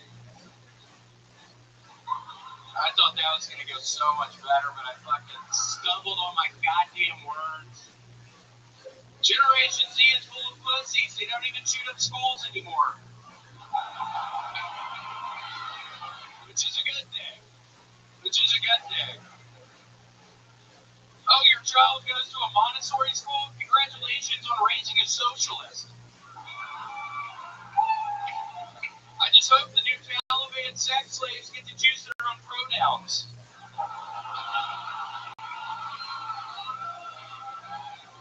There it is. There he is. The monster of Kiltony. Now, this is another William Montgomery. And this is very interesting. Just to update you guys, Joe and Eleanor, about 3 weeks ago, we realized that William didn't have eyebrows anymore. So then he got new eyebrows drawn on, and then we noticed, And then last week we noticed one single speck of glitter on his face. Now he has glitter all over his face, and for those of you just listening to the podcast, he's also wearing lipstick from the very first time. That's gloss. Yeah, I'm having to change up my set somehow. It's been bombing recently. I'm thinking about keeping this makeup on. It's already been helping my sets. You're like some kind of Victorian doll or something like that. So awesome. He looks like a TikTok app.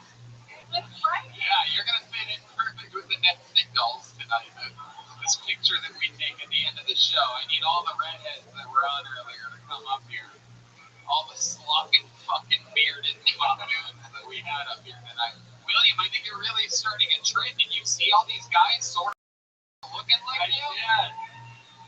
Think about all this. You're a sensation here on this show. I don't know. I've always thought about it. If I'm in a grocery store and I see another redheaded person, a part of me is excited to see him, and the other part of me wants him to fuck out of it. I want to be the only redheaded person at the goddamn grocery store. A part of me wants him fucking out of there. How mad does it make you when you see one? It makes me fucking mad when I see another redheaded person at the grocery store. I want him out of here. I can be the only one. I'm the only redheaded person at the Kmart. At the Kmart? Yeah, I messed up on that one. I was in the grocery store.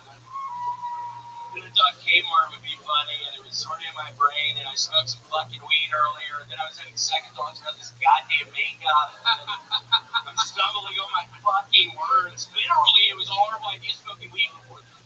I'm horribly on fucking edge right now. The makeup thing didn't fucking work. I'm stumbling on my goddamn words. This literally is a nightmare. I just fucking makeup all over my goddamn thing. I don't even know how to take it off.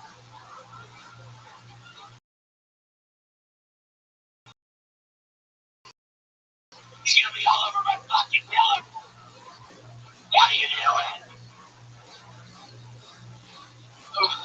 It's gonna be all over my pillow. Ladies from the Yellow Rose, please show William Montgomery how to take the makeup off. Woo! It's all over my face.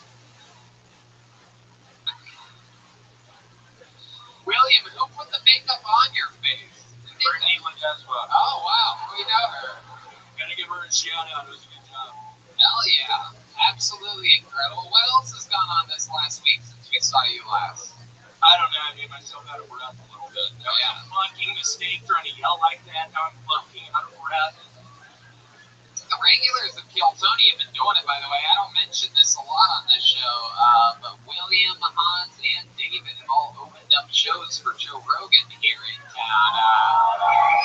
Some really cool stuff that wasn't happening even in Los Angeles. It's like a cool, the people that have moved out here have been sort of rewarded greatly. I mean, your face is up on a mural at the top of this building. Yeah, nobody fucking told me about that.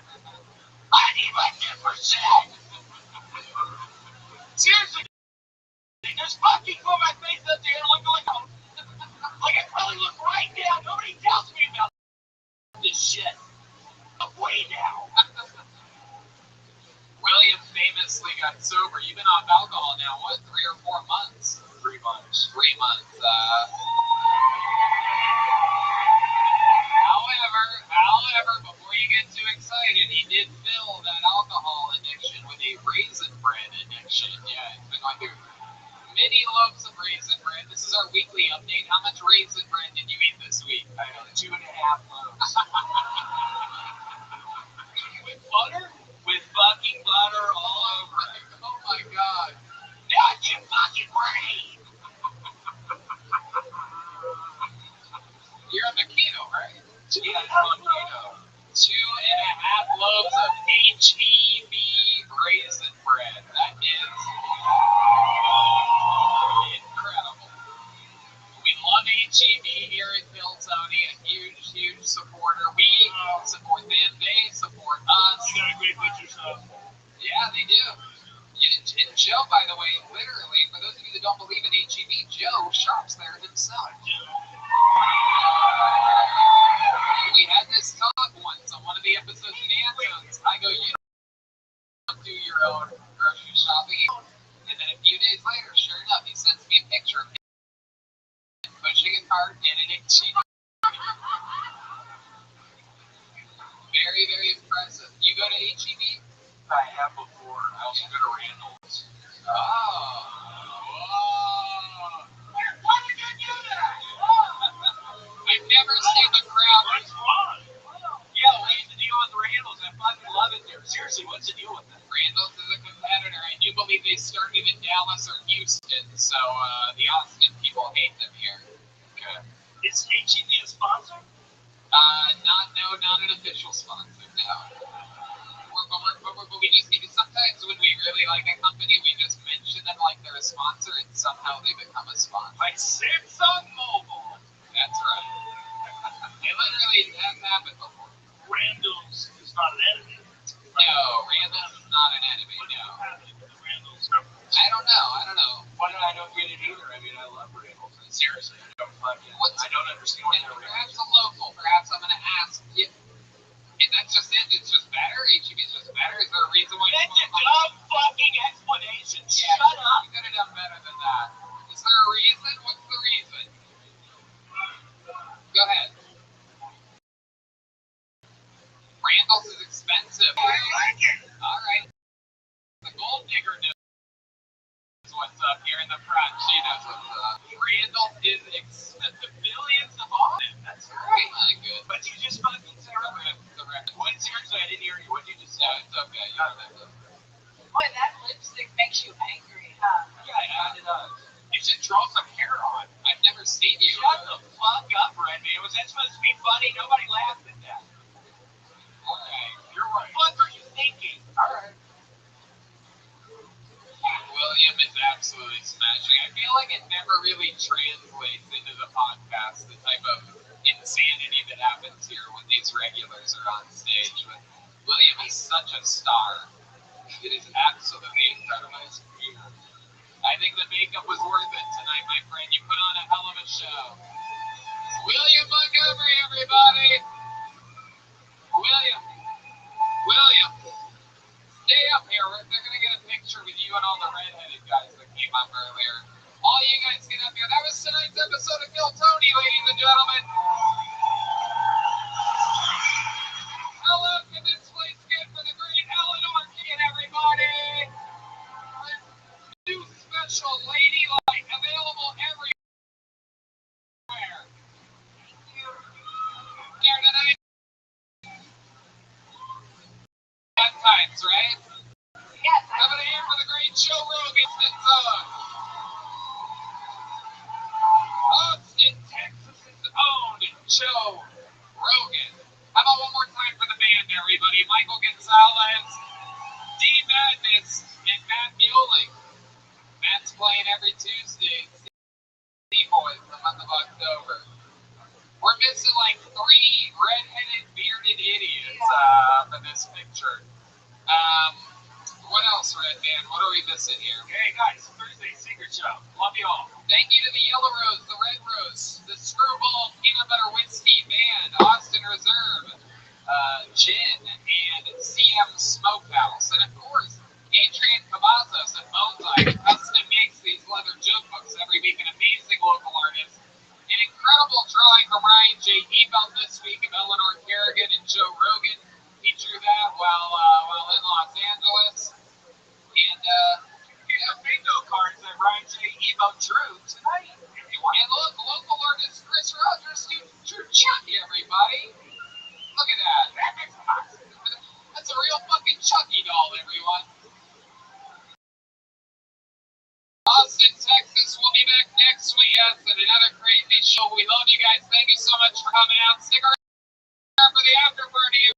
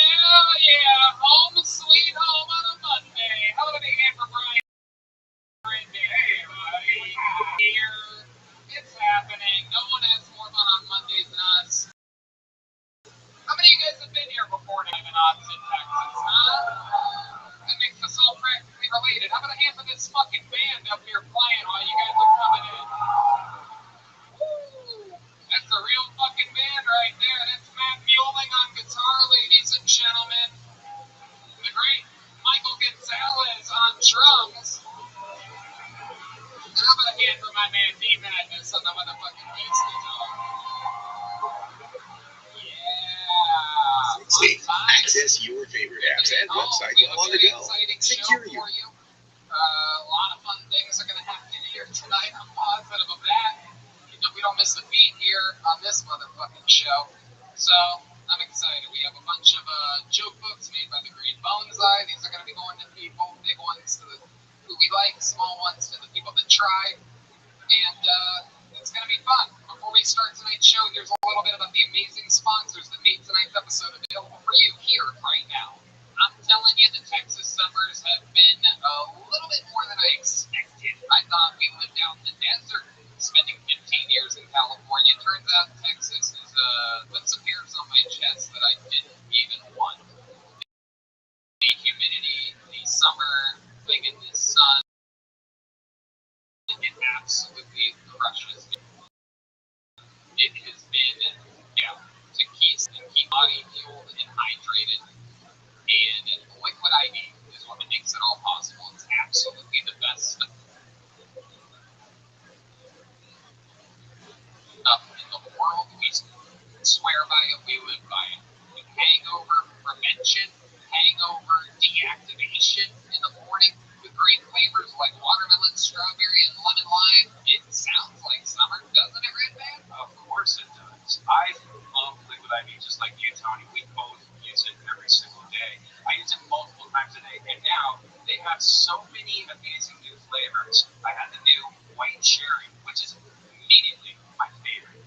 That and tangerine, I love it. I have one before I go to bed, when I wake up, I have it for dinner with lunch. That's all I drink. I used to be addicted to gross sports drinks. I would have sports drinks every day just because I loved the taste, but I didn't know all the artificial ingredients that was in it.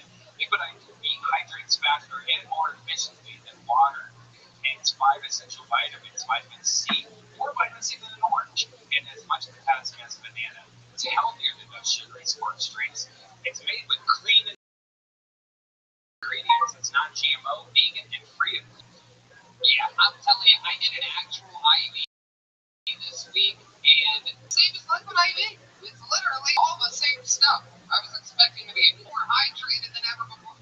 I did a whole liter of this bag straight into my veins, and I swear to you, I get the same great feeling from one packet of liquid IV mixed in a bottle of water. Grab your liquid IV in bulk nationwide at Costco, or you can get 25% off when you go to liquidiv.com and use the code TONY at checkout. So one more time, that's 25% off anything you order when you get better hydration today using promo code TONY at liquidiv.com. One of our favorite sponsors in the world, the Ridge wallet. It's a light, sleek, and industrial wallet. It doesn't fold awkwardly or budge in your back pocket, and it has seriously changed our entire podcast situation. Everybody has one. Everybody's happy. Everybody feels cool. They have confidence on stage. They have confidence off stage. They were with us episode 100, episode 500. This is one of our biggest sponsors. If you ever carry a wallet, why not support the show? Get one of these awesome wallets. You're going to feel good. You're going to look cool. You're going to say Tony sent you. They're absolutely unbelievable. Red Man and I, our entire cast, we all use them. It holds up to 12 cards for cash. There's over 30 colors and styles, including carbon fiber and titanium. They have over 40,000 comes with a lifetime warranty. You can buy this one wallet and carry it for your entire life with a lifetime warranty. So it's absolutely worth what you pay it for. The Ridge team is so confident that you'll like it that they'll let you test drive it for 45 days. You can send it back for a full refund if you don't love it. You literally have nothing to lose. Great man. Tell these people what I'm trying to tell them. I mean, how many years have we sat on that big clunky wallet? Like, why is the wallet in our back of our pants? Who thought of that idea? It hurts your back. And a lot of times you have that big wallet that you get at like Target. It has like millions of business cards in there and like 3 inches thick. Now I have it in my front pocket. It's so slick and smooth. I'm never going to have another wallet for the rest of my life. I agree. Don't be a baboon. Get 10% off today with free worldwide shipping and returns by going to rich.com/KillTony. Use the code KillTony at checkout. Again, 10%. Save it. Get it. It'll last you a lifetime. Go to rich.com/KillTony and use the code KillTony at checkout. You guys ready to start tonight's show or what?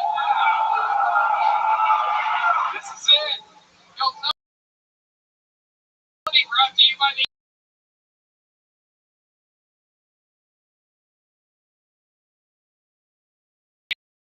Yellow Rose, Red Rose, right here at Vulcan Gas Company. I'm so excited about tonight's guest. You know, we always keep the guest secret from you. Last week we had Joe Rogan. Every single week it's been amazing. And this week is no different. It is truly a pleasure to have this young lady back on the show. Ladies and gentlemen, one of the newest residents of Austin, Texas, and one of the best comedians in the world, Tina P. Oh, oh no!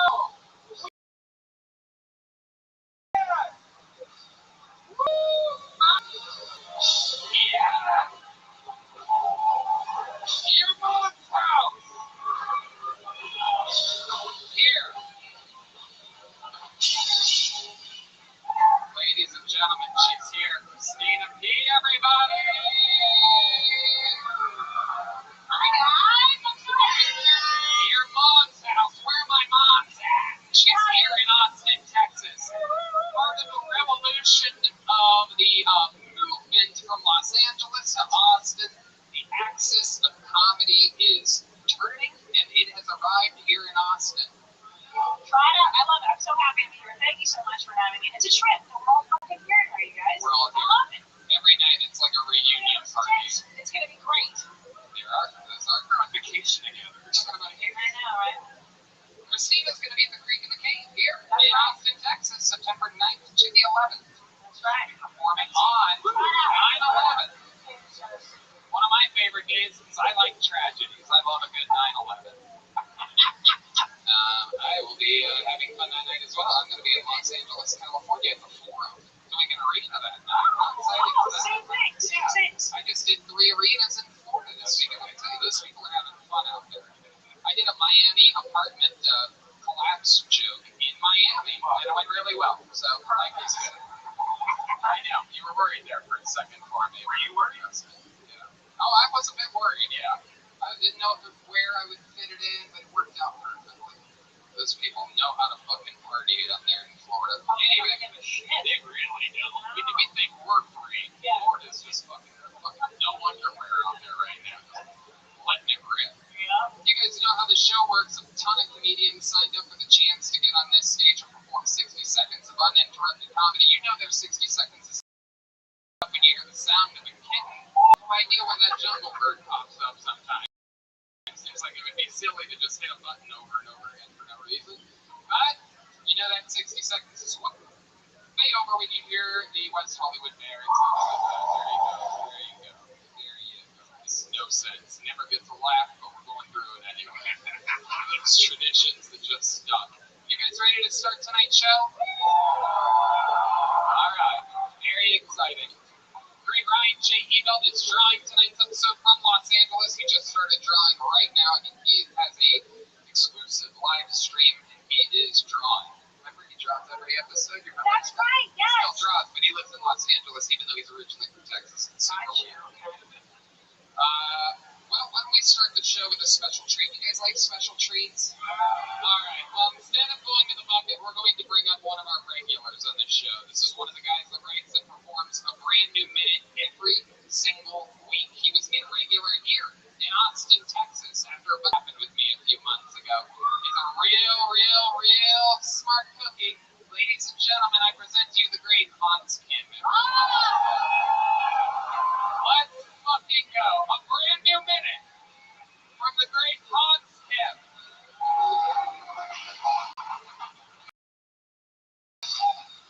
Hey, what's up?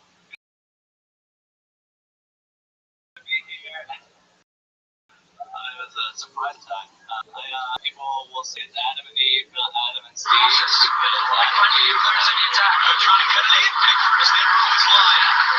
First of all, because they're going to go out and eat a fruit they weren't supposed to eat, which is not gay.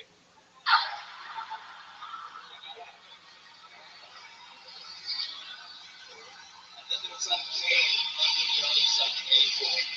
We were the first straight couple on Earth. And they raised a kid from the corner of the world causing like a show.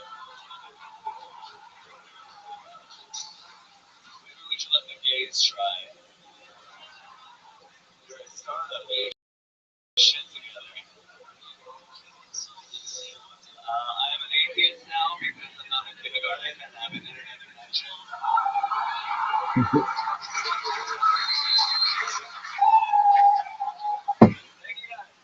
Wow, he did it again. He makes it look easy every single week. He makes it look easy.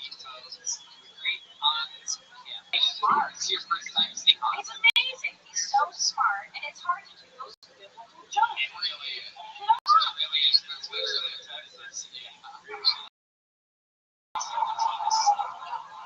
It's Fucking weird. You ever go to church? You ever I go to church. I go to a Korean church back in Seattle whenever I visit. Oh wow. It's different. What's Korean church like? Tell us about it. It's a lot more homework, a lot more reading. Yeah.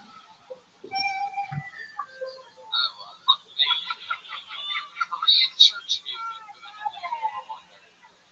Hans, what's happening this past week? I went to do some acid. Good for you. And then my friends all abandoned me in a house. And then I called them back, and then I started a fire in a fire pit, and I was sort of the fire master for the night. I was manning the flames. Okay. I went to San Antonio, and we did a little hanky-panky with my beautiful Nate in the Whataburger drive-thru. Wait a second. Hold on. Let's slow it down here for a second.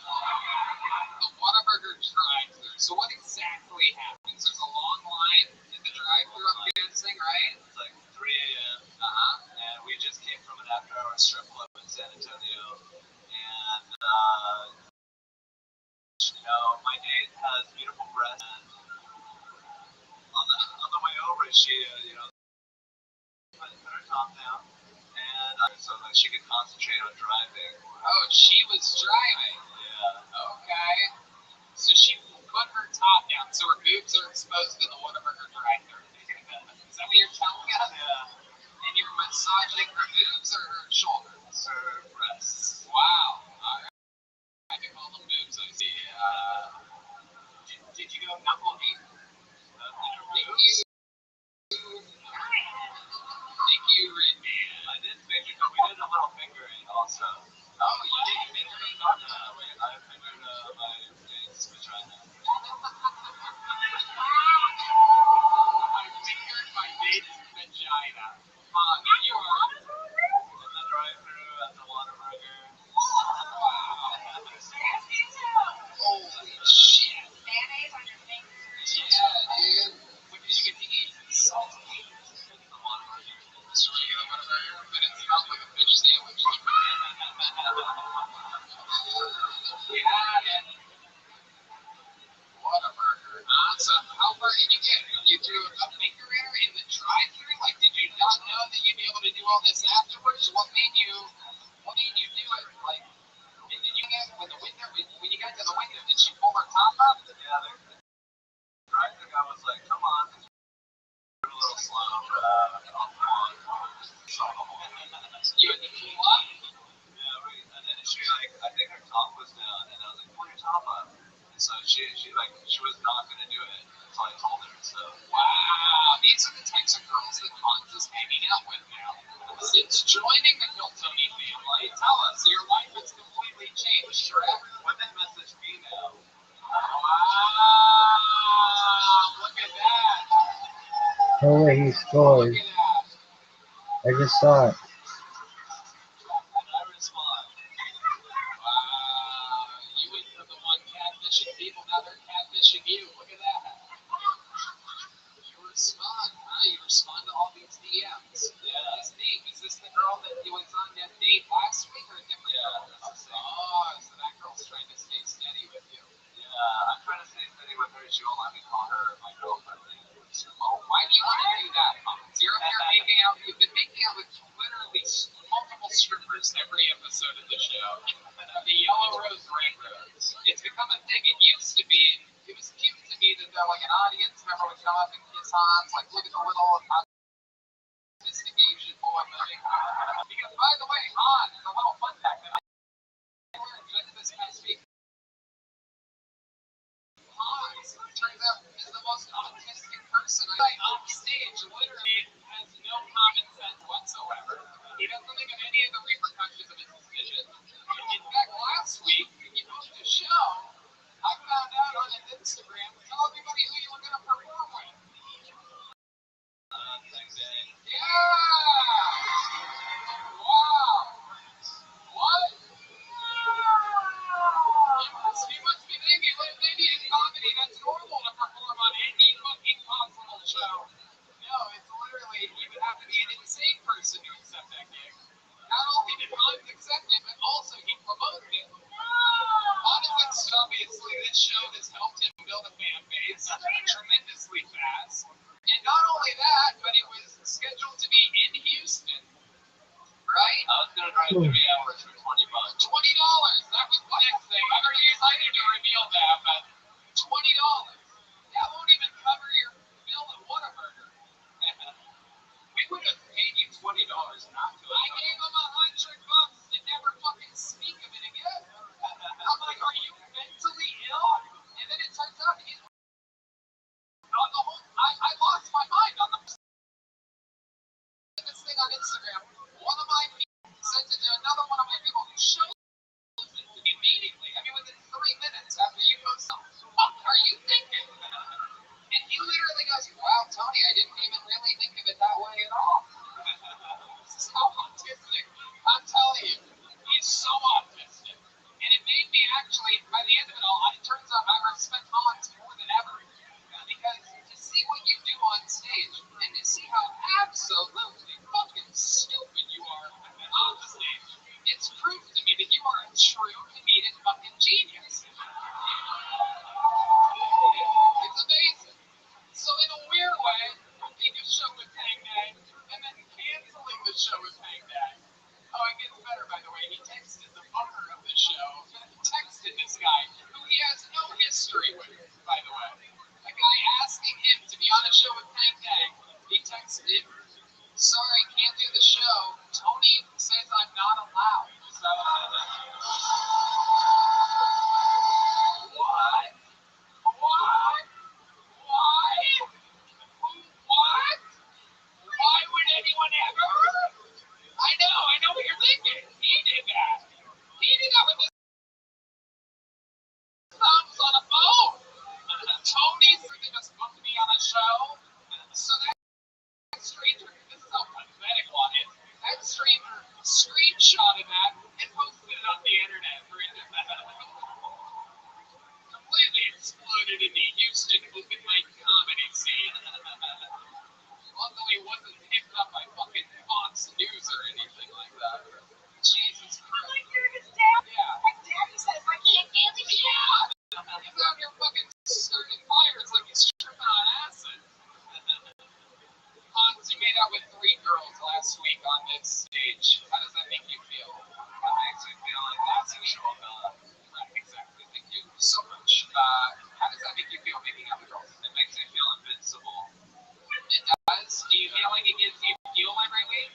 It feels like I could get rejected by everyone this whole week because I know Monday is coming.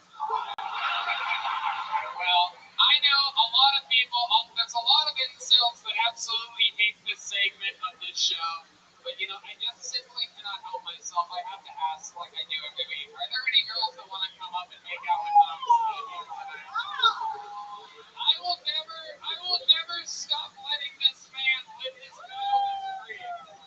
Wow, look at this. Oh, she's a real girl. Oh! Damn! Not even one of the yellow red rose girls. That's a real girl.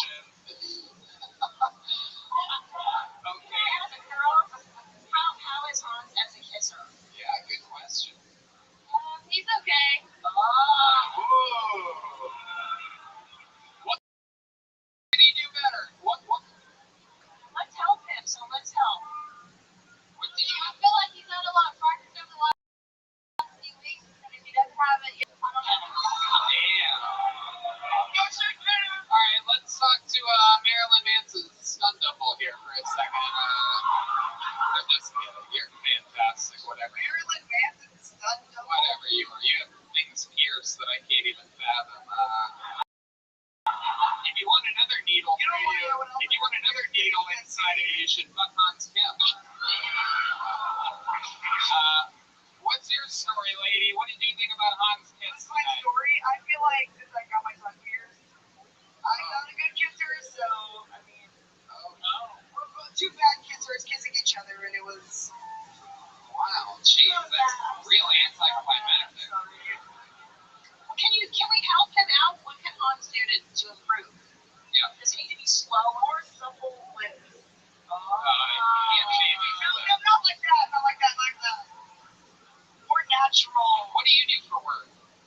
Me? Yeah. I'm a server. Oh, okay. Alright. Any cool place? Like Applebee's? What are you doing? How about you? What do you do for work? This one over here. I'm a scribe at a hospital. A scrub? What? Scribe? Oh, okay. Yeah. Prescription? Yeah. Alright. Well, I love it. Hans, how do you feel about this? This is the first time your kissing's been judged publicly. I feel like this is the fire that I need to step up my game. Like next week, I'm gonna practice with my pillow. I can't let this happen again. I'm actually embarrassed. Yeah, this is the motivation. Thank you. I love it. Hans is getting better every single week.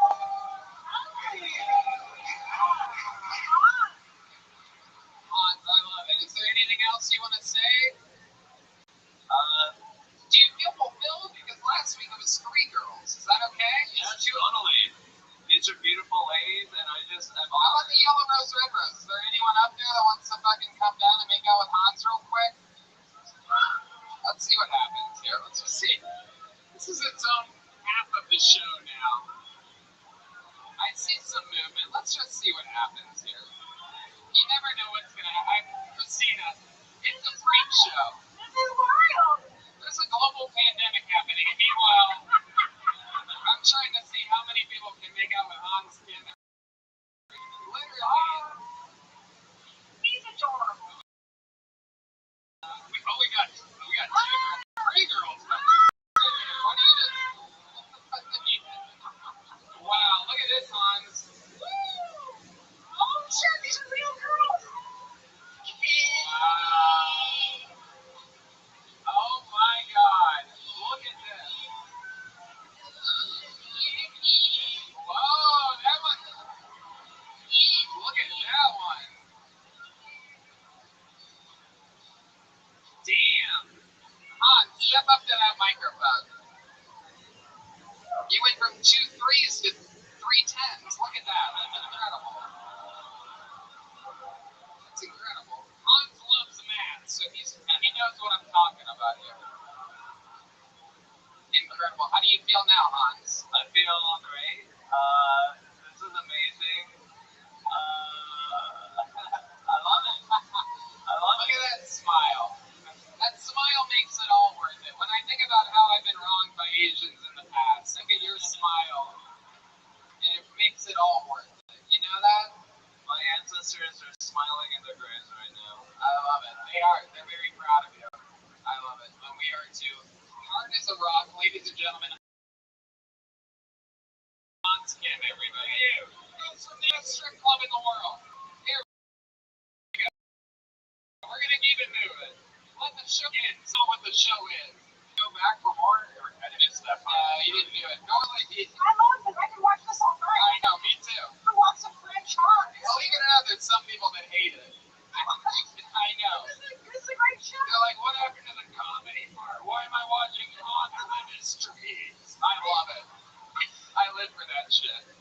It's a Korean soap opera. How about one more time? It's only because he kills it every week. One more time for Hans Kim.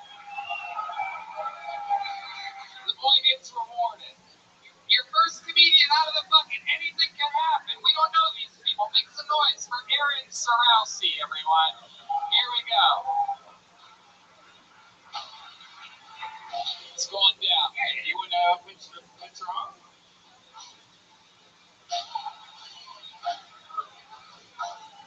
Here he is, everybody. One more time for Aaron Sorowski, everyone.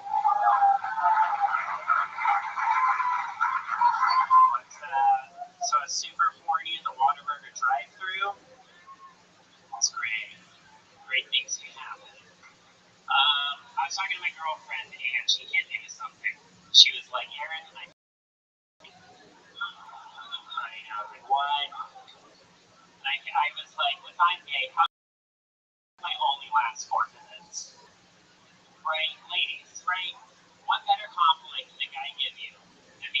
so hot. I came too soon, right?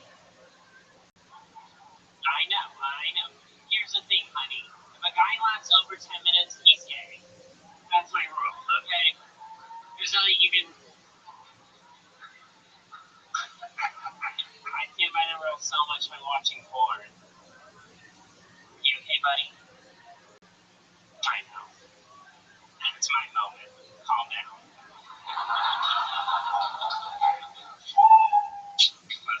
Fuck yeah, Aaron Sarosi. Welcome, Aaron. How are you? I'm good. How are you? I'm good. Is this your first time on the show? No, I did the last show at Anthem. Okay, hell yeah. I don't even know what that place is. Does it still exist? No, I got it shut down. Yeah. Health code violation. That's what I heard. I didn't say it, I just heard the rumors. I promised Gary Clark Jr. I wouldn't badmouth the place anymore. Really? He hit me up this past week and laughing his ass off. He was like, really, man? You had to tell them to go to Yelp? Oh, no. I guess I don't ever remember anything I say on this show, by the way, so. Keanu will be held against me. Welcome, Aaron. How are you? One of the funniest lesbian comedians I've I like it. I'm just sharing such a thing. Thank you. I see you. You're like a gay version of something else. Thank you. And I could do a Brokeback Mountain sketch together sometime. Easily. We're doing a Brokeback Mountain right now. All right, Aaron. Thank you. So remind me, Aaron, how long have you been on stand-up? Like 3-ish years. 3-ish years? And what do you do for work? I'm a server. Oh, where do you serve at? Sour Duck Market. Okay. Sour Duck? Duck. Oh, wow. All right. I mean, dope name though. Is that an Asian restaurant? No. No. Just curious. I thought you learned your lesson before. No, I didn't have to learn. Okay, there's a second time for everything. I taught a lesson when that shit happened. I didn't learn why. Oh, you guys like that? Okay. So, Aaron, what else? Tell us something we don't know about you. You and I, we like weirdly interact a lot. We're both really drunk when Okay, Aaron. Yes. every time. This happened like 2 or 3 times now, but Tony will come into the Creek in the Cave. I'll be drunk, and then we'll just do weird bits. And I hate it every time. What are you talking about? Literally, what are you... No. So where do I do these bits? The Creek in the Cave. You sing on stage? No. We're in like weird corner. I see what you're doing. Very good. Thank you so much. Okay, what kind of bits have I done on you? Because I know that this is like setting up to something. I know that you're just... Hold on, Aaron. Just let me finish what I'm talking. We're on a podcast right now. So either you're setting up to some big joke or you're just lying about me interacting with you at a comedy show. I get it. So what is it? You can look, Tony, you can worry all you want, but I know what happened. Okay, what happened? Tell us all. Aaron, we're on a podcast. No, literally nothing happened. We just do a weird bit, and then... What do we do, Aaron? Tell the people what we do, Aaron. What's the bit that we do, Aaron? Not like, I don't know, like... It was... I don't know, I was like drunk the whole time. You were drunk. All I remember being like, I was like... Aaron, look at me. What the fuck are you talking about right now? We're on a live show. I do this every week. You're getting a little bit excited right now. You're making something. Are you going to tell me what I do at the Creek in the Cave to you or whatever you're saying? So I think you walk up and you go, hi, I'm Tony Hitchland. I introduce myself randomly to you. That's what you're saying that I do when I'm in the Creek in the Cave. Just doing massive sold-out shows is the only time I'm there. Yeah, Telling me that I randomly walk out amongst the humans and I introduce myself to you every time I'm there? Are you kidding? Am I supposed to go along with this? Jesus Christ, Aaron. Am I supposed to go along with it? I don't know where we're So going. I introduce myself to you and then what do I do, Aaron, in real life? And then we stand around awkwardly. You and I stand next to each other and we scan the comedy club. Yeah, I was confused.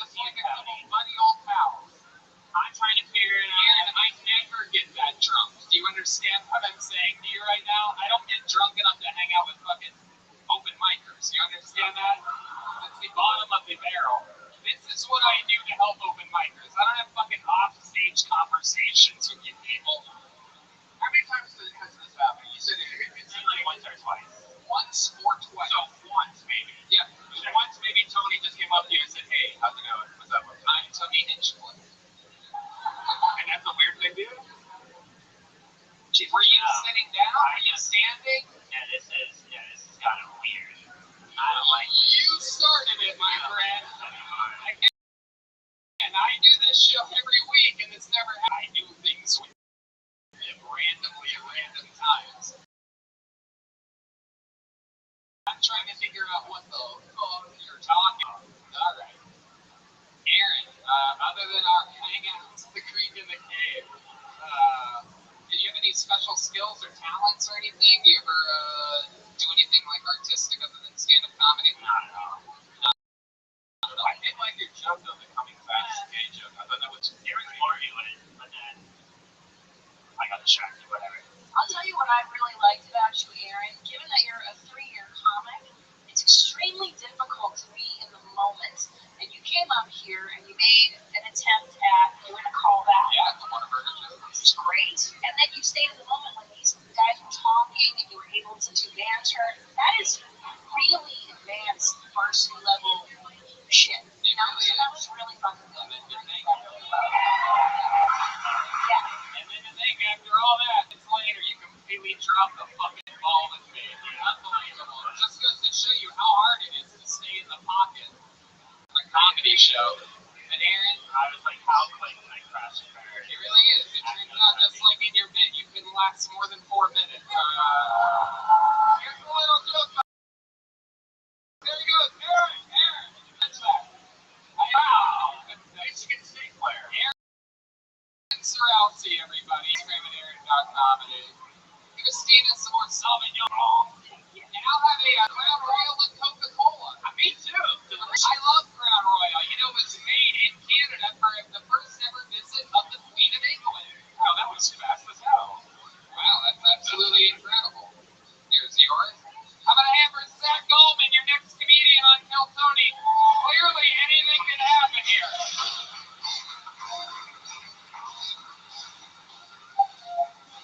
It's gotta be weird when you. Oh, here you go. One more time for Zach, everybody. Hey guys. Did you know that you can get erectile dysfunction and jerking off too much porn? Neither did I. That's what I found out over quarantine. So I've been on a lot of dating apps recently, and I noticed there's a lot of women looking for sugar daddies. And so most of them will think they're about to lose their foot to diabetes. I don't think sugar is really the thing they need in their life right now. I tried texting my ex the other day, and she just immediately blocked me. She'll find out about the herpes eventually, I guess.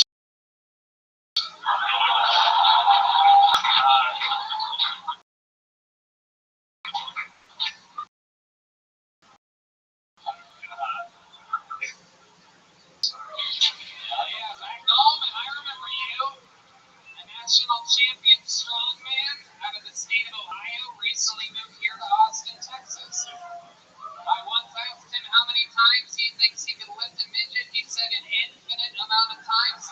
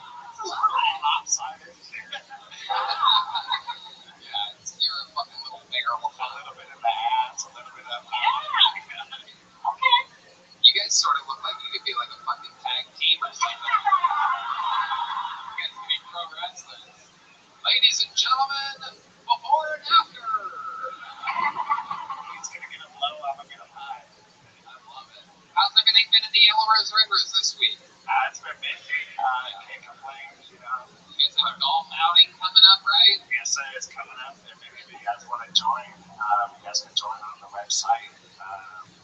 Also, tonight for Monday, we have $100 bottles. $100 bottles. Holy shit! Look at that. That sounds like a deal in the strip club world. I don't know how it works, but so those ladies that came down, are they the yellow rose or the red rose? I need to know.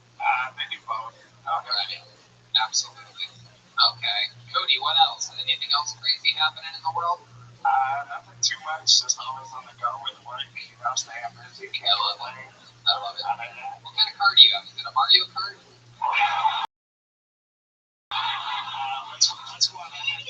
Which one? I have two. You have two cars? Yeah. Look at you. What kind of cars do you have? I have like a Chrysler, and then I have a classic 64 Impala. Damn, look at you. Fucking big pivot over there. You can barely see over the dashboard. I love it. How many phone books do you have to sit on to drive that thing? I just moved the seat up. I love it, dude. You're just out there fucking causing more incidents than Hans can. I love it. Cody, you're a legend. How about a hand for Cody, everybody? Zach, I'm a venture to say tonight's set went better than the last time you were on this show, right? I did the whole minute last time. I just beat the bear, so this time I short a little early. But I'm saying it went better. Were you more lax this time, right? Yeah. So I think last one was a little more. Really? The last joke on this one landed better. Okay, let's argue about it sometime. Weird interviews so far. Zach, is there anything we should know about you that we didn't find out last time you were on the show? Something wild about your life or your history? No, I don't. No. Yeah, you did. I'm not that lucky. You actually get like. Can I have another Crown and Coke, please? This time Coca-Cola out of the can, Crown and Coke. Double check, make sure it's Crown. This is definitely Captain Morgan's and something. It's okay. It's a Morgan. No, it definitely is. I know fucking Captain Morgan's when I know it. Holy shit, it is Captain Morgan's. Dude, how are you surprised right now? Why would I say that? You think I'm the last guy just making shit up for a no joke? Interesting. So last time we talked about in the Army, strongman. Really? I grew up mostly like rock and punk. I played a little lead guitar growing up. You play guitar? Really? Any other instruments? A little bass, a little piano. Wow. Do you sing at all? No, not at all. I mean, badly, but sometimes, yeah. You just play guitar? I can't picture a big man like you playing it back. Can you picture this? Matt says you look like you can play. I've never seen a muscle guy play guitar. Everyone in my family's musician, so. Oh, really? I like that. Oh, okay. All right. If he looks like it, I trust him. Well, there you go, Zach. Maybe next time we'll hear a little guitar bringing. There goes Zach. Hello, everybody. We're going to keep it moving. I want to tell you, sorry. Oh, yeah. Wait. Sorry, I forgot. Hold on. Wait. Your material is so great. You can trust it. Thank you. Relax and trust it. Your drums are phenomenal. Thank you. I You appreciate should it. trust in your material. You're doing great. Wow, Christine is so glad that I laughed. Did you get a joke book last time you were on? You did? Okay, then get out of here. There goes Zach Allman, everybody. On to the next one we go. Back to the bucket. Make some noise for Bobby Johnson, everybody. We're going to meet Bobby Johnson together all at once. But maybe I met him before. Maybe I randomly introduced myself to him at a comedy club. Come on, people, make some noise for Bobby Johnson. I've been a little busy lately. I opened a Lion King themed strip club called Hakuna Matatas.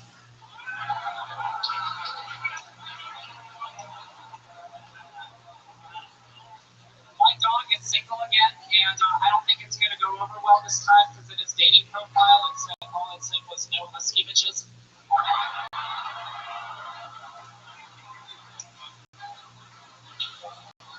When I'm not doing this, Yes, I manage a Texas theme park.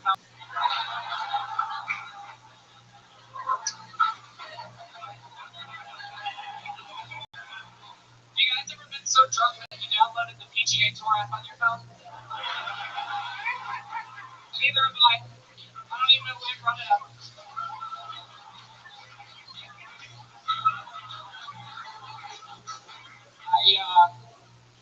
When I'm looking for hookers on Craigslist, I like to use my toy phone to call them because it really helps me push your price. Fuck yeah, Bobby Johnson, look at you. Wow, I love it, man. You're a little fucking wordsmith, dude. Yeah. Hell yeah. You were on the show once before at Anton's. I took the picture with Joe Rogan. Absolutely, that's right. You wanted a picture with Joe and you got one. Yeah. Absolutely. You are one of the funniest NASCAR drivers we've ever had on the show. Remind me, you're a real Texan. I can just tell you look like you just were fucking raised on puddle water out here. What part of Thank you, Cricket, for that. What part of Texas are you from?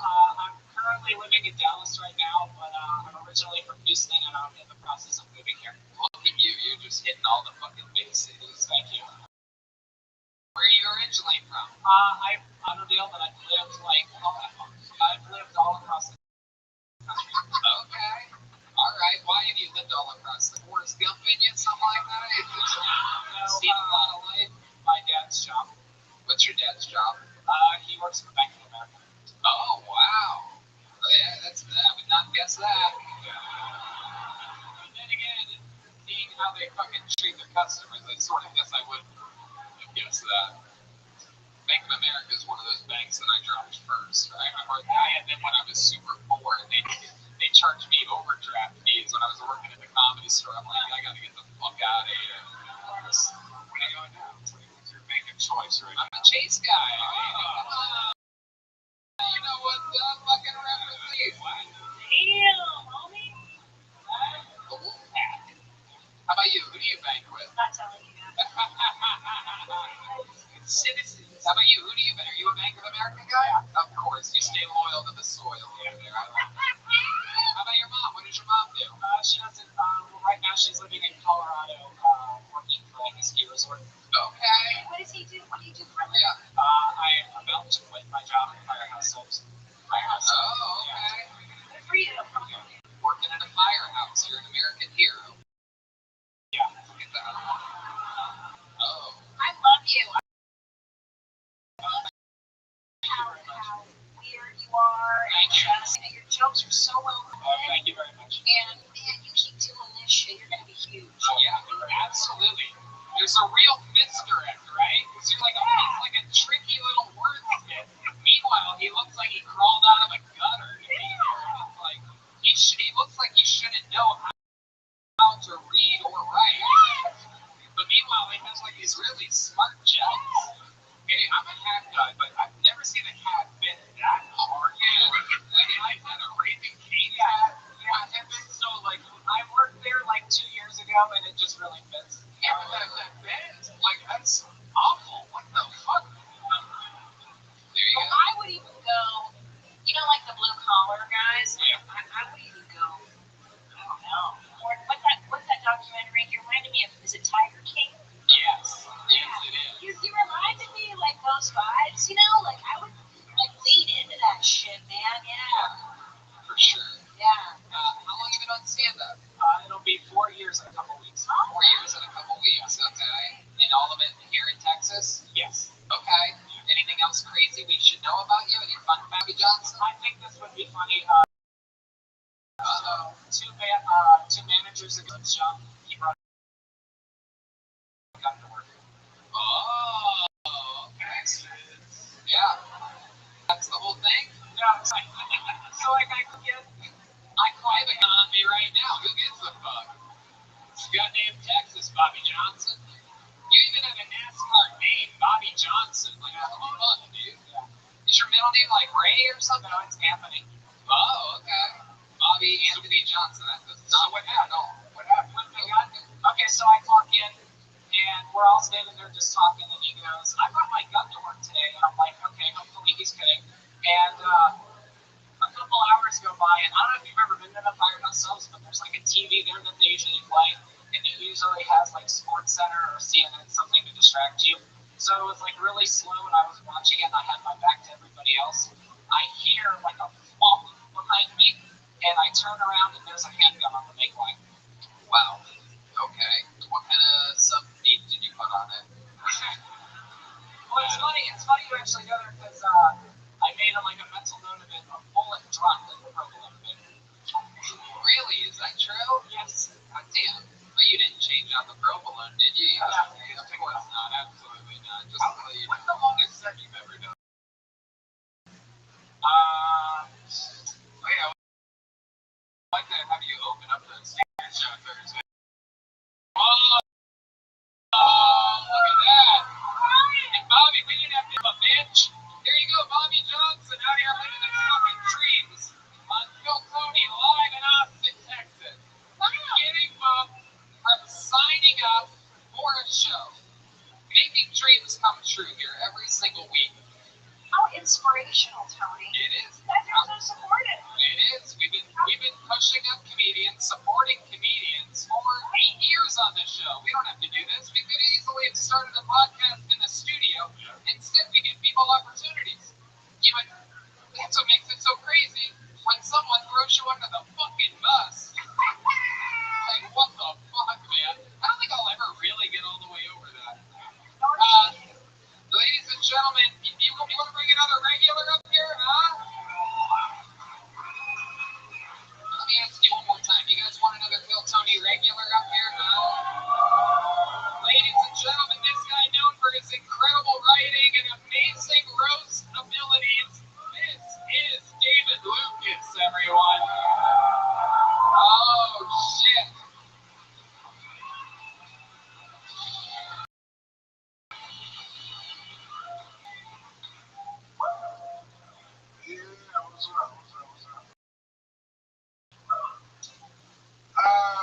I'm trying to understand white people because I be around y'all so much.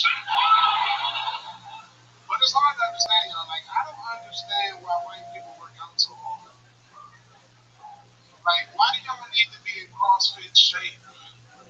Like, why do you need to be able to run a mile, flip a tire, and do 100 push-ups in 8 minutes?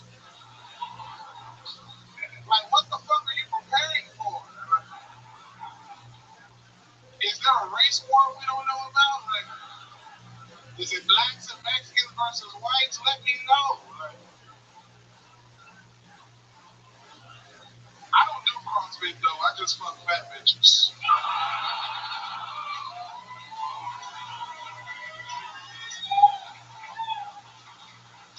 Because lifting up a fat girl's leg is like flipping over a tire. They both weigh 180 pounds. Like, That's very funny. The great David Lucas, everybody. Been writing a new minute on this show for years now. yes, it'll be 2 years, I think, in October or September. I love it. I love it. Just can't stop, won't stop. Looking better than ever. Yeah. You look like I'm gay. How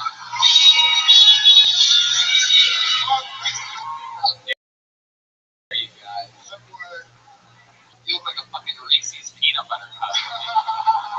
Chocolate outside, peanut butter center tonight. You got Tinkerbell life-size wheels on your jacket. Oh, That shit crazy as hell, boy.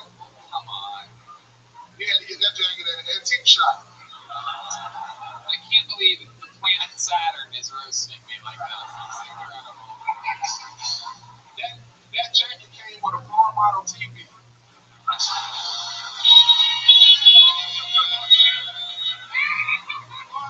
Alright. That's actually true. I have the TV and I watch it regularly. I love it, dude. Yeah, they got your ass. It's a Harley motorcycle. Harley Davidson shirt? Is that what that is? Yeah. You ride motorcycles? You ride me. Oh, come on. How dare you? Do you ride motorcycles? I ride dirt bikes. You do? Yeah. Are they called dirt bikes, or is that just after you get on them? You son of a bitch.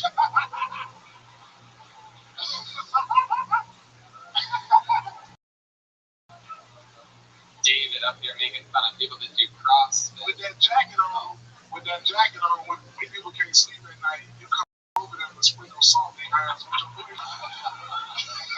So descriptive. Hey guys, sprinkle salt on them with my booty. I was supposed to be saying the sand man, my bad. This is not supposed to be saying. David at one point during his sentence says he fucks fat bitches. So do they.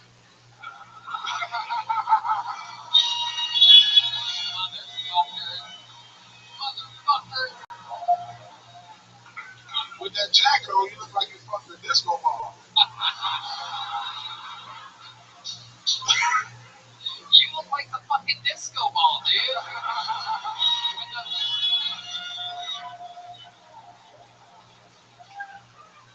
Look at you.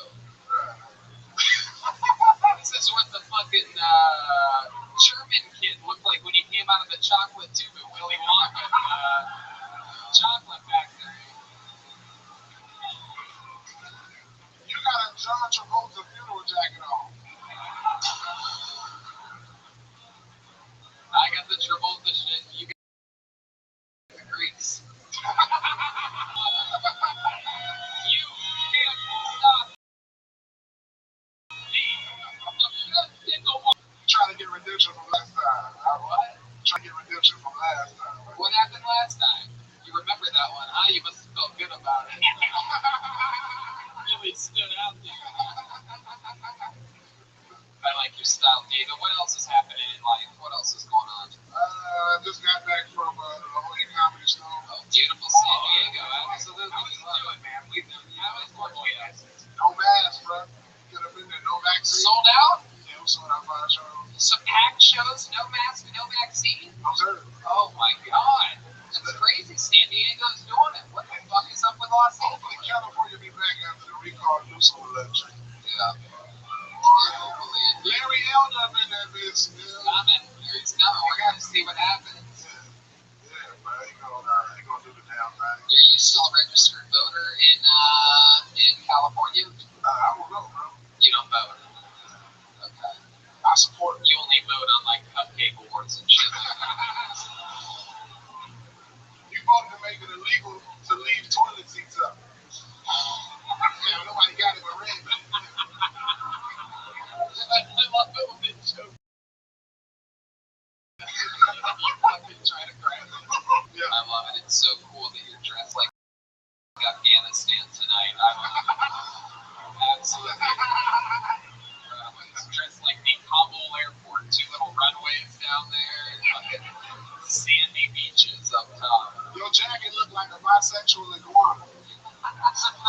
It actually does look like a bisexual iguana. You know how rich ladies be putting them jewelry today? What's on the back of that thing? What do you got? Probably nothing. I don't know. Yeah. Just some fucking wrinkles. I can't see the back of my shirt. Look at that shirt. You ever iron that? Hell no. For what? You ever just steam it with your own body sweat? I'm gonna let you sit on it and do some booty rubs. Fuck!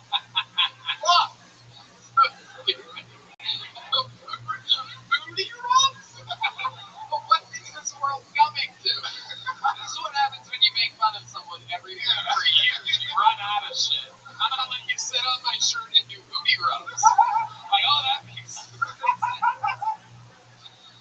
David, you're an absolute fucking G, man. I mean, you're out here doing real stand-up comedy, no tricks, not just being silly, Yes. doing real jokes. And you got the lovely Christina. That's right. We became friends like 3 weeks ago. I was bringing her up. Chance for her to probably gonna wheel her ass. Yeah, she was like, you got it? You Yeah. have to say your mama's house. You have to say your mom's house. The mom's Yeah, house. otherwise the mommies get super fucking pissed, right? Yeah. Oh yeah. I got it though. That's it. That's it. So funny. Thank you so much. Yeah, I love you. Yeah. Your jokes are just fantastic. The first time I saw him, he was like, I was going down on the girl, and would you say it tastes like pennies? Yeah, it tastes like pennies. Yeah. And I had to ask him, like, what does he eat? And he's like, oh, she's on her period. I was like, oh, yes. started tasting the copper. Oh my god. I love it. I love it. You're so real. I love that. I love that you keep it real and it's so effortless for you. It's so attractive. Yes, it's wonderful. We're so proud of you, David. It's amazing that you can still connect your hands in front of you like that. It's really impressive. I'm trying to get out of here, motherfucker. Okay. I ran out. I ain't got no more gay jokes, bro. You can do it. I gotta find another angle. I gotta tell you look like an albino python or something. Ladies and gentlemen, one of my best pals, one of the best rising comedians, David Lucas, everybody. On to the next one. More regular for you, and you'll later tonight, of course. It's so connected hands. Amazing. We never stop. We've pretty much done every joke we can possibly do. We surprise ourselves every week. Sean Hope is next on Kill Tony out of the bucket. I don't think we've met him before. The name does not look familiar at all. Anything can happen. You guys having fun out there? Alright, here we go. Ladies and gentlemen, this is Sean Hope, everybody. What's up, everybody? Guys, what if electric cars could break the way phones do, right? Where it's like, hey man, I plugged it in, but it's not charging. It's like, yeah, you gotta wrap the cord around the car a few times. Create some tension, right? Come outside after a storm, be like, oh fuck, it rained last night. Hey, does anybody have like a really big bag of rice? Gotta soak this shit up, man. Trying to get better at dating, guys. Trying to get better at it. So I decided to check out one of those like really old dating self-help books from the 90s, right? Well, like I honestly think it's just started to make things worse for me. Yeah, the book is called Mixing Things Up with Bill Cosby. It's not good. I didn't take his advice, but guys, I know white privilege is real because I have mental health issues that are directly related to how well I'm doing in Candy Crush. But I can't talk to anybody about it because it's too vague, so I just have to, like, be vague about it. But again, things just aren't lining up. All right. Sean Hope, everybody. There you go. 60 seconds from Sean. Welcome to the show, my friend. This is your first time on, right? Yes, I remember you. I do remember you. You're one of my favorite characters ever. You're with the little girl in the movie Hereditary, right? I remember that, man. Yeah, that was a good role. You did the telephone pole with it. 100%, yeah. I love it. Sean, tell us about your life. How long have you been doing stand-up? I've been doing stand-up for about 2.5 years now. Okay. What do you do for a living? I work at a poke place. A what? Poke. It's like raw fish, sashimi. Yeah. Yeah, it's a pretty chill job. It's easy. All right. How old are you? I'm 23 years old. Yeah. You're adorable. Where are you from? I'm from here, Austin, Texas. Oh, wow. What part? Pflugerville? Just like, no. Definitely not Pflugerville. Cedar Park, Texas. Wow, Cedar Park. Okay. It's like a slightly better Pflugerville. All right. So still What sucks. is it at? Does it have anything cool? Not at all. Nothing cool. I got a couple chilies. That's pretty cool, I guess. All right. 2 chilies. The red man's boat. That's the best we got. Actually, it's so weird. I live next to a Chili's, and literally 2 miles down the road, there's another Chili's. Like, why? That's why he moved there. Texas. We love the Chili's. 2 for $20, and you can't beat it. So tell us about you. What do you do for fun? You're 20. Tell us what the kids are doing nowadays. Oh man. Mostly I love to lie on my couch. I play my. You on your own couch? You live by yourself? I live with my friend from college. So yeah, we just moved into Austin finally. I went So to you have a 2-bedroom apartment Yes. with your friend from college. Yeah. You graduated from college? Yes, sir. Did you graduate with a degree in okay? I tried, but it was a little too tough on me, so I decided to go with theater, which was a bad choice. Don't do that. Don't. So you sit on your couch, you said you play your guitar? Yeah, I've been playing for like 7 months now, and so I just like to mess around and try to. Okay, you know how to play any songs or anything like that? Not on electric. I only have an acoustic, so I just do a lot of figure styling stuff. I like Tears in Heaven, Eric Clapton. Okay, yeah. I know that that one? Those kind of stuff. Okay, you must love this. Like, I love it. Dude, nothing against the girls with like Tears in Heaven from Eric Clapton. Yeah, they love One of the saddest songs of all time, everyone. It's my go-to move. It works out every time. What is your love life like?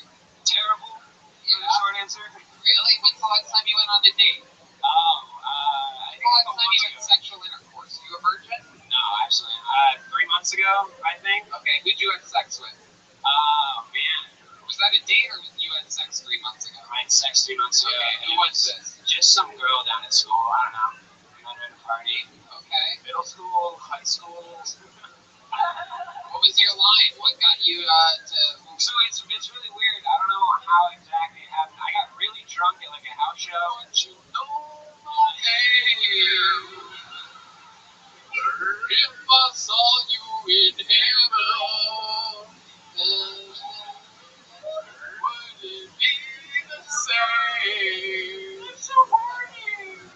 If I saw you in heaven, girls just twerking and taking off her pants. Oh, yeah. The year is 1992. God. Do.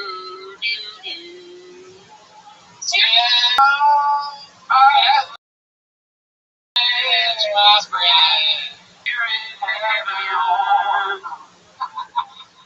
The band is so amazing. They can do anything. Our old band couldn't play a song and you gave them 6 months to prepare. Alright. Like a theater kid. So you hang out with like a lot of like arty chicks who want to bang you and stuff. It seems like a good idea until like, you get to know them. And then what's up? But you learned some theater shit, studying theater? I started doing stand-up like 2 years into college and kind of lost all interest in like theater. And so then I kind of just was doing it because it was easy, just to get through it. What plays did you do? What did you do in theater? I didn't actually ever do a single play in college. What the fuck? Yeah. Damn, I guess we all have theater degrees. No, it is like, I did it genuinely. As far as like useful degrees go, I think I have the single most useless degree of anybody. Because I majored in something with no jobs, and even if there was jobs, I wouldn't know how to do it. So it's really tough. Wow. That's absolutely incredible. What's another fun fact about you that we should know? Something crazy about your life or your family or anything? Oh man, I'm trying to think. There must be something. You would think there'd be something, right? Religious? I'm not religious, no. My mom likes to be religious, but when we were like 8, we just stopped going to church and never went again. But she still gets on and Happened. Why did you stop going to church when you were 8? I think that my parents wanted to sleep. And they were like, Okay. yeah, I think they just decided to forfeit like religion for that, you know? Big drinkers? They're heavy drinkers? No, not heavy drinkers. I think they just they were just tired. And they were just like, Wow. Look at that. God isn't worth it, I guess. Just exhausted parents. Look at that. Well, I love your set, John. I think you were fantastic. And again, Christina, what do you think of this guy? I would say what I love about you, John, is that you're in such a great lane. The absurdist, wacky white guy lane is pretty fucking fantastic. Thank you. Yeah, you keep going there. This is going to be great for you. You're a theater guy. Absolutely. You're in the right place. Thank you so Don't much. try to be anything else. If you're a weird guy, though, what if the car is tipped and right? Yes, go there. Keep going there. Absolutely. Thank you. You love doing stand-up, don't you? I can see it. Yeah, it's became an obsession, like immediately, and I didn't want to do anything else. Because, what else? I think about it every night. Where else would I rather be? So Where do you write your jokes? Do you write like on pen and paper in the morning?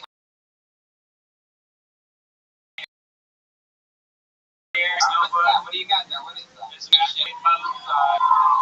Adrian Cavazos here on Kill Tony. Amazing set. Come back. Let's see another minute from you, buddy. There goes John Hope, everyone. It's Heft. Hoeft. Heft. Sure, whatever. They'll know it later. John Heft. Oh, okay. Absolutely. One of the ugliest women I've ever seen in my life, everybody. Hang on, that's a dude from Pearl Jam. Oh, that's a guy. Okay, sorry, Scott. How about I am for Scott, everybody? Good-looking guy, hideous woman. Depends on how you look at it. Here we go. Back to the bucket we go. Let's see what happens. Dallas Irvin. Wow. That's a real name. Dallas Irvin. Here we go. How many of you like it when comedians do good on this show? How many of you like it when comedians do bad on this show? All right, here he is. He's been here before. Here he is again. This is Dallas Irvin. Hello, everybody. You look good. You look good. First things first, ever since moving here from April, all I gotta tell you is you got the best crackheads I've ever fucking seen in my life. I've been, yeah, you should be proud of themselves like that. I've been feeding cigarette butt a week. And but you have to call me because not all of them have, you know, hepatitis is a fucking bitch, is all I can tell you. I mean, my first interaction with one of these glorious angels that you referred to as crackheads here, a gentleman looked at me, African-American man, he goes, I'm the grandson of Ulysses Grant. Yeah, right? I'm like, dude, you're black, Thomas Jefferson. Because he raped his wife. Another lady recently came up to me while I was having a cigarette outside of a bar. She goes, you want some of these titties, white boy? And I'm like, first of all, you're white too, and I don't like buttermilk. Yeah, man. I'm just saying, like, feed them. Just feed them the cigarette butts, guys. Dallas Irvin, everybody. There it is. You said you like it when comedians do bad, and there you go. Dallas, you bomb all the time, dude. You've been on the show a few times. It's always a real fucking shitstorm. Am I right? Do you do better at other shows than you do here? I like to think I do, but apparently fucking not, bro. One of my favorite parts of your set was the first words out of your mouth were, you look good, and then you went into a totally different thing that had nothing to do with it. This is a good You always tell the other, you didn't even really look at them. You say, I don't need to. I can feel their energy. I mean, they're really not. I'm here every week. Sir, will you stand up? This guy's sitting in the front row. Yoni, you have this?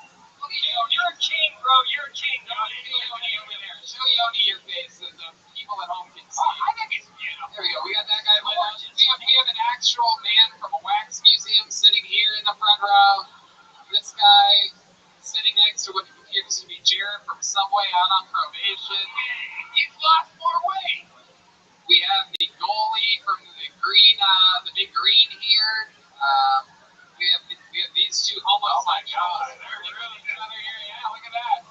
Two German homos just about to make out with one another. I mean, they're really not a good-looking crowd. I mean, compared to you, I guess they are. Well, yeah, obviously. I mean, I know my place. I guess so. Do you say that a lot? You look good when you first get on stage? Is that your first time saying that? No, sir. By the way, it was no time you were up here. You literally grabbed the mic and you look good. Crackheads are crazy, am I right? You went into it totally different. I thought it was a setup. I'm like, this has to be a setup. You look good. Just kidding or something. Yeah, there was no payoff. I'm trying to. The D-Man is saying you stole my line. He also says you look good. D-Man, this is the only other person that thinks this is a good-looking audience. D-Man is the way. He doesn't just have cool sunglasses. I always love it when the guest realizes that D-Man is blind. Pauly Shore was the guest a few weeks ago. The first thing he did is he tried to fist bump D-Man.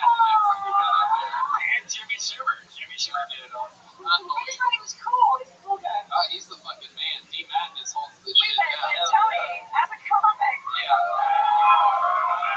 Absolutely. Like, really, one of the best bass guitars I've ever heard in my life, man. One of the best bass guitars. No one needs your fucking dirty endorsement right now. You understand?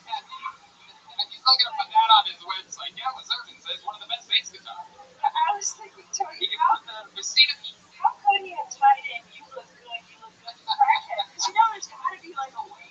yeah, you look good. You know who does it? The crackheads outside here, and then you'd be in.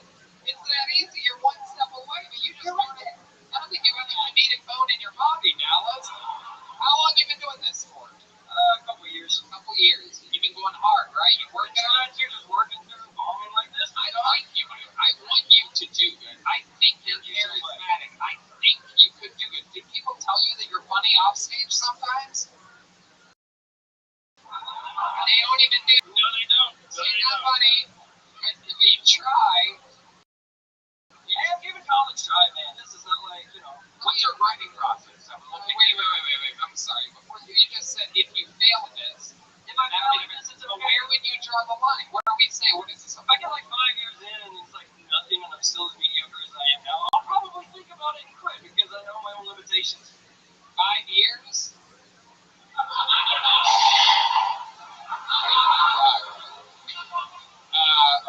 Well, I'll tell you what Christina, let's hear it. Help this man. what I love about you, and what I think is very important in today's society, is taking risks. And I see you, and I see that you're trying to find the line. And sometimes it's too far, because when they don't laugh, you've gone too far, right? But I love that you're taking those risks, and that's what comedy needs, is more people that are willing to have. Well, thank you so much. It's true. Good for you. Take risks. I love you.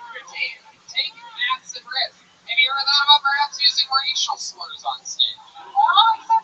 I saw it, man. I'm telling you, it works wonders. Can we go back though? Like, what is your writing process? Like, when you write jokes, what is it? Like Miss Kaczynski said, I'm trying to like find that line and see if I can get like be on the razor's edge and stuff like that. The razor's edge. Anyway, Yeah, good AC. what's something fun about you that would, what's a redeeming quality about Redeeming Dallas? quality? Okay, this is actually, maybe I should have said this, but I put an OnlyFans during quarantine. Like, instead of like the dudes messaging her, they were messaging me. And I had like a list of shit that I had to fucking say. This guy likes this. This guy likes to be told he has a little dick. This guy will possibly ask you if he can send it. If you can send him a picture of me shitting, and that's out of the question. Wait, so how did you get this job? I was her weed dealer, and I also do video editing. You're a weed dealer that also does video editing. Yeah. Did you go to school? Yeah. You got a degree? Yes. Oh, okay. Do you talk about that on stage though? Like, I mean, that's kind of. It's something I've never really considered. Should that be something that's Yes. I don't really think so. I think. What? Yeah, I think like being a secretary for an OnlyFans. There's so much gold. I paid $1,500 in 2 months, and it was worth it. But I hate men now. You hate men now? Yeah, well, at least the sense that was on her fucking OnlyFans, because there was a guy offering $12,000 to eat her shit. Most lesbians hate men though, so. Here you go. Dallas. I love it. Any special skills or talents, non-comedy related? Can you do anything fancy? Can you like bend a finger all the way back or something like that? Can't bend a finger all the way back. Anything like that? Any special things that you can do? Outside of like cooking, would that be a weird thing to do on this show? You're cooking. You're a cook. Yeah, I made garlic confit earlier this week, and it's dope as shit. I mean, what? You know what garlic confit is? You know what duck confit is? It's when duck is raising its own fat over a couple hours, and it's just juicy as fuck. I did that with garlic and olive oil, and it made like a very, very awesome little spread. Alright, well, you should cook for it. There you go. Hell of a cook, and he eats it on stage, everybody. Dallas Irvin, everyone. Hopefully, this could be one of those, and by the way, every story on this show is different. Some people get pulled up here for the first time, and they absolutely destroy. The place goes crazy. And they do it again the next time, and the next time, and then they bomb their fourth time. Maybe your story's different. Maybe you eat it every time you're on the show. And then one of these nights, you might fucking steal it. Who knows? It's only 60 seconds. Anything can happen. It might be, you might be a late bloomer here. So, Tony, there is like a breakthrough. Usually a lot of comedians start off and then they find their voice and stuff like that. There's definitely levels of growing up and stuff like that when it comes to exactly what I just said. And absolutely almost, I just put it, but that's a different way of saying it for sure. Dallas, sign up again, come back again. Yeah, Dallas Irvin, everybody. You are such an amazing idiot. It's unbelievable. I love you. What a team.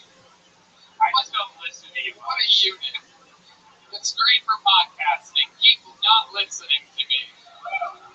The German homos love this. Look at that. You're actually Jewish.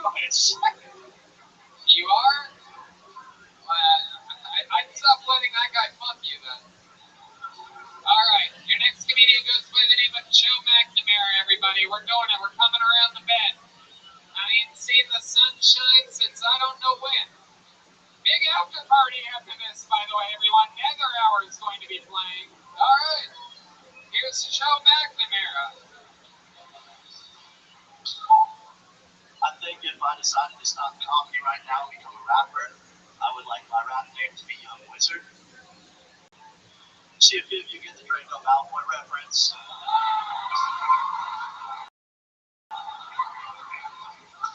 And that's what I'm going for, but I'm worried the other half of the people will think I'm an entry-level KKK member. Given my condition, I don't think that's a good move, you know? Resting Aryan face. I made a big mistake recently that I'd like to share with you guys because it's an honest mix-up that could happen to anyone. HEB sells a lubricant that looks nearly identical to toothpaste. Toothpaste lube, toothpaste, they're all the same. The biggest problem with this is it doesn't tell you on the tiny box how bad Colgate Total will burn in your ass. I learned the minty way, people. I learned the minty way. There you go, Joe McNamara doing it up here tonight. I love it. That was a good set, rock solid. Welcome back to the show. Thanks for having me. You've been on before. What did we find out about you last time you were on? I remember you. Last time, of course, we talked about Harry Potter. That's right. Yeah, We I talked told you you about were one of the Slytherin, right? Yeah. I also, this time, I recognize you as one of my favorite characters, the girl from the movie Midsummer.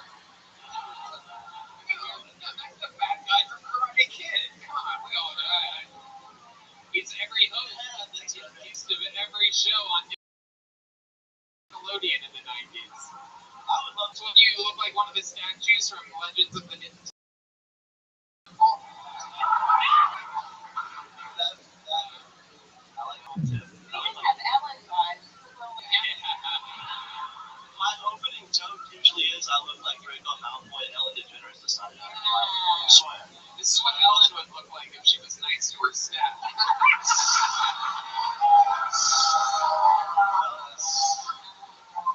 That's a fantastic compliment. Ellen DeGeneres. Oh, shit, so fun. Joe, what's been going on since the last time we saw you? What's happening over there? I figured out about Martin Springs. That place is fucking awesome. But, Oh, yeah.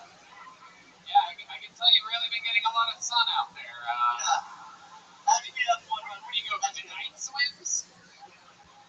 Night swims in SPF 100. You crawl out of your coffin when there's a full moon and go for a swim? Yeah. You are vampire-esque. Jeez, have you ever slept in a coffin before? No, and I don't. How about like this? You sleep like this? Oh, Yeah. I'm You a sleep on your back? side sleeper. Side sleep? Yeah. Okay. Oh, yeah. Thanks, man. Uh-oh. Oh, shit. Yeah, these guys want to fuck you. It's my Aryan brother. You have a girlfriend? What's You that? have a girlfriend? Joe? You've been single for it. I've been single for just over a year. Okay. What happened in your last relationship? How did that end? Yeah. Why? Did you give a reason? No, I probably took the relationship for granted, to be honest. Oh, what makes you say that? Like, what would you wouldn't hang out with her? You didn't buy her things? Like, what happened? All of the above. My biggest thing was I made excuses not to hang out Do you with have her. her phone number? No, I really.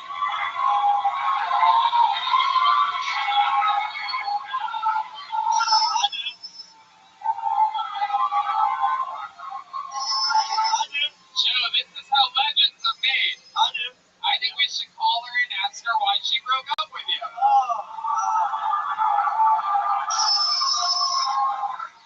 Oh my God. Kill Tony off. My phone's locked up. All right, let's get one of the fucking yonder. You have her phone number. What's her number? What are y'all? I can't. I swear to God, she's not gonna answer the phone. Okay, well, we're gonna try it out. Alright. We're gonna try it out. It's okay. They're grabbing one of the yonder unlockers. It happens very quickly here. This is the first time we've done this. The first time we've done this since we mandatory phone lockup. Put your phone on private first. All right. So here's the deal. Hold on. Let's all wait a second here because we've done these phone calls a few times. This is an interesting one here tonight. So I want to coach the deal. Very important that we all remember all these things. First of all, don't make a lot of noise during the noise. Right, thank you. You, my friend, when you hit send on the call, you put it on speaker and you take the absolute bottom of the phone and you put it to the top of the microphone. Okay, so so you keep that there and you can talk to her through your thing while keeping that bass on the microphone. Very important. Volume all the way up. If it goes to voicemail, pull it away immediately because we can't have the phone number on the podcast. Does this make sense to you? Yeah. Call back again. I haven't talked And then call I haven't talked for the rest of the night. Just keep calling over her. a year. It's been a year and a half. Hey, Tony, what should she get? Hey, just wanted to know. Yeah, what should I be No, saying? here's what you say. Here's what you say. You say, I know we haven't talked. If you want, I will. You think I should? All right, then I'll do the talking. Okay. You next time. Okay. All right. This is Mona Friend here on Philadelphia. Anything can happen here. What's her name? Abby. Oh. She's a good girl. She's a good girl. I feel guilty because, like, Whatever. We're going to find out. Okay. Okay. I'll do it. Absolutely. Oh my God. It's been a year and a half since. So nervous. on something like that, yeah, at least a year. Shh.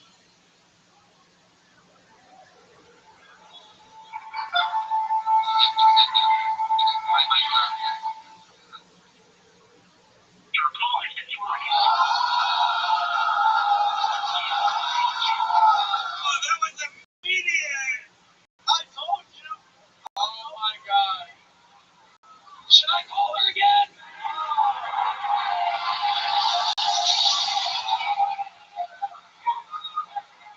All right, everybody be quiet. So by the way, I was actually looking at the phone when that call was blatantly dumped. And it was 4 seconds. I know it was Let's see how fast this next one goes. She might be like with her new boyfriend right now. Like, she's got a new man for sure. She probably thinks I'm drunk, right. and I'm like, oh my gosh, I need you back. Have you tried to call her since then? No, like I said, we ended on pretty good terms. She did break up with me. How long did you do that? I dated her for about a year. And this, That's okay. Okay. I'm happy being single. Like, I'm doing the Okay, I'm gonna try. Again, that call got dumped before this one. Alright, everybody shut up. Everybody on every level, on the balcony and down here, shut up. Here we go.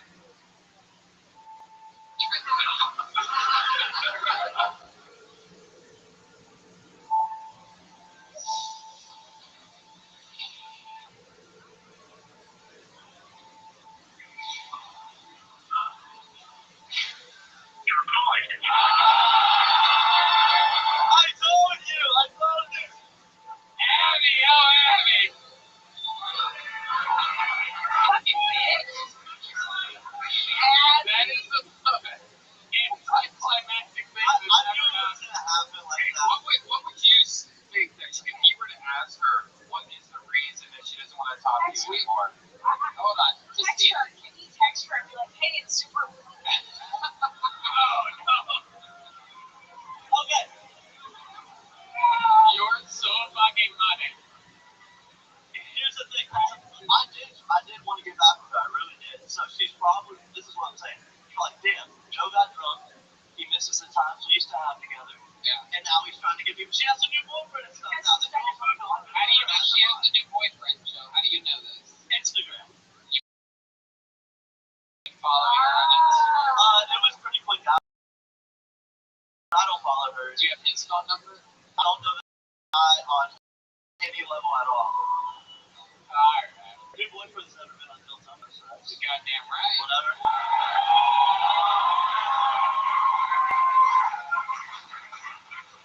I have some explaining to do now. Holy shit. Were you too sweet? Is that you're sweet? You're very sweet. I like to think I'm a nice guy. Too romantic, too sweet. Was I too romantic? I think the problem was I wasn't romantic enough. Yeah. What's the most romantic thing you ever did for her in your year of dating her? That would be the least romantic, sir. Your most romantic thing that you ever did for her? You were dating her for 1 year. You really liked this girl, Abby. She broke your heart by dumping you. You say you weren't romantic enough. I'm wondering, as you're still thinking about it, I'm killing time for you right now. That is the most romantic. You know, this is making me look back on the whole year like, holy shit, it kind of speaks to me. There must be something, right? You took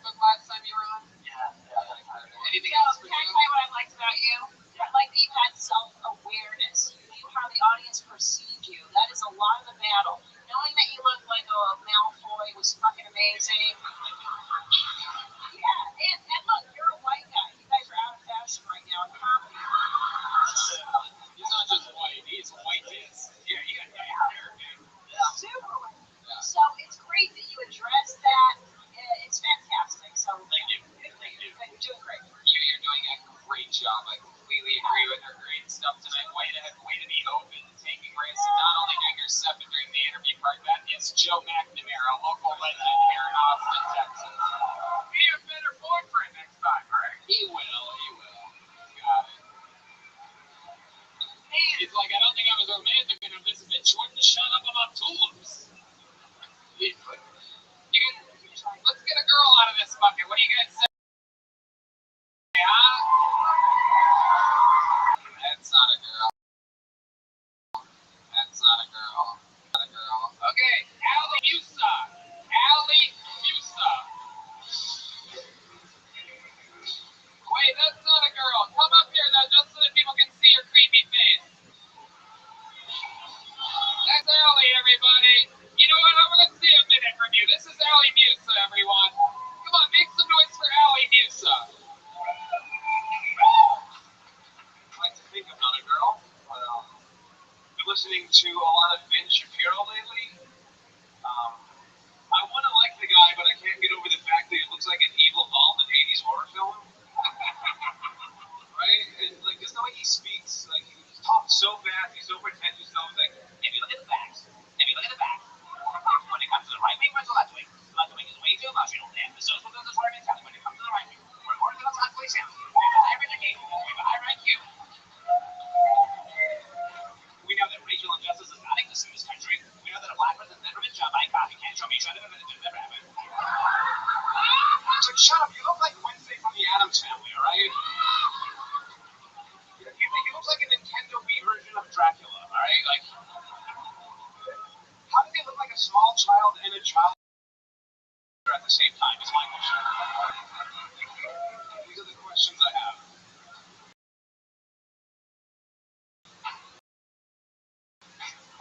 Ooh, Allie Musa. Wow. That's the funniest female I've ever heard. Yeah, incredible. In 1 minute. That's amazing. You crushed in 1 minute. That was amazing. And with a Ben Shapiro impression, I mean, that was incredible. I did not think that you would have told me that somebody was going to do a Ben Shapiro impression. I would tell them not to do it. And meanwhile, you fucking made it. I noticed me, Redman, Christina, and the band clapping at once. I mean, yeah, that's pretty crazy. It's a big risk. I mean, you took the risk of people not knowing who Ben Shapiro is. Huge. I've been doing it around town. I've been in town for like 6 days. It's been doing so well that I decided I would try it out here. Where are you normally from? What are you I'm doing? from Tucson, Arizona. How long have you been doing stand-up comedy? 10 years this month. Wow. Do you do a lot of impressions? Not really. I do voices like my dad and just different accents, but I don't really do impressions a lot. You are extremely talented. Your 10 years of experience really shows, I mean, absolutely incredible. Can you do your dad? Yeah, what does it sound like? What ethnicity is your father? Oh, and I get told I look like Omar Gaddafi all the time. Yeah, I see it. I can definitely fucking see that, yeah. And has anyone ever told you you look like the bad guy from the movie Ghost? No. I believe his name is Willie Perez or something like that. No, I haven't. Thank you, Van Bueling. I got it. Let's hear your dad, your Libyan father. Ali, close the refrigerator. We're wasting all of our energy. Please do it right now. Oh, wow. I bet he sounds exactly like that. I can picture it. How long are you in town for? I'm leaving tomorrow. God damn, back to Tucson. What do you do? No, I'm going to Nashville, actually. Oh, what are you doing in Nashville? I'm doing a set at a comedy bar. What do you do for work in Tucson, Arizona? I just do Instacart, grocery delivery, and Uber Eats. How old are you? I'm 35. 35 years old. Wow. I love your fucking style, man. 10 years of stand-up. How often are you planning on visiting Austin, Texas? I'm considering moving here, actually. I think, how many of you think you should move to Austin, Texas? How many of you think everybody in this room should pitch in $20 a month to pay you money?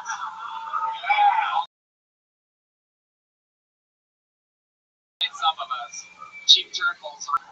I fucking love something crazy about your life that we should know. special skills or talents? I can beatbox kind of decent. Well, we absolutely positively have to hear that. It's not like those viral videos where I can like hum and beatbox. We're at a live show. It's gonna be fantastic. Give me just like a common known like melody, like a Christmas song or a children's song. Okay, let's do. What do you think, Christina? Jingle bells. Ooh, Jingle Bells is a good one. Let's see.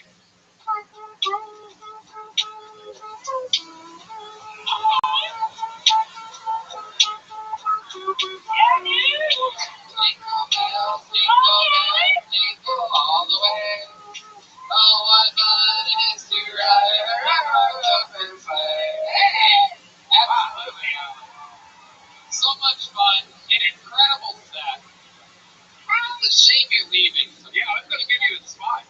You gotta take the leap of faith. There's a time in every comedian's life where they take the leap of faith. You quit your day job, you move to a town, and you go all in, and there's no other options. Your options is none, son. It's time to take that leap. You're 10 years deep. Yeah. Go for it. I'm telling you. You can make a Ben Shapiro impression work that well and make people that listen into it, crack up a laugh. And that means you can really do a lot of other crazy stuff. Austin is, I think it already is, but if it's not, it's definitely going to be the comedy capital of the world. And this is a great place for someone like you to thrive. So I would highly consider moving here. And here is a handmade Texas lemon.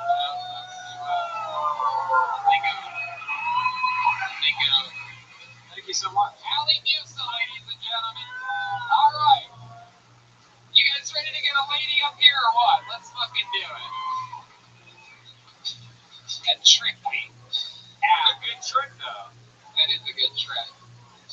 Allie. Allie, I've never heard a guy Allie before.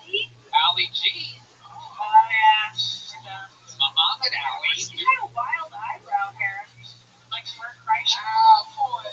Wow. Having trouble getting a lady out of this bucket. Here, you want me to help you? There's more Dallases than there are ladies. How about Moni? Is Molly? Oh, it's Molly. Molly Vibin. This is a new name. Here she comes. Molly Vibin. I do believe it's her first ever on Tell Tony. Let's see how it goes. Our first lady of the night. Going one more time for Molly Vibin.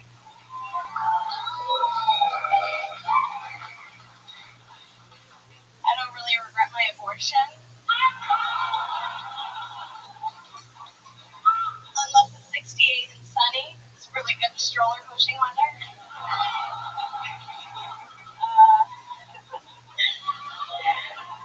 I was living in New York City for a couple years and I had my car there. It was annoying at first. I got used to it, but I realized that parallel parking is just like sucking dick. I've done it way too many times to just be okay at it.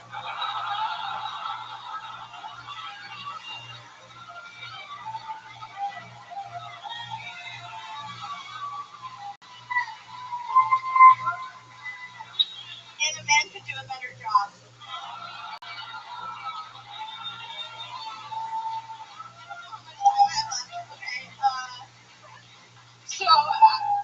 There it is. Absolutely. Doesn't get any better than that. Molly Vibin. Wow. Incredible. Very, very good job. Incredible. Yeah! I just moved here this week. Wow. Look at that. Austin, Texas. This is a fucking takeover. Where'd you come from? I was living in New York, but I'm from South Florida. Okay. Awesome. I love it. Absolutely. How long were you in New York for? Just a couple years. A couple years, and you didn't stand up there, right? I actually have only done it a handful of times. You've only done stand up a handful of times? Wow. My goodness. You're a fucking prodigy. Yeah. I started a couple times before COVID, and then it happened, and I just kind of was like, whatever, nothing's happening here, and I was stuck in leases. Finally, I'm back in Texas. I used to live here. Wow. Do you have a performing background? Kinda. OnlyFans?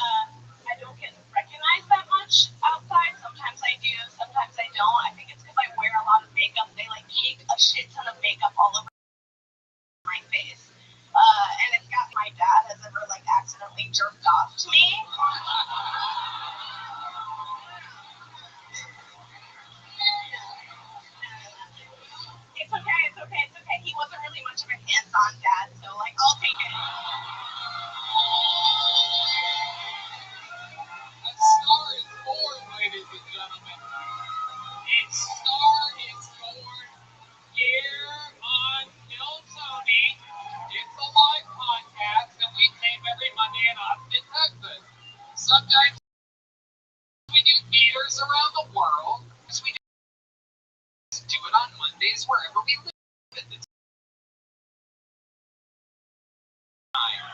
And every once in a while, there is a wow, incredible. You know what's great about your background is that it gives you that swag. Because you're a young girl, 24. Yeah. But you got some swag to you. Like those tits are out. I see you fucking. Oh yeah. Here's the old thing. It's got cardboard in the front. Okay, Red Man. Again, really saying everything you're thinking here tonight. We just no filter at all. But you got swag and confidence, and you own that shit. That's why you can tell that crazy dick joke you killed on it, because we believed you. Something inside of you read like, this girl sucks dicks, and we like that. It really is incredible. So Molly, let's talk about it. Is that your porn name, Molly Vivant? No. Are you trying to keep that like low key, or you don't want to cross the street? I probably won't shout myself out. Okay. I have fans. Sir, relax. And by the way, put your dick away, sir. Relax. You can find me after, and I'll let you know. What's that? You can find me after the show, and I'll let you know. Okay, absolutely. I mean, come on. I have my money on Hans Kim finding you after the show. So let me ask you this: you did porn for 6. What are your like specialties? What are you into? What do you do? Film naturals, really. That's it. Is it like hardcore, or you just show off your bags of fun? No, I do hardcore. Wow, really? Yes, as seen on Brazzers. Oh, wow. Incredible. Incredible. Are you a squirter? Red Band's a squirter, so he asks me. I don't know why you ask disgusting questions. That's not disgusting. That's beautiful when you're straight, dude. But I feel like I'm about to squirt. I'm setting myself up to ask her if she actually is a squirter, but I feel like I'm about to squirt because I've had to pee a million times. They don't like you doing it here. Okay, thank you. So what are any historic moments in your porn history? Have you like done anything? What's the wildest thing that you've done in a porn? Let's just let her answer, Red Man. I know you're so excited right now. Let's just interview the guest a little bit here. I don't know about the wildest right now, but I can think of some funny things. Like one guy that I work with, I usually meet them on set. It's like, hey, I'll meet you. One time I found when he disrobed and he had a big old ankle monitor bracelet on. Oh shit! Get the fuck out of here! That's hilarious. And I have. Did they cover that up in the porn at all, or was it like part of it? It was a stepbrother thing, so probably not. Wow, stepbrother porn. That's always fun. Yeah. It's meeting your stepbrother and then immediately fucking, right? We had that instant connection. Wow. So 6 years in the game. Anything extreme you ever did? You ever like do multiple guys at once or anything like that, or girls at once? Anything like anything wild? I've done a couple guys at once. I've never done like a gangbang. I'm open to it, I guess. Wow. Wait, sorry, have you done a DP? One in the pig and one in the steak? I have done a DP, and that weekend I was in LA for it.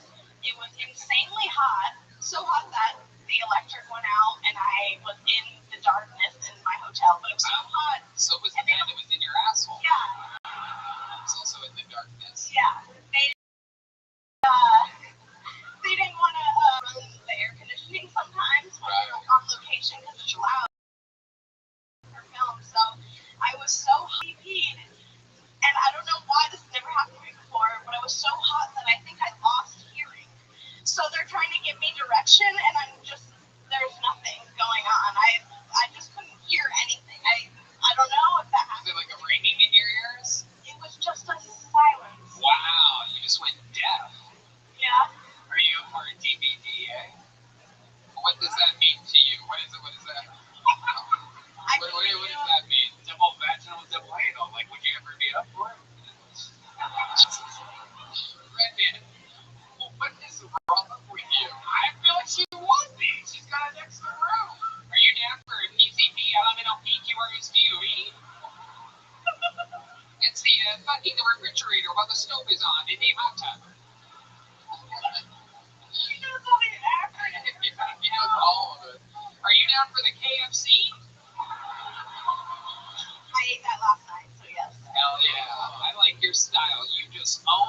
are. You're not shy at all. It shows through your fucking stand-up comedy. There's no shame in your game. You own everything.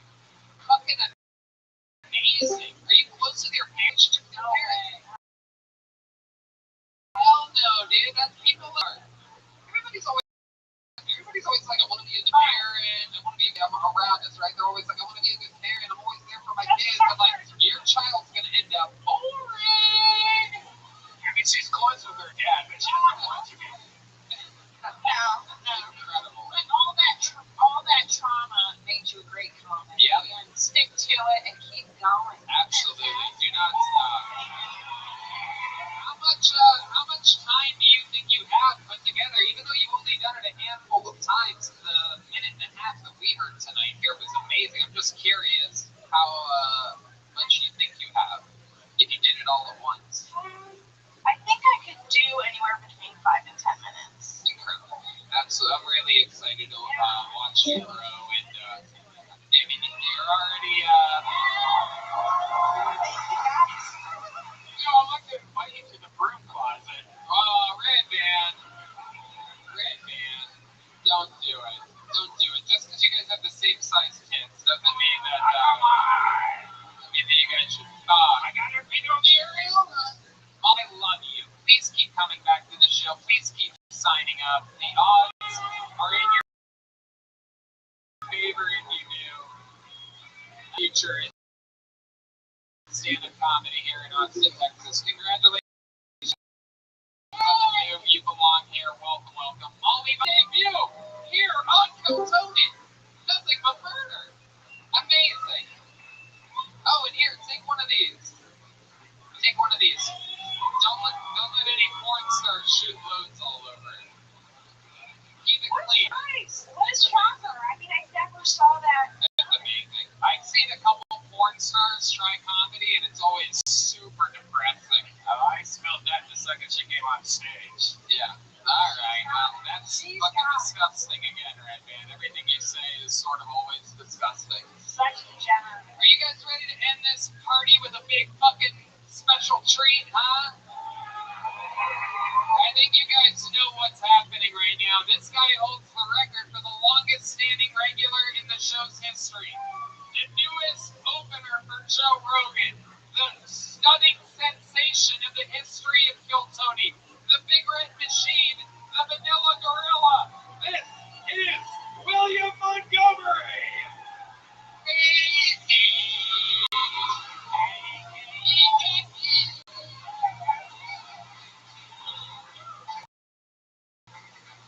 For those that didn't know, porn star. I do a lot of solo stuff. I went to Six Flags West Texas Saturday, and I'm still on vacation time. Anyone else a total alpha on the dance floor at wedding receptions? Okay, just me.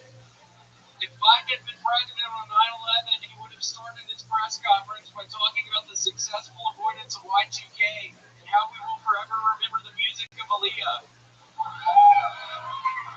Anyone else a total alpha picking up your kid for the weekend from your estranged wife? Okay, just me. Musician Uncle Cracker announced this week he will change his stage name, as he believes that the name Uncle Cracker may be offensive to some of his fans. It will now go by the name Sister Fester. Anyone else a total alpha in the divorce hearing trying to gain custody of your child, even though you're pretty sure you're about to lose custody of your child? Okay, just me.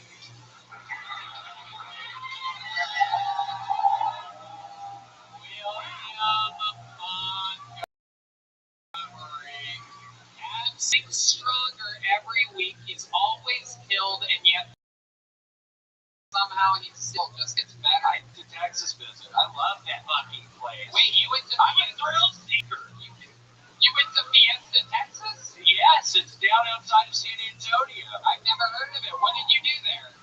Shut the fuck up, Mom. Oh, his mother's here. Yeah, France game.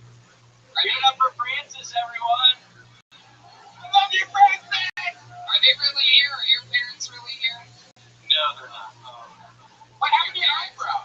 His parents have been on this show before, famously a couple times. We loved it. Francis and Larry. wait, that's not her name. Yeah, Francis and Larry. Oh, Larry, yes, absolutely. That's the name of my parents, Francis and Larry. What happened to your eyebrows? William, let's talk about Fiesta, Texas. What happened there? What did you do there? Well, it was raining, and I ended up getting food poisoning, eating a brisket fucking sandwich, and it pretty much ruined the little vacation. What kind of food poisoning? Like, what happened? What were your symptoms? I was fucking vomiting, I couldn't see right, I was sweating, I had to take my fucking shoes off. You got it from brisket? You had to take your shoes off. I did, but I know, not normally. But I had to. I had a real bad fever on my feet, and I had to take my shoes off, and now I'm wondering why I just said on my feet, a fever on my feet. What was I thinking fucking saying that? That seems stupid. And I got real fucking high before this. I'm literally freaking out a little. Really? You have a bag. Well, you've never brought anything on. Yeah, no, I'm excited to announce I literally got a sponsorship this week from Beverage Farm. No, you didn't. Who wants some raisin bread?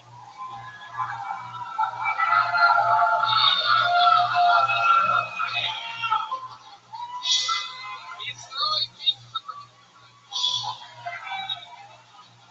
Who wants some of this shit?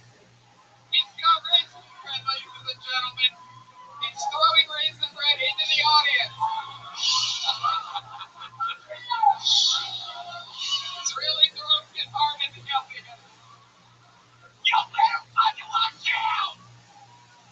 He's got real white raisin bread, Beverage Farm swirl.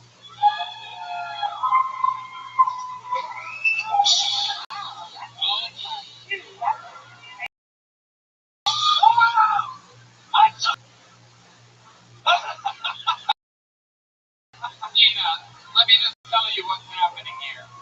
This was a party machine the whole time that we've known him. 3 months ago, he got sober from drinking and cocaine, completely sober, and he filled in all of his drinking and cocaine addiction with raisin bread, it turns out. And what is absolutely wild is that we've been talking about this new raisin bread addiction for a few weeks here. And by the way, on this show, I know it seems like it would be stupid for us to do it this way, but it is stupid and we do it this way. We don't communicate with our regulars anything that we're going to do. Nothing literally ever is ever planned. And the fact that you brought raisin bread up here for the first time ever and saying that you got a sponsor from Pepperidge Farm, which is clearly a gigantic lie. Because I promise you, it's literally a new sponsor. Pepperidge Farm is a gigantic company. However, what's wild about I know, it was shocking getting the call from them. I was shocked when they fucking called. When I saw it on my caller ID, I see Pepperidge Farms. I'm like, oh my god, they're literally responding. Wow. Well, Holy shit, how is this happening? By the way, I'm about to shut up, Red Man. Shut your right.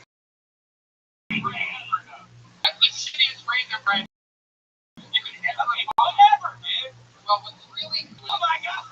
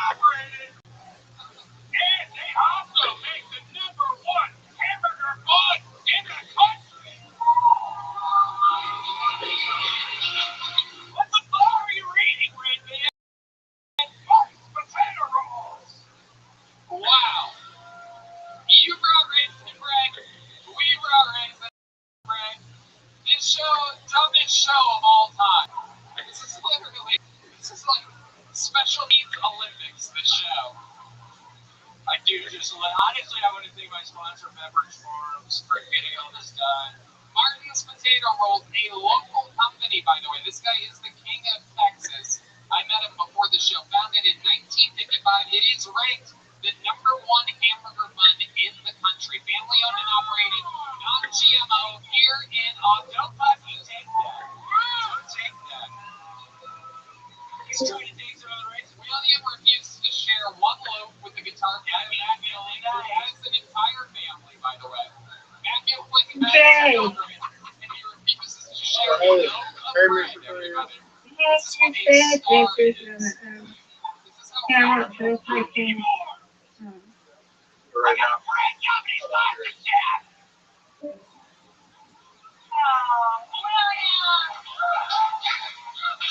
Will you roll around in that? What the fuck? Yes! Don't roll around in it. Don't roll around in it. Can I tell you what I love about you is that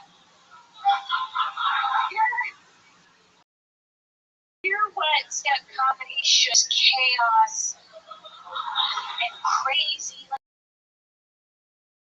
you're like a fun, you know, or like a like you're what makes people like you're watching dudes like you is why I wanted to be a comic. Yep. Because you're just like you're so fun. Yeah, I love you. I love it. Your DNA is to be a comic. There's nothing else you're gonna do with your life. You know that, right? Yeah. This is it. Oh no. Oh no. Opening for Joe. You're fucked, yeah. Just started headlining, has his own monthly show now here at Vulcan Gas Company. He does extended length sets, a long time on stage, at least 30 minutes of just straight William Montgomery. When's the next one, William? A real comedian. He's got it written down.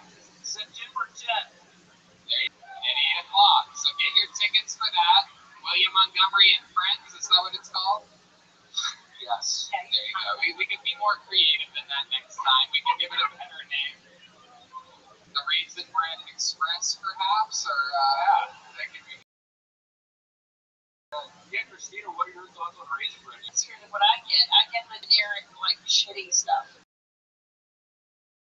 No, this is the best raisin butter on it. You're the meat. Yeah. William Montgomery is an absolute legend in the game. Jody, can I say one more? Yeah, absolutely. Also, September 25th, it's Old Joe. God! I had one shot at that at a place called Soul Joel's in Pennsylvania. The Louis V. Gomez and Ryan Joseph. Okay. If you happen to be in Pennsylvania. I love it, William. You're out there, you're doing it, living the dream. You're an absolute, I agree with exactly what Christina said. You are built for this. You are like, an Andy Kaufman meets fucking Chris Farley meets Will Ferrell meets everything, but you're doing it the right way, your own way. Writing these things yourself, executing it, and now that your mind is clear, I just think that there are no limits for you. How loud can this place get for one of the best comics in the city, William Montgomery? We did it! That's another episode of Kill Tony. Look at this amazing drawing by Ryan J. Emo. Wow! Crazier one. Honored. It's gorgeous. Available RyanJEmo.com. You can get a print of this episode 520 something right here. Thank you again for that climatic. Yeah, Martin. Support Martin's, guys. How about one more time for the Screwball Peanut Butter Whiskey Kill Tony Band? And how loud can this place get for one of my favorite humans, comedians, and people on the planet, Christina P.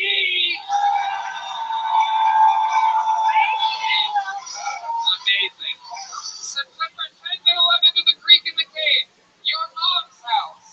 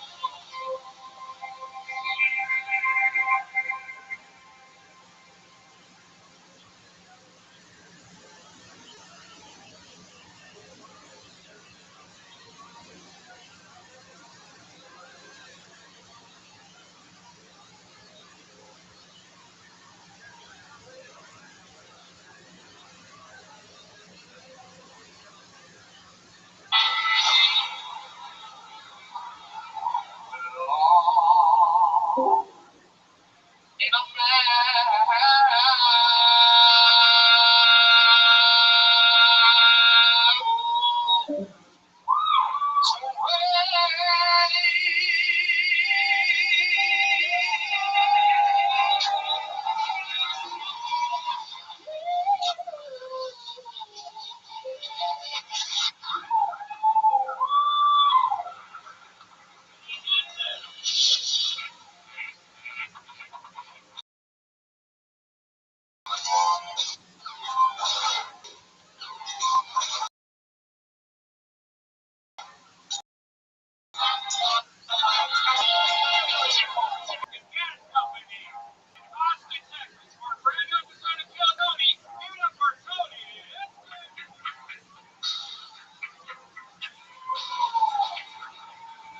Austin, you gotta get louder than them people. We have to let these people at home. Fuck yeah, Red Band's here. Hey, everybody. Fucking fun. It's Monday night here in Austin, Texas. Woo! Oh, it feels good. Guys, how about a hand for the fucking band? Have you ever heard anything like that before? That's the Kill Tony Band, brought to you by Screwball Peanut Butter Whiskey. Holy shit, what a show these guys put on. That's Matt Mueling on guitar, the great Michael Gonzalez on drums, and our good friend D Madness right there on bass guitar. Singing us a little fucking tune to get things started tonight. I love it here in Austin. We've been having a blast. Kill Tony brought to you by the Yellow Rose and the Red Rose. Yeah! The two best strip clubs in the world. They're up there. Just spraying their spray right on these tables right here. You guys get sick. It's them. I love it. That's not CM Smokehouse, delicious food. CM Makers, our friend Yoni. The camera number one. Look at that doofus over there. Look at that guy. Get this all filled up. We had a great time yesterday. Special Labor Day treat, another hour performed at CM Smokehouse at Boulder Acres. It was great. Fun stuff. Fun episode ahead of us. You guys excited to be here tonight? Before we start tonight's show, here's a little bit from the amazing sponsors that made tonight's episode available for you here right now. Hey y'all, according to Forbes, gyms, nail salons, hotels, mom and pop stores, and more are set to go on an epic hiring spree in the coming months to meet the pent-up demand for all these services. You know, I have been so excited to be here in Texas where a lot of things have already returned. Like, I went to a movie at an actual theater the other day. I've been to some concerts. Obviously, comedy shows are booming here. They're shoulder to shoulder. All of these businesses reopening means that millions of jobs will need to be filled. So where do businesses turn to fill these roles fast? ZipRecruiter. And right now you can try it for free at ZipRecruiter.com/KillTony. When you post a job on ZipRecruiter, they send your job to over job sites, giving you access to their network of millions of users. ZipRecruiter's matching technology scans resumes to find qualified roles and proactively presents them to you. You can easily review recommended candidates and invite your top choices to apply for your job, which encourages them to apply faster. ZipRecruiter's technology is so effective that 4 out of 5 employers who post on ZipRecruiter get a quality candidate the first day. Wow! ZipRecruiter's technology is so effective that 4 out of 5 employers who post on ZipRecruiter get a quality candidate within the first day. Amazing! And right now, you can try ZipRecruiter for free at this exclusive web address, ZipRecruiter.com/KillTony. That's ZipRecruiter.com/KillTony. Just go to ZipRecruiter.com/KillTony. ZipRecruiter, the smartest way to hire. One of our favorite sponsors in the world, the Bridge Wallet. It's a light, sleek, and industrial wallet. It doesn't fold awkwardly or budge in your back pocket, and it has seriously changed our entire podcast situation. Everybody has one. Everybody's happy. Everybody feels cool. They have confidence on stage. They have confidence off stage. They were with us episode 100, episode 5 sponsors. If you ever carry a wallet, why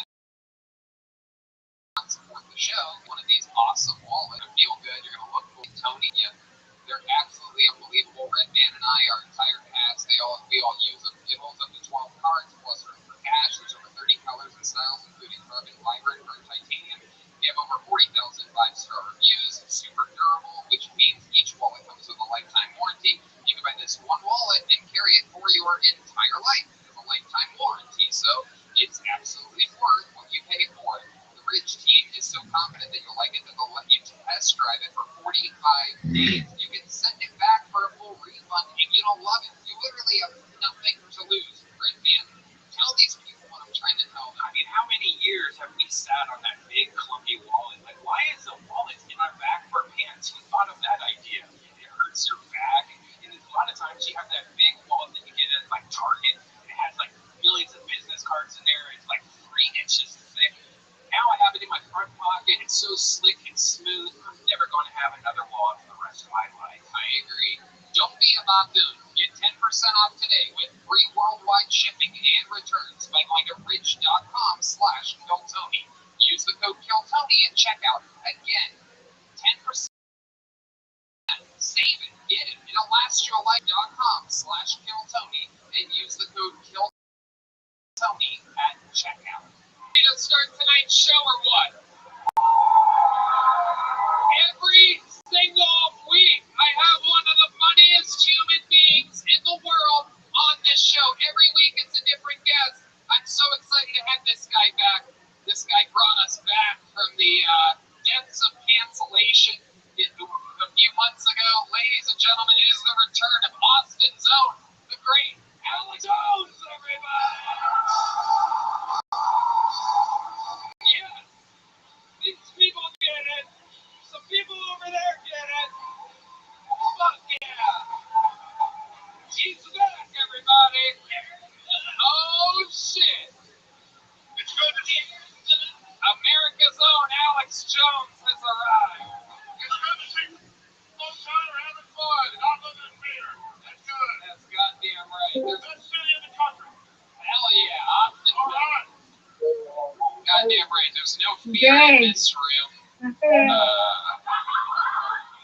It's gonna have some scared stand-up comedians, but no one's afraid of it. We're out here. It's time to legalize comedy again. You're doing it. Absolutely. That's what you're doing.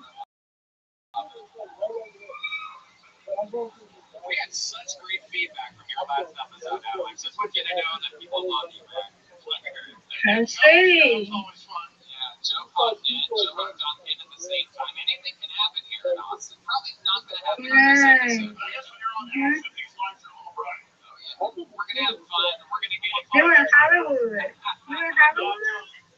Wow. Let's started with a fucking bang, Alex. Ladies and gentlemen, you guys know how the show works. People get 60 seconds on the show. Like, pull their name out of the bucket, you know there's 60 seconds uninterrupted is up when you hear the sound of a kitten. That means wrap it up then, or else they're going to bring out the anger by Hollywood Bear. It sounds like that. There you go. And for the regular, you guys know the show? You like regulars? This You is like nice. Are Okay. you molded to be some of the best fucking comedians in the world? And they really already Is are. that where the This best guy way has to made a start regular with here on in the ground? Austin, Texas. He has been absolutely Wow. destroying every week. We love him. It's fun to watch him grow. This is a brand new minute by Kiltony's Okay. own Hans Kim, everybody.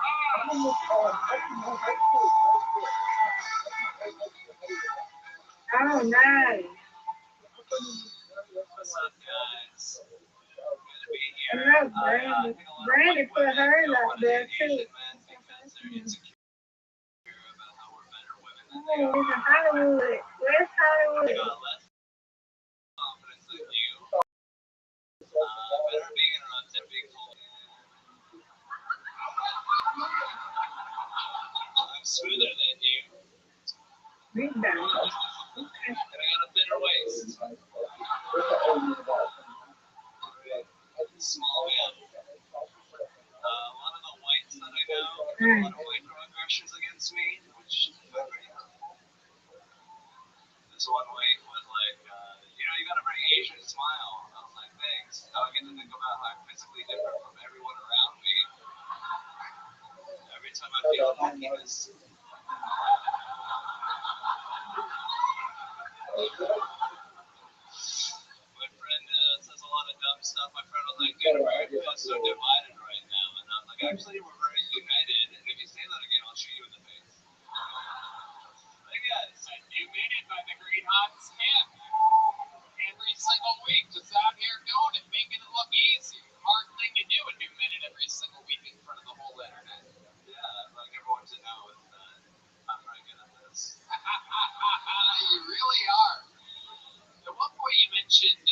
Asians are good at being told what to do. Is that true?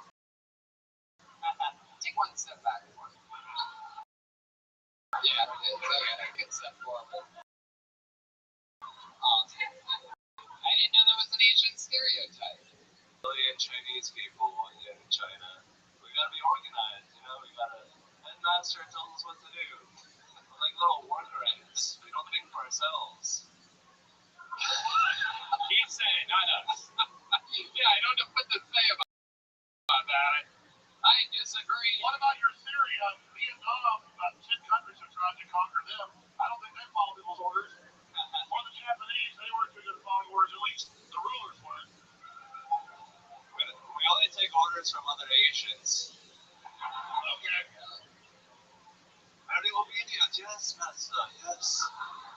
Well, I think that goes back to a lot of feudal states. It was the same in Europe until the Renaissance. 500 years ago, they chopped your head off and you get bow down to the lords. Other people are the same everywhere. That's why we got America to tell the world, bullshit, we're all fucking free. Yeah! Fuck yeah! God damn it! Oh, I love it. Rip out Sam Kennison.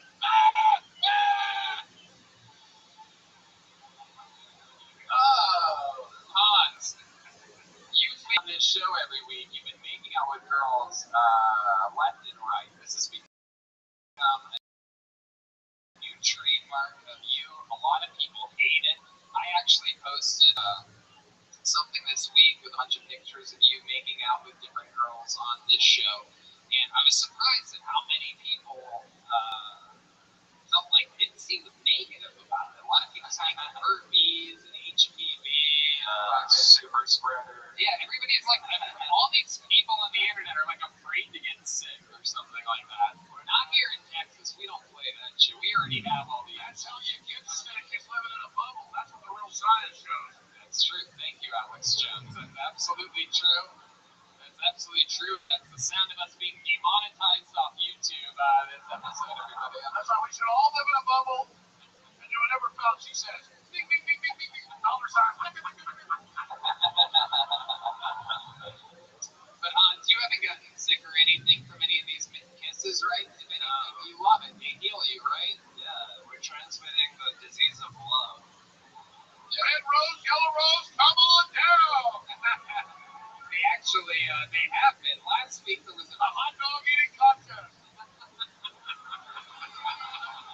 mini hot.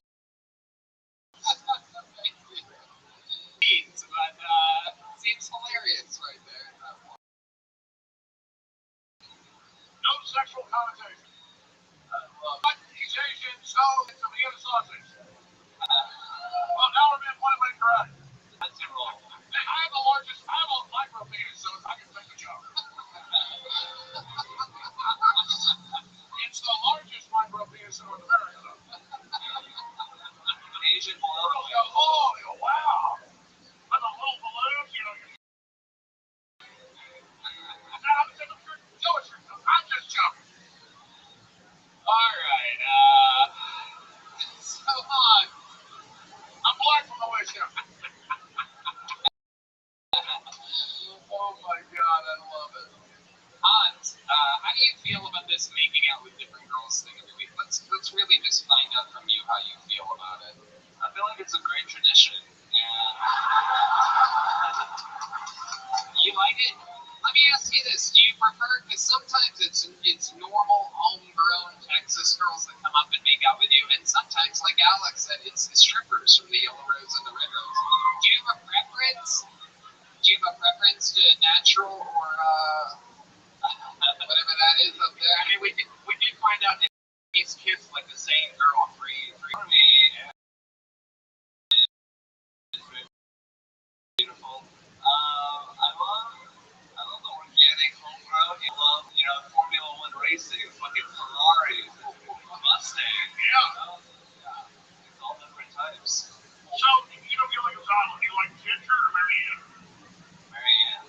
Is that a... Yeah. I like Marianne personally myself. Okay. I love it.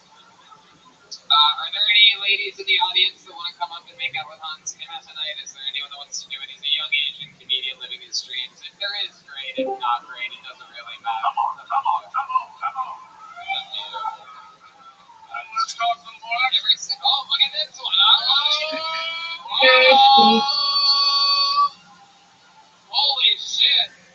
This is incredible. We've seen this before. She ain't bad looking. Let's see how it goes for Hans. This better be a real makeout session now. Whoa!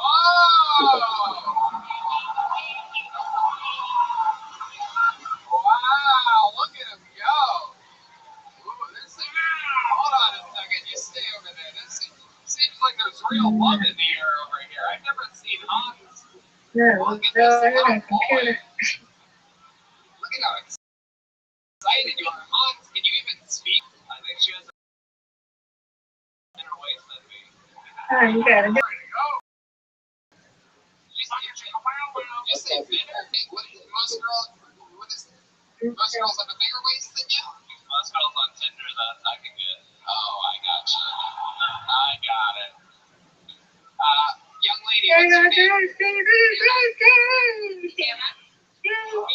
Yeah. Anna, is this your first time hanging out with an Asian boy? Actually, it is.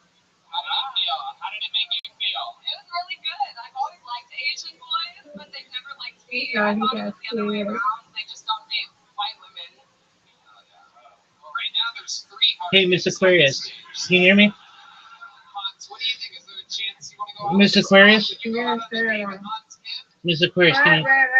Hi. Did you know about Is this it time? show? Are you like a fan of the show?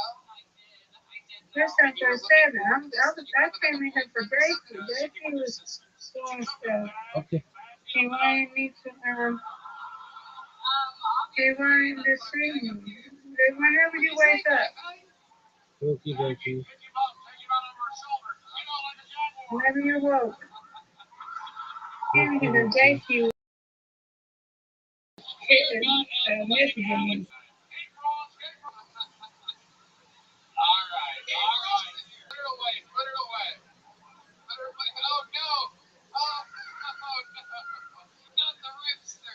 Oh! Getting hungry. Hans Kim. It's just more fun than when I'm drunk. I mean, you're drunk. Yeah. Alex Jones is sober. First time in 25 years. Alex Jones making it happen. All right, so Hans, I feel good about it. You did another new minute. You made out with a How do you feel about this girl? I feel like she's very beautiful, and I'd be privileged to. Nice. I'll be back, Jay. I'll be back in a little bit, okay? Okie This is the dokie. autistic dating game with Hans Kim, everybody. How about one more time for Hans Kim, everyone? There you go. There goes the great Anna. Is it Anna? Yeah, give it up for Anna. There goes Anna. All right, to the bucket we go, everybody. Here we go. Time to meet a stranger. A complete stranger. Perhaps someone that's been lucky enough to be on this show before. Anybody can sign up. It might be a first timer. It might be a local comedy vet. The show will begin with Barb Kathleen, everyone. Barb Kathleen. All right. Here we go.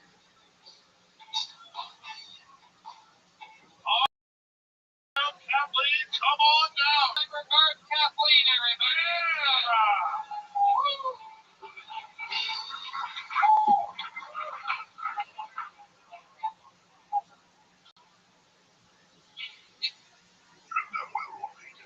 Hold on. One more time for Barb Kathleen. Here she goes. 60 seconds. Barb Kathleen. Okay, last Tuesday I had a mammogram. I had to get my tires changed same day. I took the loaner home. They called me and said, you have your $1,200 worth of work done. And I thought, wow, I got thumbs up and up in the same day. That is the most action I've gotten in a long time. Sad, really. And then my kids, I have 3 adult children.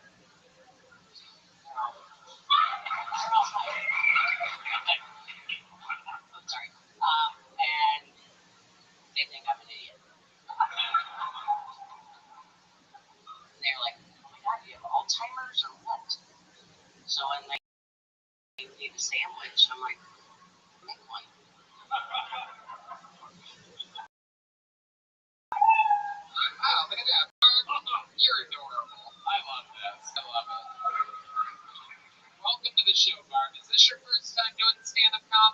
feeling it is. Keep that microphone. Hold on to it. Yes, because my son is obsessed with you. We watch it. Okay, let's just. That makes no sense there. First time on stage. I know, but let's just really. I mean, the timing every once in a while. We really gotta. Like on the last word, I don't have no idea what she said. She told me she heard I'm really deep, and now she knows I'm sweet. Don't believe those lies. You want some action? Come sit right here. Oh shit! Look at this. No. Hold on. Okay, Mark. So let me get this right. Your son brought you here. He's a big fan of the show, and he made you sign up. He told you. No. So we watch you on YouTube. I live in Minneapolis, Minnesota. Okay. We watch it, and he's so, he's like, well, I helped them move down. My son and my fiance moved to Boston. Yes, so I'm just here. Right. So he's like, we'll go see Kill Tony when we go, and if we do, we'll sign up. And I'm like, okay. And you guys all prepared a minute? So he didn't sign up. I signed up. Sign up this pussy. You know what? Bring him up here. Call him up here. What's his name? Get up here right now. What's his name? His name is August. Holland? August. Oh, look at this douchebag. Oh my god. Oh my god. This fucking guy throwing his own mother under the bus. Look at this one. Thank you. And they're all like, Mom, don't go. Don't go. They're going to be so mean to you. So you just moved here from Minneapolis? Yeah, we should go. Sweet. What part of town do you live in now? Hollywood, so Westlake Hills. Oh, okay. Little rich boy, huh? George Jetson. Yeah. How do you make your money? Advertising. What a douchebag, man. Oh, you're the king of the douchebag. I was in LA for 6 years. I bet you were. I can feel it, dude. I remember. This is why I moved out of that hellhole into a real city. Taking a page on Alex's book there, fucking straight to the crowd, get you guys fired up a little bit. The home of the red, white, blue, real America right here. I love this shit. So you work in advertising. What do? You're like a player. You bang all the girls from the yellow rose and the red rose or something like that? Yes, you're my fiance, so. What does she do? She's fashion. Yeah, exactly. Sounds like a stripper. Fashion. Just because you take your clothes off doesn't mean you're into fashion. Wow. So you made your poor mom here sign up, and then you throw her to the wolves. Did you even help her? What would you have joked about if you would have signed up and gotten pulled out of the bucket? Dead serious. She was stuck. I mentioned it briefly. The last 3 months she's been writing bits. The first one was pretty good. I was worried she wasn't going to talk to her wife. What's the deal with your father? You guys still together? Yeah. Now? He's passed away? Yeah. Oh, okay, perfect. You have a new man in your life? You ever hook up with a blind bass player?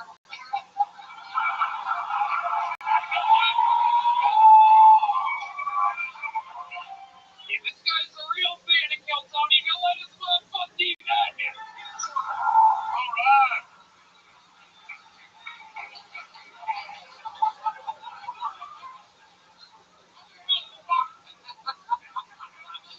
Let's be clear. She's the girl over there said I was mean. I wasn't even. See, I'm nice. What they told you is not true. Don't believe MSNBC. Over the fact that D Madness doesn't want to fuck this lady. You know how bad you're being for D to be like, not for me. I don't think it was bad. She was really quiet. I think a lot of us didn't hear her. You know? Feedback is D Madness. She's talking to Mike better. Let's see. Say the joke again. Yes. Over and over again. Oh, D. I love it. So do you still work, Mark? Do you have a job? You're a teacher? Are you my English teacher? Am I right? You are a teacher? Yes. Am I correct? Yes. Okay, thank you. Oh, she's not? What is she? What does she do? No, I help her. Okie dokie. So loud and she's so quiet. What kind of furniture? I need some furniture. You come to Minneapolis? All right. You work in furniture? Yes. What exactly do? You chip wood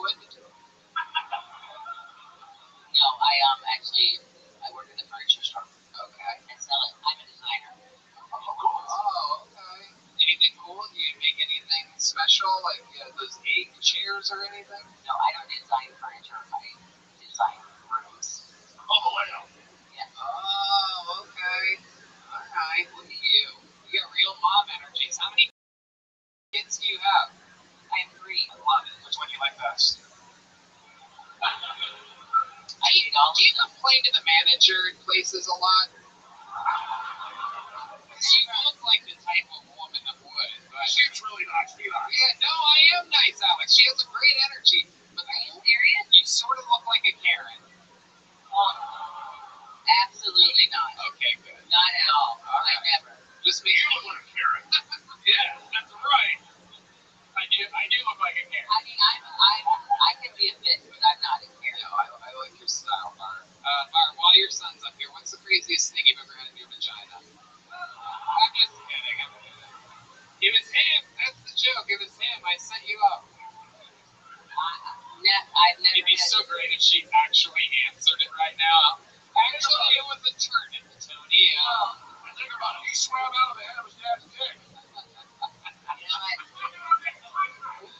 Oh, this I'm place so is old, chaos man. tonight. We all swam out of the head of our dad's dicks. That's true. But when my son gets in my face, I go, hey, you swam out of the head of my dick. Shut up. Play that for your kids. It's the Birds and the Bees with Alex Jones, everybody. Where's the bees? Barb, you had your first time ever doing stand-up tonight. How do you feel? Like my guy. Is this how you thought it would be? The lights and is this sound? I I haven't, by the way. I don't know what your son. So if you're waiting for a basket of apples or something like that after the show, you're not That's gonna. what we said. They're like, you'll get called because it's like the opposite of that, Right? It's true. Yeah. So thanks. That's how it works. All right. Just swim on back over there and do a great job. Thank you, Alex. Barb Kathleen, everybody. Hey, you know what? Barb. I have a real Kill Tony joke book made by Boneside. Full-size joke book for Barb Kathleen. That could be any one of our mothers up there. We gotta take care of people like her. Can I get a delicious Crown Egg Coke, please? All right, pulled another name out of the bucket. Here we go. Hey, Bianca Parato, everybody, is next.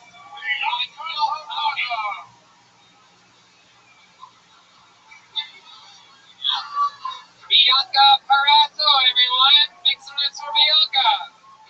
Hey, we got a kitchen contest with her. What the fuck is up, everybody? Yeah! I'm so excited to be here today because today I'm celebrating the fact that I'm 3 years sober. From wrestling, drinks down in Vegas. I've also got a lot back to my gynecologist's office. Yeah, apparently they don't like it when you go deeper during their yearly checkup. Which I think is bullshit because last time I checked, you don't die that person before and then get mad when you're all wet. I get jealous that guys have so many different ways to say masturbate. Yeah, they got beating the meat, 5 knuckle shuffles, making the monkey, playing the pink guitar. Ladies, what do we have? Licking the bean.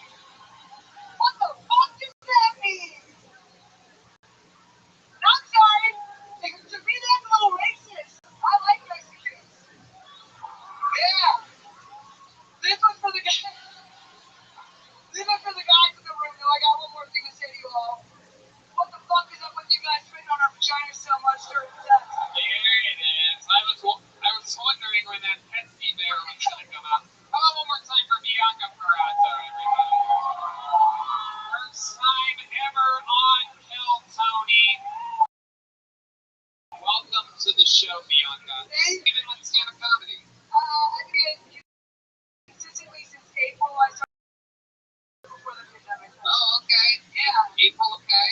Yeah. Welcome. You have the energies of like if the Chucky doll took over a Barbie doll or something. You seem like you'd be a really scary roommate, like in the middle of the night, like walking down the hallways. Like I picture you like scurrying. Yeah, that's why now I live alone. Yeah.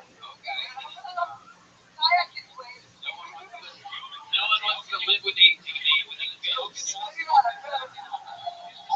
Bianca, what do you do for work? So I actually, I used to do social media advertising and like run meme accounts for people. There you go. And now What I would give to delete that sound effect. I mean, it's just never really works, but I know it never ends. It's for guys that pay money on the internet to see like strippers and stuff, right? There you go. Okay. it's bringing back flashbacks for me. I love it. And you made enough money off advertising and whatnot to survive? Yeah, no, that was what I was doing for income for a while, and now I'm booking a couple shows around Austin, so that's So you're doing full-time stand-up comedy. Yes. What do you do for fun? What do you do for fun? What are you like into when you're not doing stand-up comedy? What else about you? So, I mean, I love but when I like go out and hang out with friends, we always go together out, and there's my favorite people to go watch the thing. So, anytime I can catch one of their shows, I do 100%. But, yeah, hang out with friends, I like to come. Kind of OCD, I like to be in my apartment when I have free time. You like what with free time? Leave my apartment. Oh, Like the in your latest apartment. thing. There you go. Yeah. Adderall. Yeah, Adderall. Weed. We just get high and start weed. Do you do uppers? Yeah, I guess. Oh, okay. There you go.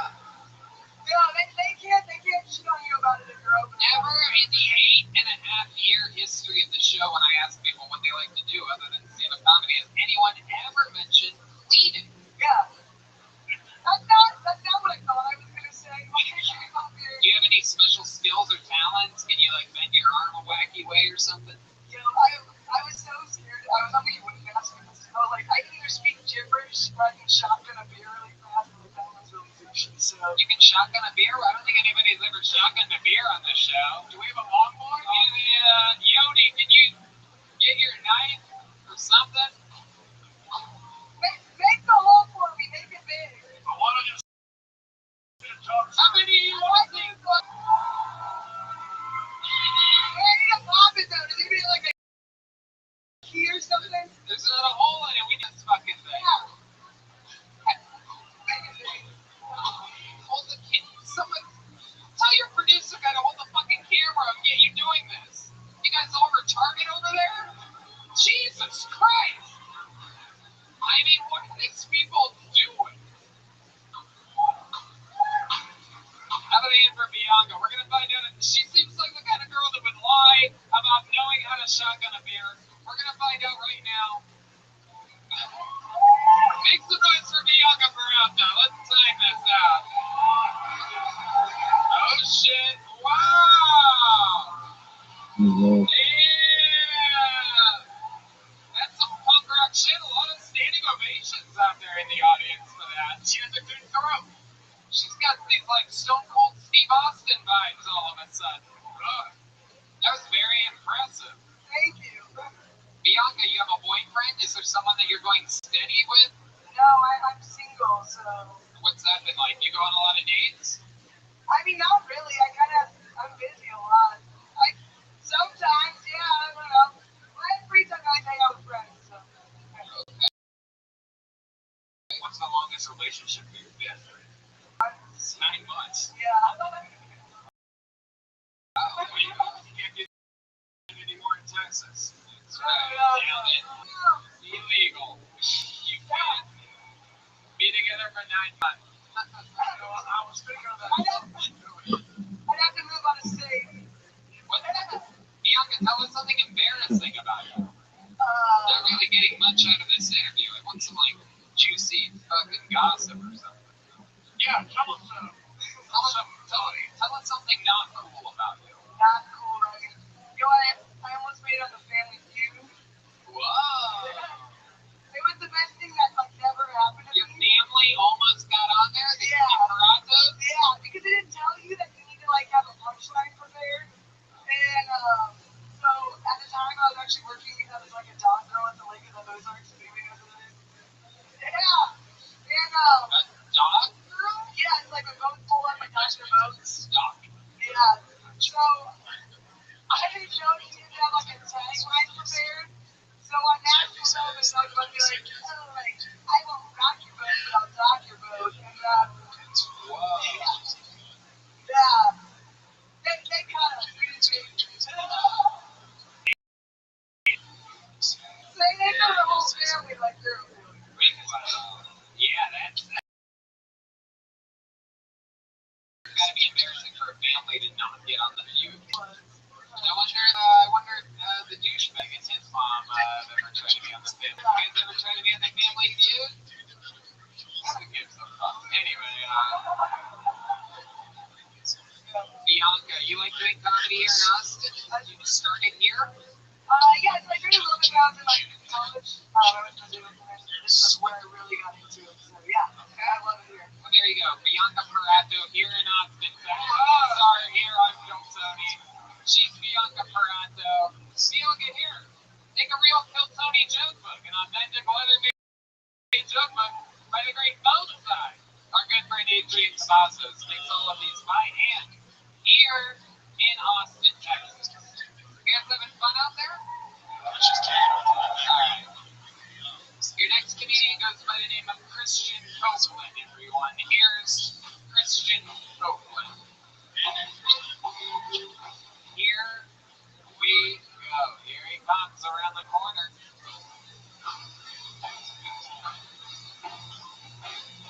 Here he is. One more time for Christian Copeland, everybody.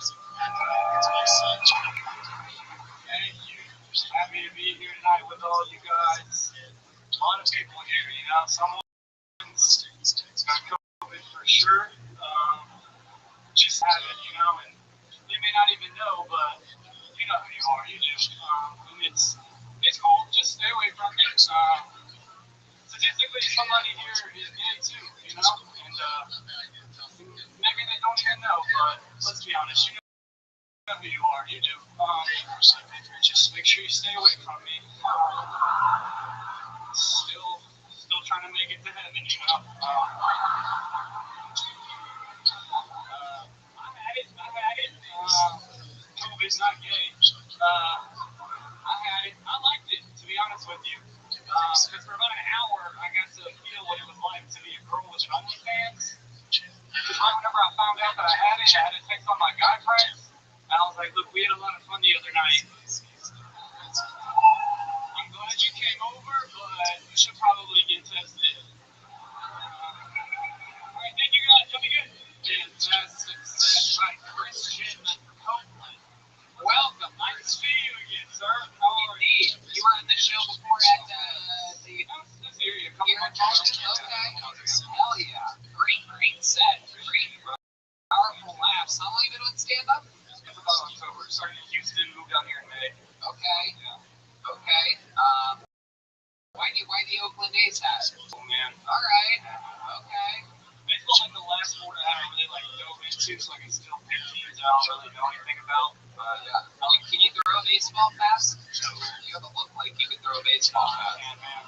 Actually not. You athletic at all? You do any sports? Yeah, last time we talked about a girl playing soccer, a little bit of that. Can you do any fancy tricks with a soccer ball?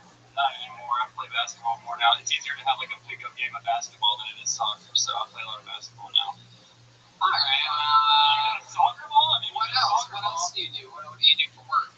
I'm a server. Actually, the week after I came up here, Red Band came into the restaurant where I worked. Oh shit, that's right. What restaurant is this? Yeah, it's a Papados seafood fish. Papados. I fucking love me some Papados. I offered him, I was like, if you want a free dessert, you can have it. Didn't get one, which I was surprised by. Red Band didn't get a free dessert? I don't think it. Yeah, you don't like the sweets. Get the fuck out of here. What are you talking about? You think we don't see your Instagram at 4 a.m. every fucking night?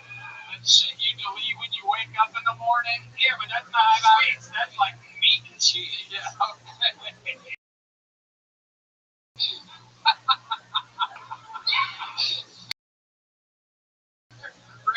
Do not fucking yeah, D-Man can take that chocolate cake anytime. How long have you been working at Papados? I actually used to work back in my hometown. I worked there for like 2 years maybe. What's your hometown again? Lumberton, Texas, right next to Beaumont, Texas, about 4 hours from here. Okay, I think I rode a horse through there once. More like Louisiana. Yeah, it's basically Louisiana. Yeah. Okay. The cool thing about his restaurant is when Cap City was open, right next to your restaurant, there was a hotel. There is a hotel. And that's where they would put every single comedian. So every single comedian, Joey Diaz, Ari Shaffir, Joe Rogan, would hang out at that restaurant every single day, and we would always talk about it. I heard a story the other day that I think your Papa Dose is a big pile of faggot. How about that? What do you think about that? This old famous Papa Dose. I heard a story the other day that Lizzo came in before I worked there and didn't tip the server at all. I'm getting hungry. It's pretty good place. Go Lizzo. Joe is mad that I'm making fun of Papa Dose. I had no idea that Joe Rogan was such a fan. Jeff, Don't lie to me. okay, I guess I did know that. Christian, what's something out about you last time you were on the show that you think that people might Crazy. something interesting? My birthday's on 9/11 this weekend. Oh, sweet. When you blow out candles, are they shaped like World Trade Centers? It was a pretty good day for me. Like, I have nothing but good memories from that day. I don't Does understand. anyone ever forget your birthday and you're like, you gotta be shit me, dude? I have a twin brother, and when we grew up, we were playing soccer. We were both real tall. They called us the Twin Towers. Didn't have any. Alex, you know a thing or two about 9/11, am I right? What are you doing to us, Tony? I don't want to bet. Look at the building 7, 47-story building. I'll be back in 45 minutes. But Yeah, it's pretty funny, the official story. no, I love it. I love it. What are you gonna break something here? You have some news or anything? No, it's just that Building 7 and the CIA headquarters, that people should look that up. Where can we find this information? What would you Google? Well, they screwed up on CBS News, CNN, and the BBC. They all announced they're going to blow up Building 7 in 1 hour. And then they blew it up. And then they denied it for a long time. And then the web archives came out. So it's very convenient. So it's actually not a comedy subject. Yeah. Here we're back. You guys ready to start tonight's show or what? Here we go. So you brought it up. No, I know. I'm joking. Next, let's talk about the collapse of Afghanistan. Like I said, it was a Real Tony. Speaking of leaving people behind, Christian Copeland's still out here. What's up, Alex?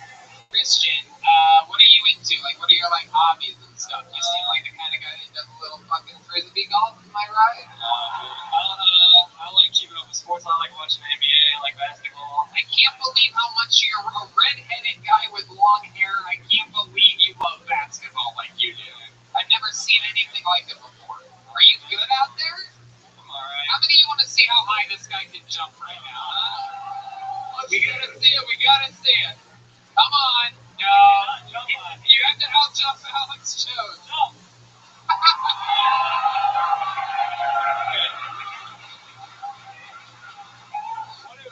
Oh my God, I love you so much. You really are the best. I'm 6'3", and I'm wrong.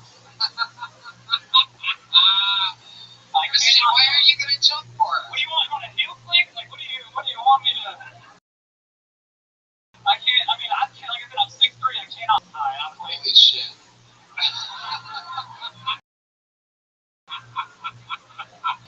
Oh my God, we almost got. Here you go. He's not gonna jump. This gonna. it's as high as I can jump. Come on. That was good. All right, good enough, Christian. You brought the crowd into a real frenzy with You us. saw some Michael Jordan skill by both of them. Christian, you're a real comedian. You came out, you got visceral laughs from the audience. I love comedy, man. I love writing jokes. What was the longest time you've ever done? I did 22 minutes about 2 weeks ago. Have you ever do you work Thursday? I do not. You want to do the secret show with you? Look who just got booked on a real stand-up show. And got the big Phil Tony joke book, courtesy of Boneside. There you go, that's Christian Copeland, everyone. Alright, let's get another regular up here.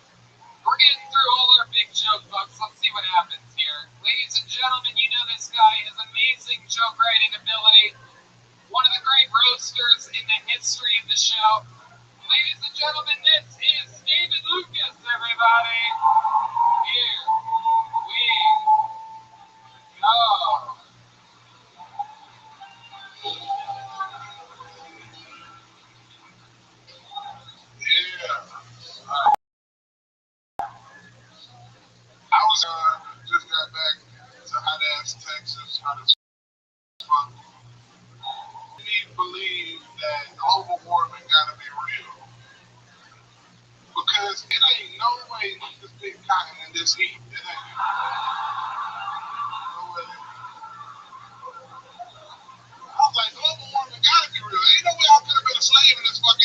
actual time. But You would have had to take me to Martha's Vineyard. I would have had Cottonwood Ocean Breeze. I'm not fucking. I be thinking, like, what kind of slave would I be? You know what I'm saying? I think I would have been a housekeeper. You know what I'm saying? I've been in the house snitching like a bitch. Boy, like, hey, boss, I'll tell you where they hide it if you give me a glass of lemonade. Like, all right, guys, thank you. Powerful, brand new minute by the great David motherfucking. Yeah. Absolutely beautiful. I'm looking out here at all these white people just laughing it up at your cotton ticket jokes. I'm like, these people have never even had to worry about this type of thing, and they're out there just cracking up. I understand why white people have slaves, because sometimes I want one. I know. It's great. I'm like, Well, Mexicans and Mexican. That's like the best thing, having kids having like chores. Yeah, having little Oompa Loompas, right? You end up making your kids slaves. That's not how it works. I ain't fucking with that. Hey, Chores, right? Don't you give them chores? my daughter's not hard-headed. They not doing shit but crying. What's the difference between chores and like yard work? Yeah, mow the lawn. I used to have to mow the I lawn. ain't making my kids do none of that shit, bro. What? My kids ain't doing none of that. What? What do they do? Chill and be on their phones and ask their daddy for money. That's what I want them to do. With the type of genetics and metabolism you're giving them, I would teach them how to fucking do the opposite of that. You're a big boy, David Lucas. Dressed plain as hell today. I'm here like fucking. You gonna teach your sons how to sit on the toilet seat in the dark. That's actually something I'm really planning on teaching. You're actually correct What about would you name your son? You name him after you? I would name him Gaylord. I don't know. I don't have to worry about that because I'm not like you out there impregnating strangers. Hey man, if a girl tell me she's like his baby. Oh my god. And if you feel it, still got it. Still got it. You feel empty on the inside, you sit on a hot dog.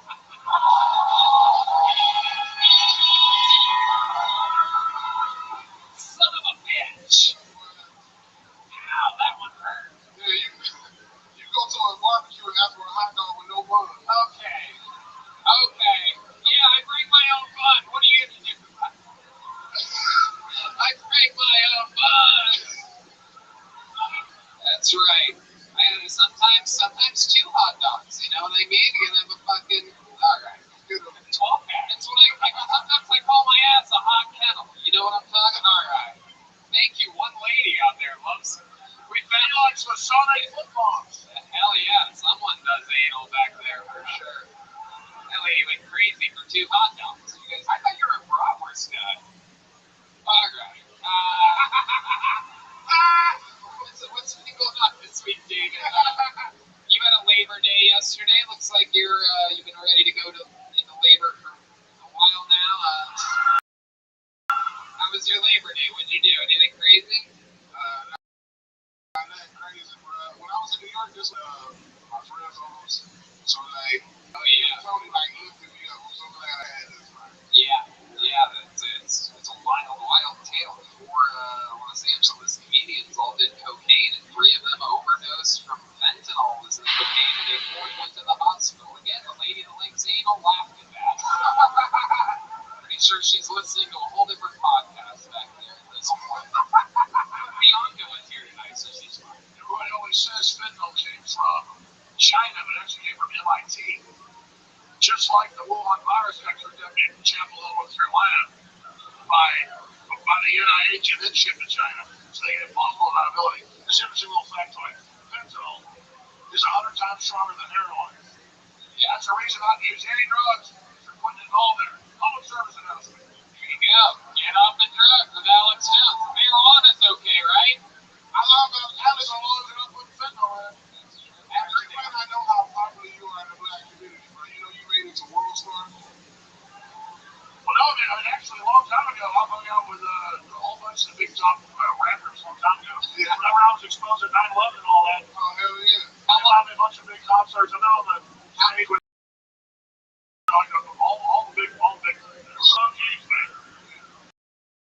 always very fun.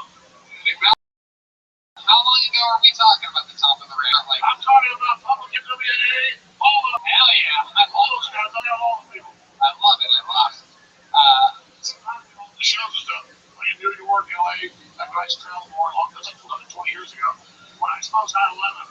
Yeah, I love it. It's going to be a lot of The NWA, I'm doing the NWA.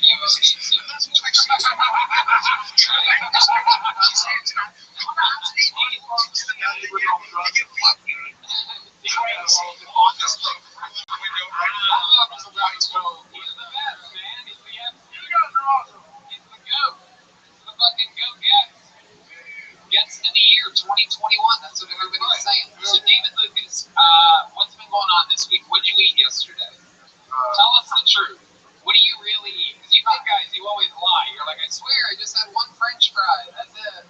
I got cut carbs out, dog. But yesterday, I went to, I got some McCain's food. I had a hot dog. And, you really did have a hot dog? With the bun? I ate half of it. I'm not a big fan of hot dogs. I ain't like you. You know what I'm saying? So what you really eat yesterday? I ate half a hot dog, some ribs. Some ribs and some grits. Exactly. Here you go. I'm in the hungry. Yeah. He got the best food at Seals. We have food for you. I'm doing a show, Alex. But this weekend I was in New York and Carolina. We're missing like 48% of our audience because of the flood. Yeah, was it bad? Did you see any like not where I was staying at, because I was staying in Times Square. What happened? It flooded. You were in the bathtub. What started this flood in New York? You didn't hear about this? No, I'm kidding. That was a joke on the comedy show. A whole bunch of gay guys got into a fight. Yeah. I don't know. Ida, Hurricane Ida, that's why I flooded, right? Right. But how was the shows? They were good with the They were good. The New York audiences, they kind of rock like the Texas audiences. Like you can get away with a lot. They're not really the worst audiences in Europe than you. Florida. No. Florida's unbelievable right now, especially right now. They're like owning this whole Florida. Sort of kind of. Vegas sucks. Vegas, everybody like wants to be doing something else. Like they just lost $400. Like they're like not in the mood to laugh. They're thinking about trying to get pussy that night, and the girls are trying to find a husband for the future. You know what I mean? Like everybody's got like that in Vegas. It's not good for comedy. But you love Vegas though, right? All the fun days everywhere. You just like it because you can walk around with your ass out. That's right.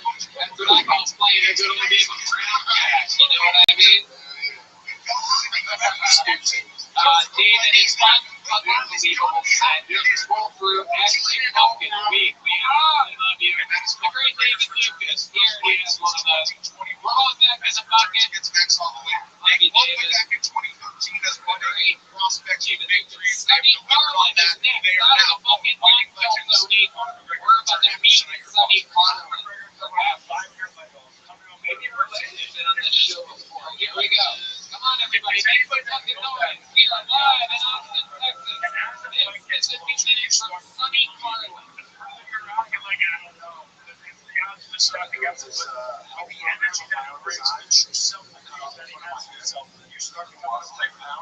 I think the smartest saving conversation is like all the outside because he lost himself the time away, and he realized that he was at the highest version of himself in martial arts on life.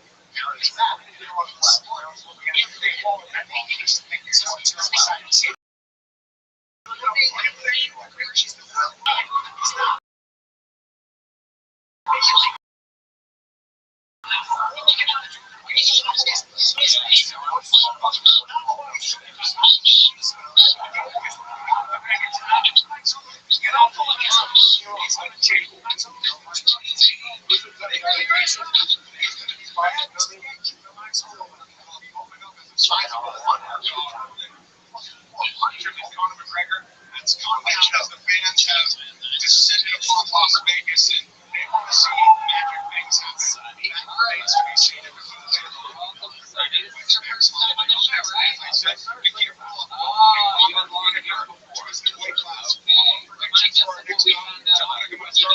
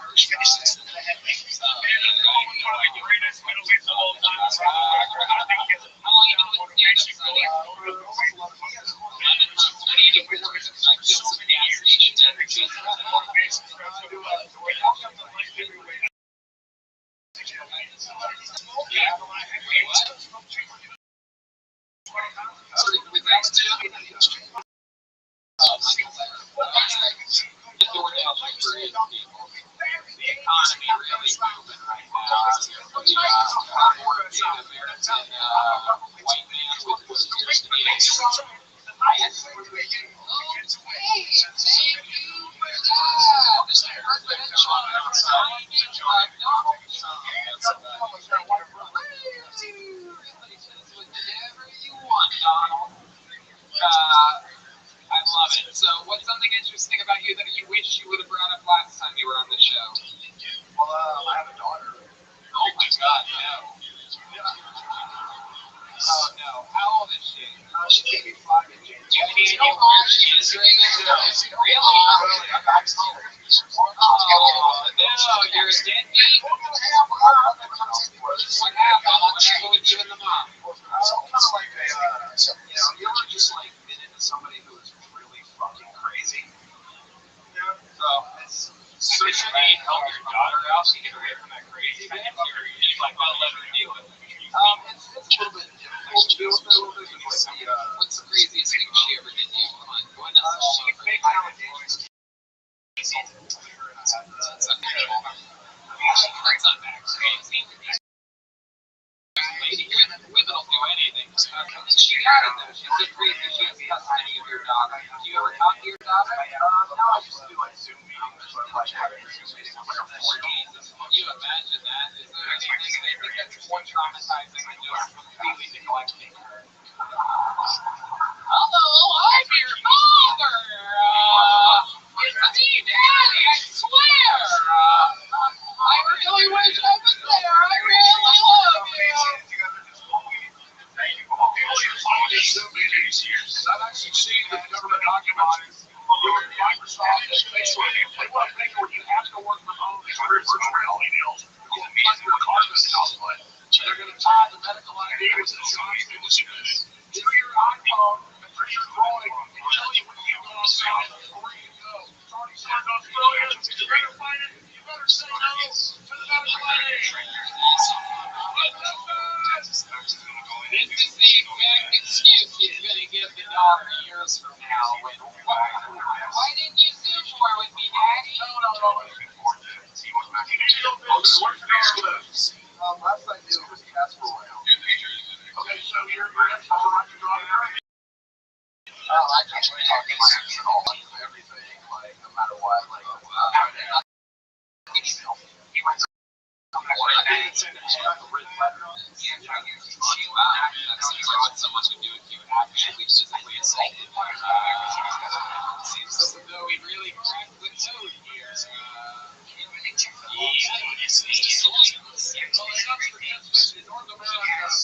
true about half the time.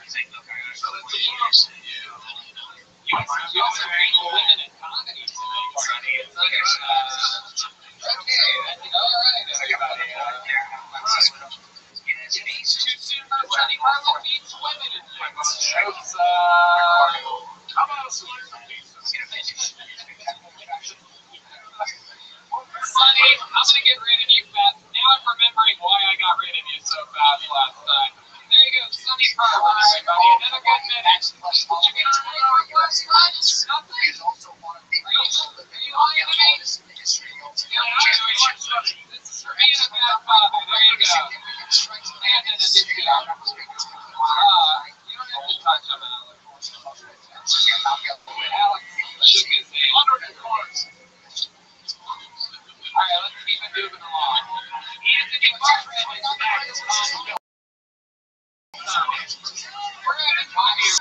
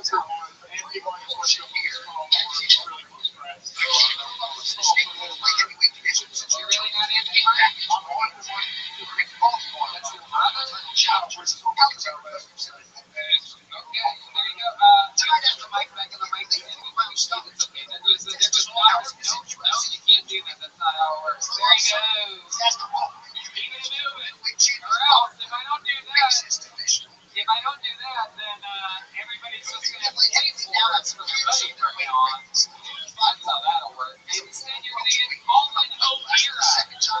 Colin O'Meara. Being a comedian, so you gotta learn. You gotta target a place that you can actually stick the show that you're feeling right behind. Here he is, the one, Colin O'Meara. How you guys doing? Fucking good. I got a exact apples. What is it that they do? You know, I was in fourth grade. I was done for the whole class.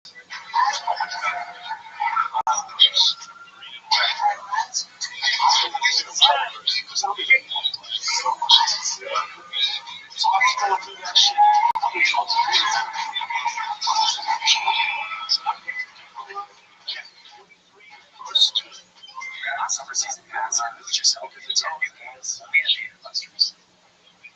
American military, those whose testicles have been crushed and whose penis have been cut off may not be admitted in the community of the Lord.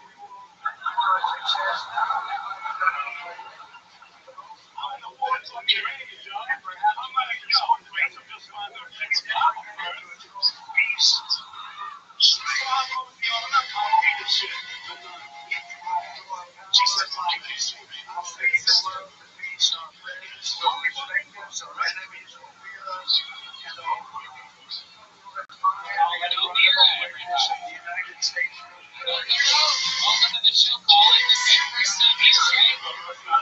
Absolutely. Hell yeah. We can see I remember you as the Tiger King soy trend on Hell yeah. Welcome. You from here in Texas? Okay. What made you choose off in Texas? I was used to from New York before the pandemic, and you know they got real weird about this shit. And I was out in LA. I actually came 2 years ago in LA. This was my everything that came over a pandemic to fucking suck off, man. That's fucking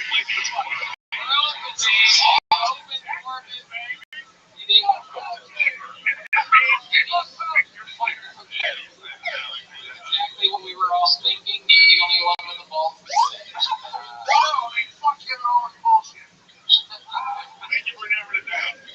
Absolutely. So, Colin, what do you do for work? What type of weird business are you in? Actually, I used to sell insurance when I got down here. I just quit because like nobody wants to buy insurance from somebody who doesn't even have insurance. You played right into one of your killer jokes there. No, but it's like true. But what do you do for work?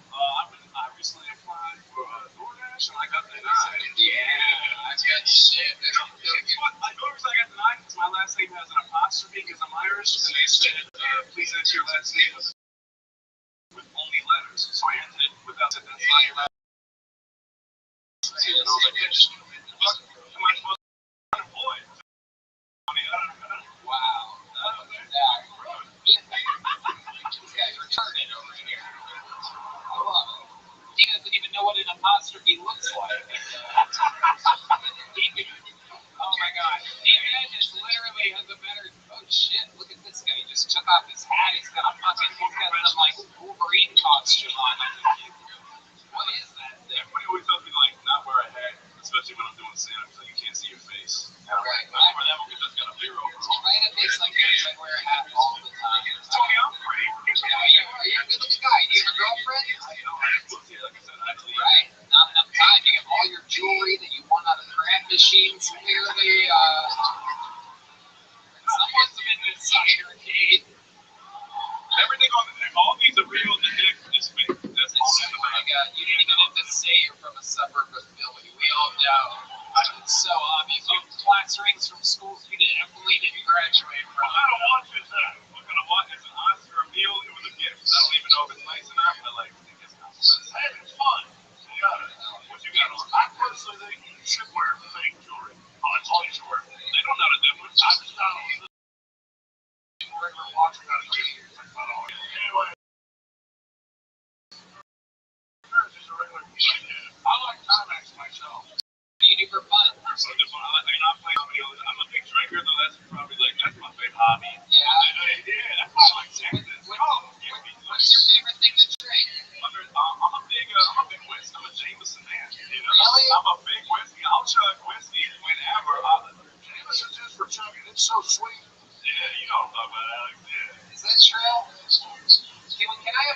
triple shot of Jameson.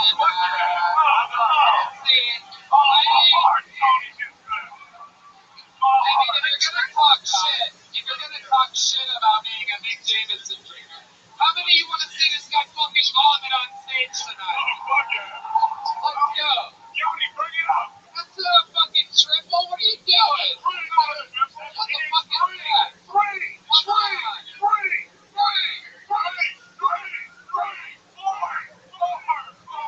There they go. This is the. I'm gonna hear for the Vulcan Gas Company.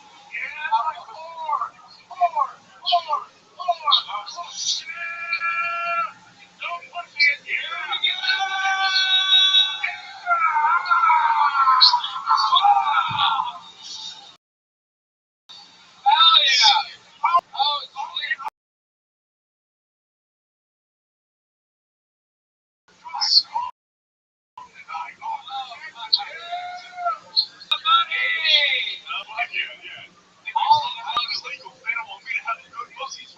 Holy shit. Any more alcohol questions, John? I love it. What's the craziest night of drinking you ever had? What's the most you think you ever put down? I mean, I start pretty early, John, so I come here every week, I drink Friday. I was fucked up before I got here. So Really? You don't seem fucked up at all. I know. I'm Yeah. How old do you think I am? 27. I am 22 years old. Wow. Every single comic here was like 30, and I was like, bro, I'm like a fresh 21-year-old. And they're like, you drink like you've been through like way more than that. Yeah. And I'm like, I'm just Irish. Like, I don't know. Like, I grew up making wine. That's pretty It's that Philly shit. Everybody, the water in Philly makes everyone like 30 years old. No, water. The water is really. That's how I talk. That's how everybody here knows I'm not from here. I ask every time I go to a bar, I'm like, let me get a Lone Star and a water. And they're like, you want a Lone Star or you want a water? And I'm like, oh, fuck. You know what I'm saying? They don't understand the fuck I'm talking. You're Irish? Yeah, this is my face, though. I know. Yeah. I'm like, I've never seen like a fucking Arabian Irishman. I know I get Italian or like some manual labor, so like I would knock on people's doors and I'd be like, I'm here to reach your house, and they'd be like, hola. And I'm like, I just spoke in English, bitch. Like, I don't know what the fuck. That's racist, but I just heard 3 shots of Jaeger hit that man's bloodstream at once. I think we're Good job, Colin. Welcome to the show. Congratulations. Good minute. Right? We like you, Colin. Take a big jump up. I appreciate you too. Colin O'Meara You beat your kids. Have a good night. from outside of Philadelphia, Pennsylvania. Good job, Colin. Get the fuck out of here. There he goes. There he goes. You guys want to do one more? What do you think? Out of the bucket? Let's see what happens here. Garrett Wayne, right out of the bucket. That sounds like a new name. Let's see what happens here. How many of you like it when comedians do good on this show? All right, here he is, Garrett Wayne, everybody. How you guys doing? All right? All right? I'm doing all right too, I guess. It's okay to lie. It's okay to lie. People don't need to know the truth every time. Like I was talking to my friend the other day. He's like, "Hey man, you look great. You lost some weight. Like, what's your secret?" He's like, "Well, I signed a lease. It's out of my price range." I was just all the way when it came to food. My meat on my fridge and started sliding. Now people don't need to know the truth. Like somebody comes over to your apartment, show you around, you know, it looks like a nice place. You know, it's really nice, good for you. It's like, really? The other day I opened a cabinet and a cockroach fell in my eyeball. Yeah. I know because I saw it. Like, the fuck was that? Starts running away. Hey, throw my bucket. I mean, a little bit of food in your pantry, you got this. Jesus Christ. Seriously, people don't always need to know the truth. Tony, I got one question. You ever heard of cancel culture, obviously? Whatever happened to all publicity is good publicity? Yeah. Okay, there you go. I believe that's the end of his segment. He ends with a question. Garrett Wayne. It's weird. I think all press is good press. That's been proven. The sucker more ever met it. Yeah, absolutely. Garrett, welcome to the show. How are you, my friend? Congratulations. It's one of your first times doing stand-up, am I correct? Yeah, I just started a couple months ago. I love it. You're one of the funniest meerkats we've ever had on the show. Oh, Al.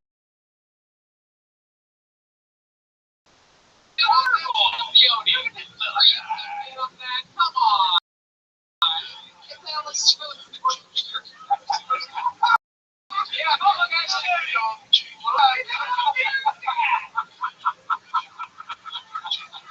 holy shit, this show is insanity. It doesn't make any sense, folks. Garrett, tell us about your life. Where are you from? From Iowa, but I moved down here from Chicago a couple months ago. Okay. And you just stand up a couple months, is that what you're saying? Yeah. What do you do for work? You seem like the kind of guy that has a real job. You're very stable. You have your own apartment. You live by yourself. Are you sure I'm not? That's been the main question that I was getting at. What's your work? I just do hospitality, so like bartending, serving, catering, so. Okay. You have a job? Yeah. All right. Out here. How old are you? Well, I work for a catering company and I have a bar. Yeah, that totally makes sense. How old are you? I'm 26. 26 years old. All right. What's your love life like? What do you do for fun? Love life non-existent. So fun. Right now I don't got any friends down here, so I just kind of hang out with my cat and my farm. Holy shit. Who's taking this guy out partying tonight? God damn it. Yeah. Jeez Louise. Have you gotten laid one, Iowa? You haven't had one piece of little Mexican queso down here? That's crazy. Is there a young lady that wants to have sex with a man who only communicates with his cat? Come on, I want to make something magical. Give us some fun facts about you that'll make girls in the audience like you. Come on, start rattling them off one after the other. Yeah, all the things that'll make a woman want to play a couple instruments. Play a couple instruments? What kind of instruments? I do like piano, guitar. I do production work. Really? You know how to play guitar? What do you think, Matt? You think this guy knows how to play guitar? Not like that. What do you know how to play? I would just lay down like a very little blues scale to play it, and then you try to do something over top of it. Really? I don't play You like think that. you can do that? I don't really play like that, but I'll try. Is there a woman in the audience that'll... The show is hit its limit, without a doubt. We've hit the wall hard. I can't really play guitar. I can do one scale, and then, you're not at the wall. No, I know, I'm kidding. We've broken through the wall. Yes. We're like the Kool-Aid man over here. This looks a lot like a wall. Are you your feet on around? Yeah. That was better than Kool-Aid man. It was freaking bulbous on the wall. Oh, wow. Garrett, 6 years old. Have you had sex with a girl before in Iowa? What was that like? A little bit lower. Bigger girls? Is that what we're talking about? No, I mean, I'm pretty prudish, so I've only had sex with a couple women in my life. Why are you prudish? You're saying that you're the I am as well. I'm very prudish. I've only had sex with no women, actually. No, I ain't got Will Chamberlain numbers, but it's out there. What do you mean you're prudish, Garrett? Tell us more about it. Give us an example of you being prudish. That's not true, Dad. I don't know, like, I feel like as a guy, like, the thing you're raised is, like, have sex with a lot of women and all that stuff, but I've always been kind of shy in that way. It's the most vulnerable you'll ever be when you have sex with somebody. Is that really what you think? I think so. Jeez Louise. These people here in Texas just don't give a fuck. This guy's about to go jerk off right now. He's ready to go fucking spank the monkey, dude. Oh, we understand you're soft, God. That's nothing wrong with that. There's literally women getting up and leaving with you on stage. I can understand that. This guy is pussy repellent. It's a human exercise. You gotta do it a lot. You ever seen Off before? That's what he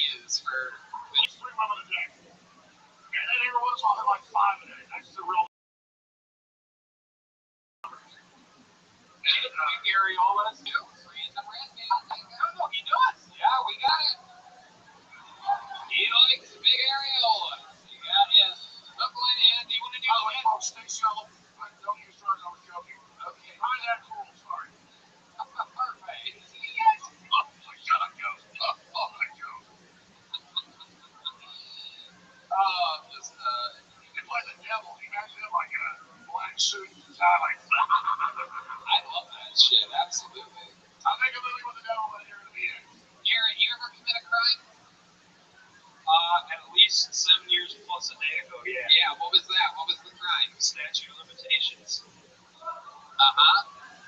Okay, so what was the crime? I mean, everybody does drugs. Oh, you smoked a little marijuana. Yeah. Look at you. 7 years ago. Yeah. In a day, 7. You really are. You have religious parents? I actually don't have parents. Why don't you have parents? Both die. How did they die? Separately, just health issues. Damn. Fuck, man. One when I was really young. Alright, well, give the man a shot. City wants one. I was gonna try to find you a girlfriend here tonight. Now I want to find a mother and a father. You got the other Jones found the Undertaker. all there.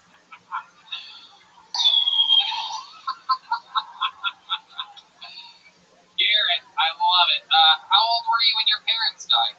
Oh, come on. 13 and 23. 13 and 23. Okay. All right. Damn. Yeah. I'm trying to figure out a way around this. How are you close to their grandparents? I got a grandma. She's sweet, yeah. Awesome. You talk with her often? Yeah, call her about every week. Okay. She's up in Iowa? Yeah. All right. I love it. God damn. She's a sweet lady. Is she? Is she getting someone banging your grandma by any chance? Do you know? Do you ever ask her? I never had, honestly. That's a good one. Maybe you come from a whole family of people that don't really like fucking that much. Does your grandma have a cat too? I like fucking, just not with a bunch of different people. Oh, my grandma. Yeah. All right, Garrett, everybody. There he goes. There goes Garrett Wayne. Thank you, Garrett, so much.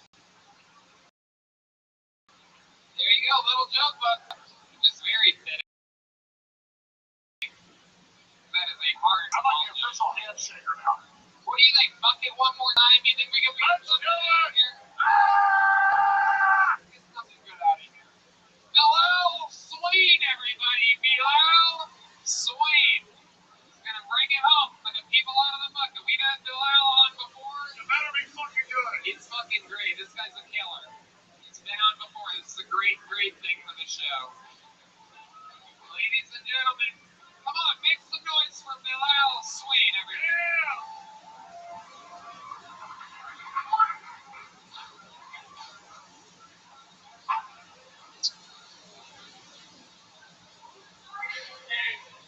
You know, every time there's like a big shooting or something, they're like, oh, it's gun squad, we gotta take guns. What if after 9/11, they were like, nope, planes are too dangerous, we're going back to blimps.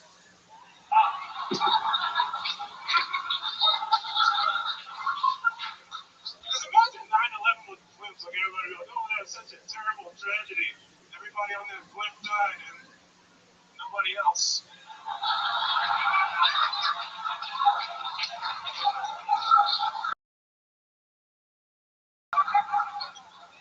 Because it was a into the side only got melted.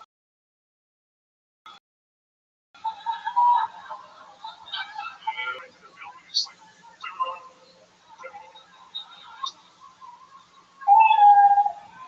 Wow. Yeah, absolutely hilarious. Bilal Swain, a cold-blooded assassin, works here at Vulcan Gas Company. Absolutely decimated both times he's been on the show. Love him during the interview portion. Look at him, he's just a stone-cold assassin. Bilal, welcome back to the show. Another amazing set. yeah, thank you. Indeed. Remind everybody, how long have you been on stand-up? It's been a little more than 4 years. 3 years. And you work here at Vulcan Gas Company. Right. What Oh, you gotta get your ears checked, man. That's 4 years. 4 years. Great. Bilal, what else in life? What have you been doing for fun? Don't let that happen. Stop playing into it. Hold up. You're really just, okay. All right. Red Dan, everybody. Really going for it tonight, everyone. I know, that's good. All right. Back to the show yet again. Bilal, what do you do for fun when you're not doing stand-up or working here at Vulcan Gas Company? Oh, working here with my favorite was Kim's cone.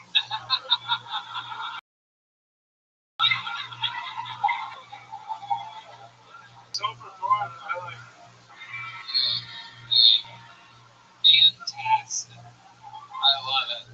What do you do when you're not here though? Anything else? Any other hobbies or things you like to do? I like to draw. That's pretty much it. Like, The what? I like to read and draw.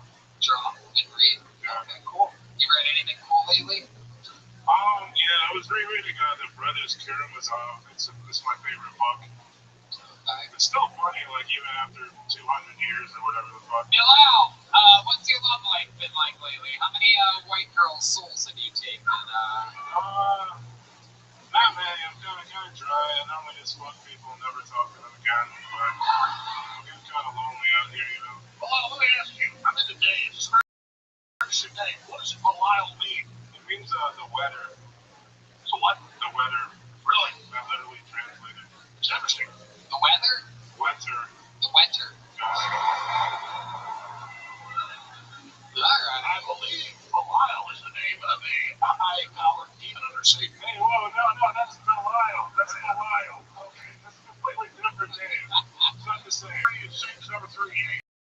Show's named after a demon. Really? Isn't that be awesome? I don't know. Demons are kind of losers. You seem like a pretty peaceful guy. You do not have the name of a demon. I apologize. Bilal, you seem like a pretty peaceful guy. You wake up early and meditate or something like that? You like meditate a lot? Destroy the child. Take that for me to the fortress of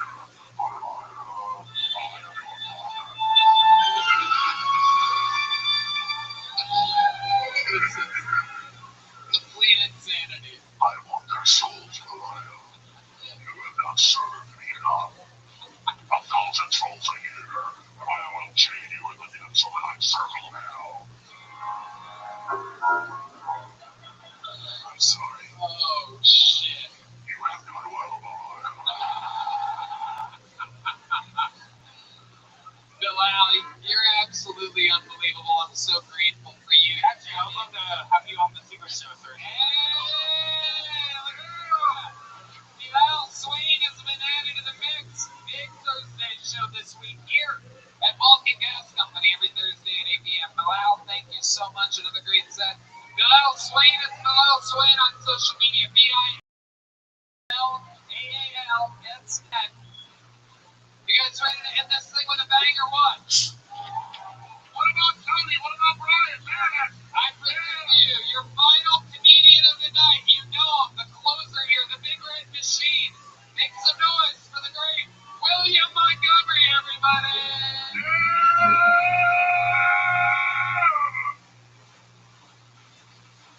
Here he is, William, the Vanilla Gorilla Montgomery. The fact that Kermit the Frog didn't win an Oscar for the Muppet movie says a lot about Hollywood. For the ladies out there, I just want to tell you that I'm sorry about what Texas has done. Now you only have 6 weeks to murder an innocent child. I know typically you try to string them along, give them hope that they may actually see the light of day, but sorry, psycho, it's only 6 weeks. The other day, somebody told me that before he died, Christopher Reeve refused to stand for the national anthem. Yes, this abortion day is controversial. Abortion decreases the crime rate and consequently increases the going to hell rate.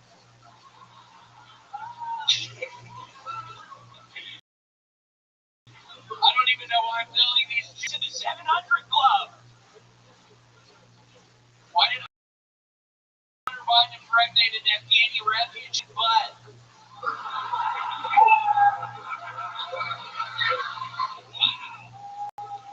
The real fucking shebang. William Montgomery coming in and doing every week what other people struggle to do with months or years of preparation. An absolute monster. The best at the game. That was my Alex Jones set. How did you like that one, Alex? I thought it was great. And I really like it. You look like Santa Claus, except for red outfit, though. You have the red beard. I like it. And with that light red green, that ocean gold green, it's just amazing. It's like a seafoam green. It's quite an ensemble. And, and last time I was here, you were really great, too. So tell me where you're going to be doing your shows and I'm going to watch. I love it. He's actually got a big one here this Friday at 8 p.m. at Mike's Room. There you go. Here at Vulcan Gas Company, the Big Red Machine Show. That's it. The takeover. And also, I just want to let everyone know that last week I was pretty sure I was going to be the new spokesperson for Martin's Potato Rolls. Hi, Miss Aquarius. Turns out it's a fucking sham company. I hate those.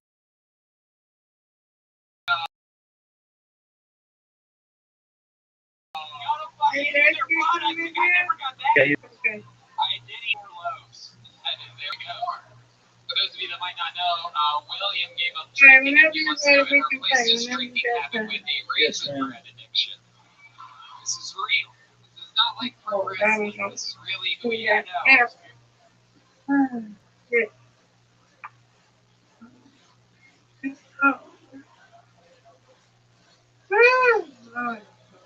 How was your day? How was your podcast? Miss Aquarius. I didn't know if we were going to do it, and we did.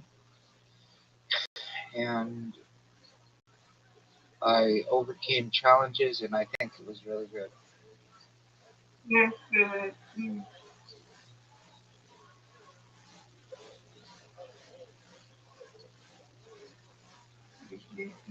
Yeah, really did.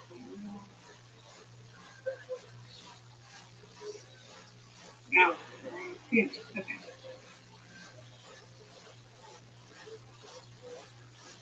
He probably already went that. Okay.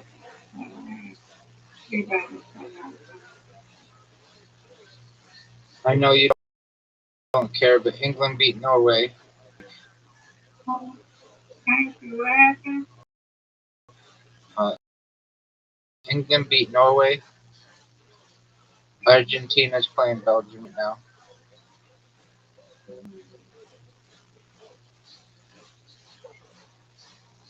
Go, Rabbi. Go. I know. Oh, come on. Miss Aquarius, you see my ball sliding to the side? I seen it. Bleep. It's a bleep. Bleep.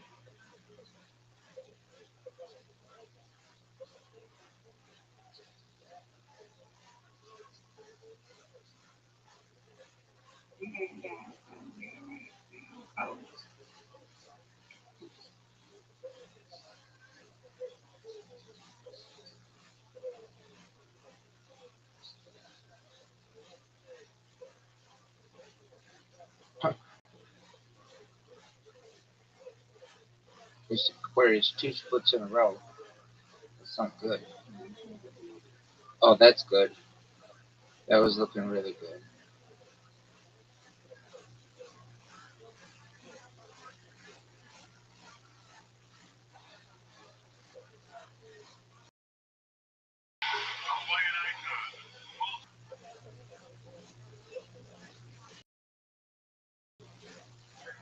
Miss Aquarius, that's 3 split. Oh, Who's that?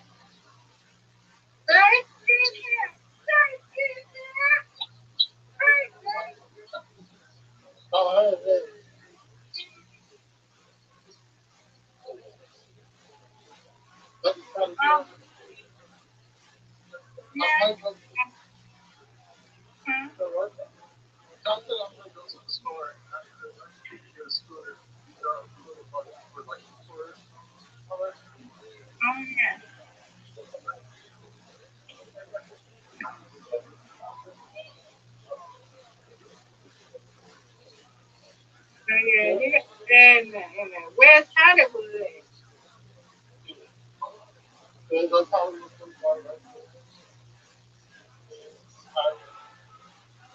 Oh, nice. Oh,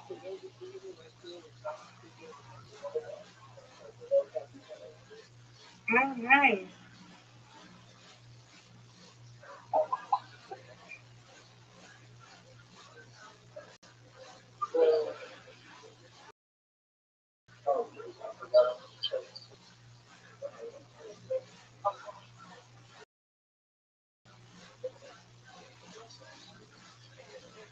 We gotta get him a scooter. Okay, you staying there for a minute? Oh, I'm just gonna go to the work first. Okay. Feel like in high school. Something like some sort of like.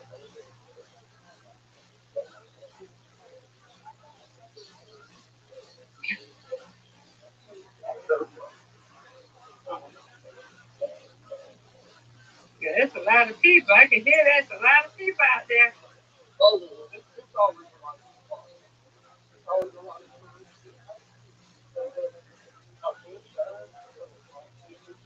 Yeah, I like a lot of stars. Oh, I think you Brady. You know, Brady probably way out there.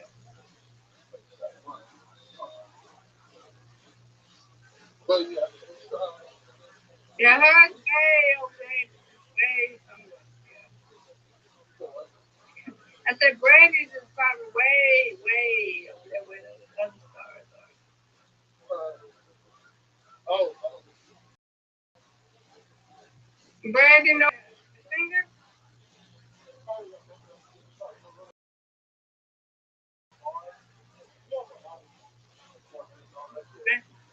Okay.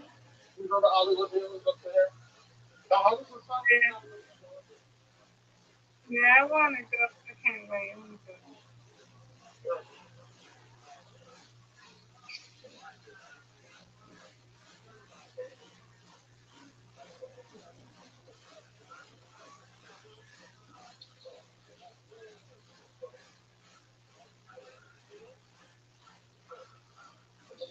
I didn't get a chance to say you win, I win, you win. Reload. Yeah, you got right. Congratulations. Thank you, madam.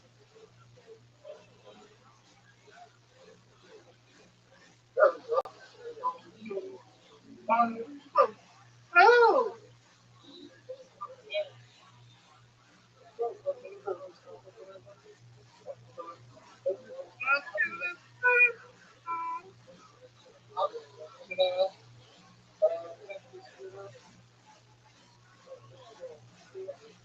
all right. Have a safe one. Nice there. Thank you, madam. But had a laptop and everything. I finally got to see who he was. Get it. It's all right. I want you to read this time one when I read. Let's go, Rabbi. Finish it. No doubt, Miss Aquarius. Miss Aquarius, I have three splits. Not good. You kitty. Garbage. Win's a win. You win, I win, you win. Undefeated in bowling, undefeated in friendship. Branchville. Yeah. Yay is right. You should see I was multitasking. Yes, ma'am. Good job. Trying to watch him. Trying to watch him play. I'm proud of him. And he's doing his thing. Adrian, she's in Savannah, Georgia, a big house, Hollywood. One of her, with the girl who we went with us to the concert. Her and her autistic daughter, Nikki and Val. Val is autistic friend. She's 21, and then she has her friend Nikki. I'm glad that she's out to the beach with them. So I guess she'll be back tomorrow. I asked her if she said spend the night. She said, yeah. All right. Yeah, I'm glad. Just take a lot of these. Yeah, Savannah's one of the most beautiful cities in the United States. What, Savannah, Georgia? Yeah. Absolutely. Yes, it is. You been there? I've been to Charleston, South Carolina, and that's in kind of in the same style as Savannah, Georgia. So it's kind of on my bucket list of a place to go. Yeah, Hilton Head is like an hour. I don't know where they. I guess they're gonna go top of close. Okay. So yeah, so I'm glad she's having fun. Good job. And she first a Facebook. Somebody wanted to go to the beach this year. And I thought you go to the beach. No, I'm not gonna go to the beach. I was just yeah. So I guess her husband said she went to go with her sister daughter. She went. I guess she invited Adrian. I said, okay, well have fun. You enjoy yourself. But you're gonna be going back to work in a few weeks anyway. So enjoy yourself. That's right. Have you been to Savannah? Yeah, we me and her went before. Oh, Yeah. okay. Is it And we went one time, and then we went to here's an hour away. is it pretty? It's nice. Savannah, Yeah, Georgia. it's nice. River Park, we got the boats and stuff. It's great. Yeah. Yeah, It's the but honest, not the okay. hey, where you want to go. The Hilton is better to me. Hilton, the water is better than Colorado to me. Okay. The architecture is really beautiful. Yeah, it is. It's nice. It's nice. It's nice. Yeah. Yeah, they got that 4:45 my time, so I didn't see them coming back yet and stuff. But that's why I asked. You said 1 day trip, so I'm like, okay, that's why I asked her. Y'all been like she asked, she told me at 4:45. We made it. I said, glad y'all. I was glad you made it safe. I said, y'all spent the night. She said, yeah. I said, okay. Text me and pictures. That's fine.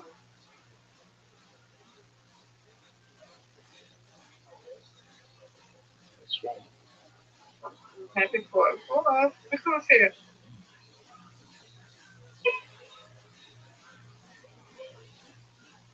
That's our boy. Yeah, so. Brandon. Okay. All right, Rabbi. Well, I'm here for the night. Okay. Excellent. Wonderful, Miss I'm Aquarius. not going to go to bed today. I just do it when I go, okay? Sounds like a plan, ma'am. Okay. Okay. Is Roger coming back? Uh, I hope so. He and I were, he really did. He was. I don't want to go into his medical issue, but he has I some. know he was. Yeah, he has something through sickness or whatever that was. But I um, know. yeah. So keep him in your You don't thoughts. have to tell me. Okay. No, he better. That's all that matters. Yeah, keep him in your thoughts. You will. I hope the best for him. Okay. And then Zoot was in here. Now I'm going to start my business. So Zoot has become a professional comedian. In my opinion, he's not funny, but that's kind of the funniest part about Oh, Zoot. Zoot. oh. 1 year ago, Miss Aquarius, this man just had a dream, and he came in here and he said, "Rabbi," it was like last August, and he's like, "I was watching. I listen to stand-up comedy all the time, like kind of in the background, just to kind of some of it's funny, some of it's really offensive, but that's humor." And he's like, and like Audie would come in here and we would watch stand-up comedy. We would rank the stand-ups when they would go. And so Zoot came in like a year ago and he's like, uh, I'm gonna be a stand-up comedian. And I'm like, why? Because I'm just listening to stand-up all the time. What's this? And he's like, no, I did maybe like 10 years ago or something. But for like this big show that I wanted to do.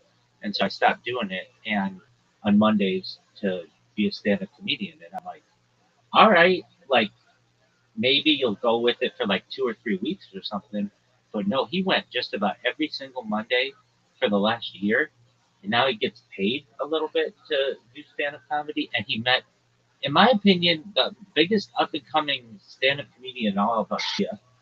And he's kind of becoming a little bit of friends with him. And so I think that's really something. And so I'm proud of Zoot. So he came in here and we just kind of just shot the bull, as they say. And and then I was up all night because I was really worried about this podcast. And I didn't think it was going to get done because the guy's like, all right, 10 a.m. on 10 a.m. today, we'll do it. And at 10 a.m. I didn't have an invitation or anything. Like usually the people send it out at least like the day before, even just an hour before.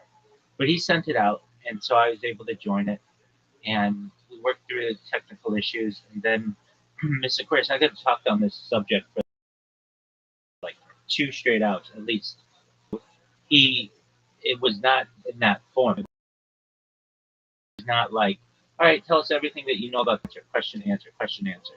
And so I was able to do, I think, a good job of that. And then at the end, we got into my project a little bit. This is a man who has 250,000 followers on YouTube. And so just from this video, I should get at least 10,000 views on it, which is 10 times more views than I've ever had on any video of my own. So hopefully that makes a little bit of traction and, just little by little getting getting more active. So I hope that goes well. Yeah, I do too. Okay. Nice one. Alright, give me a day. So, that was you told. Okie dokie. Okay, I'm here. Excellent, Mr. Aquarius. We'll see ya. See you later. Alligator got swimming. Absolutely. Thank you for being such a good friend. You're welcome. Thank you. Absolutely. Such a good friend. You're such a good friend. And thank you for letting me live here. Oh, absolutely. And then shout out before you go. Shout out to Tony. Tony came in. It was like 6 in the morning or something, and he's just checking in. That's how everybody starts with me. Like they just start checking in, and then all of a sudden you start living in here as you in basically. And he's like, like, are you excited for your podcast? How many people you think this will reach? Yada yada yada. He keeps asking me questions about it. So the answers that I don't have for him. And I was like, you know what? Just stay there.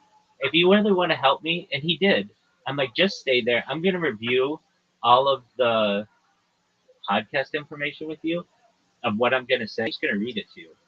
And he just gave me a lot of positivity and confidence and stuff. And then he was really nice to do that, though. He spent about 2 hours just listening to me go through my stuff, and I very much appreciated it. So I hope when he comes in, I have a chance to thank him again. And he said to me, Rabbi, do you ever talk negatively about me? I'm like, I don't think negatively about you. No, why? He's like, I don't know. I just think that sometimes people talk negatively about me. And I'm like,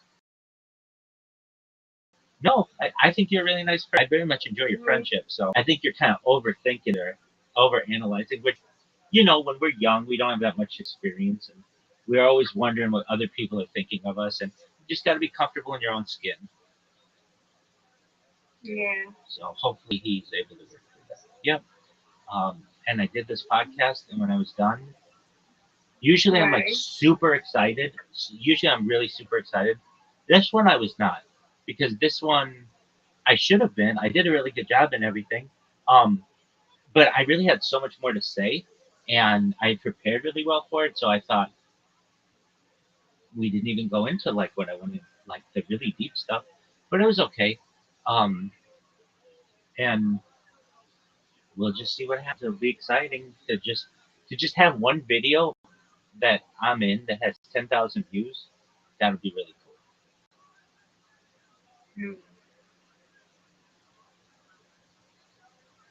Okay.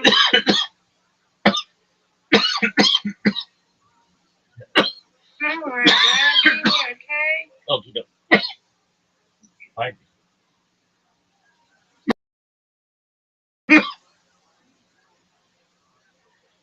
Get some water.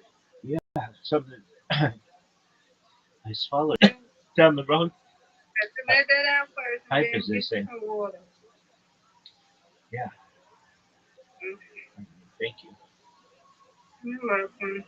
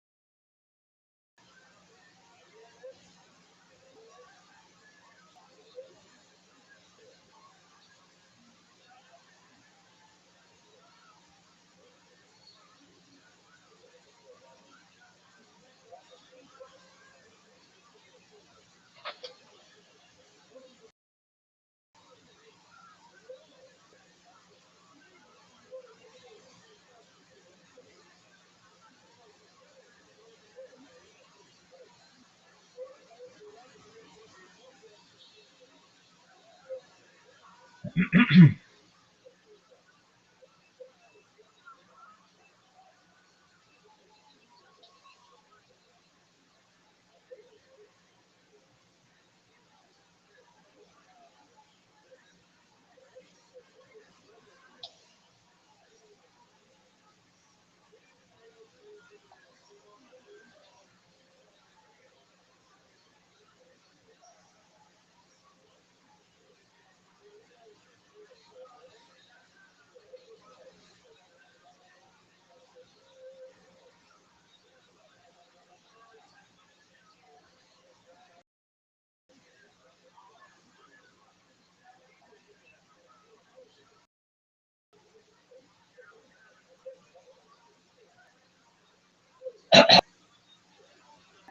right, gentlemen. I want you to repeat after me, just how I do it. Ready?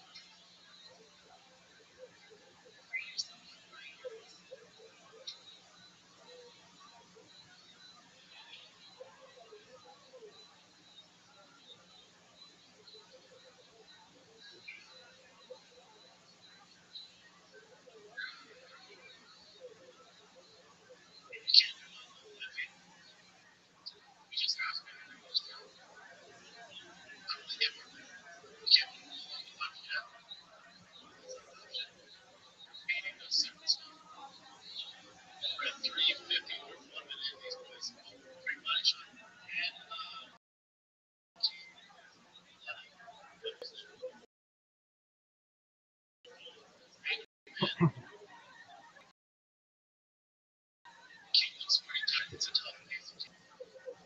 Teams does need to be careful there because the limit is fraction.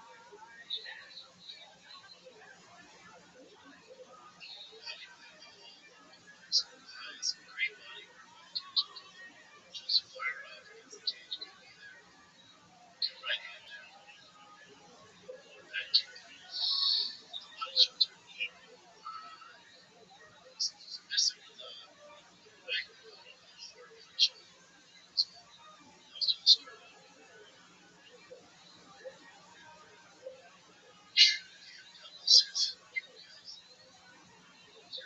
Take your hands on you. It's not because. And they're still throwing it. Oh, we got all around the fence. Great takedown by Garrett. Ground pound would be nice there. Position over submission, not bad. Position over submission. He's talking about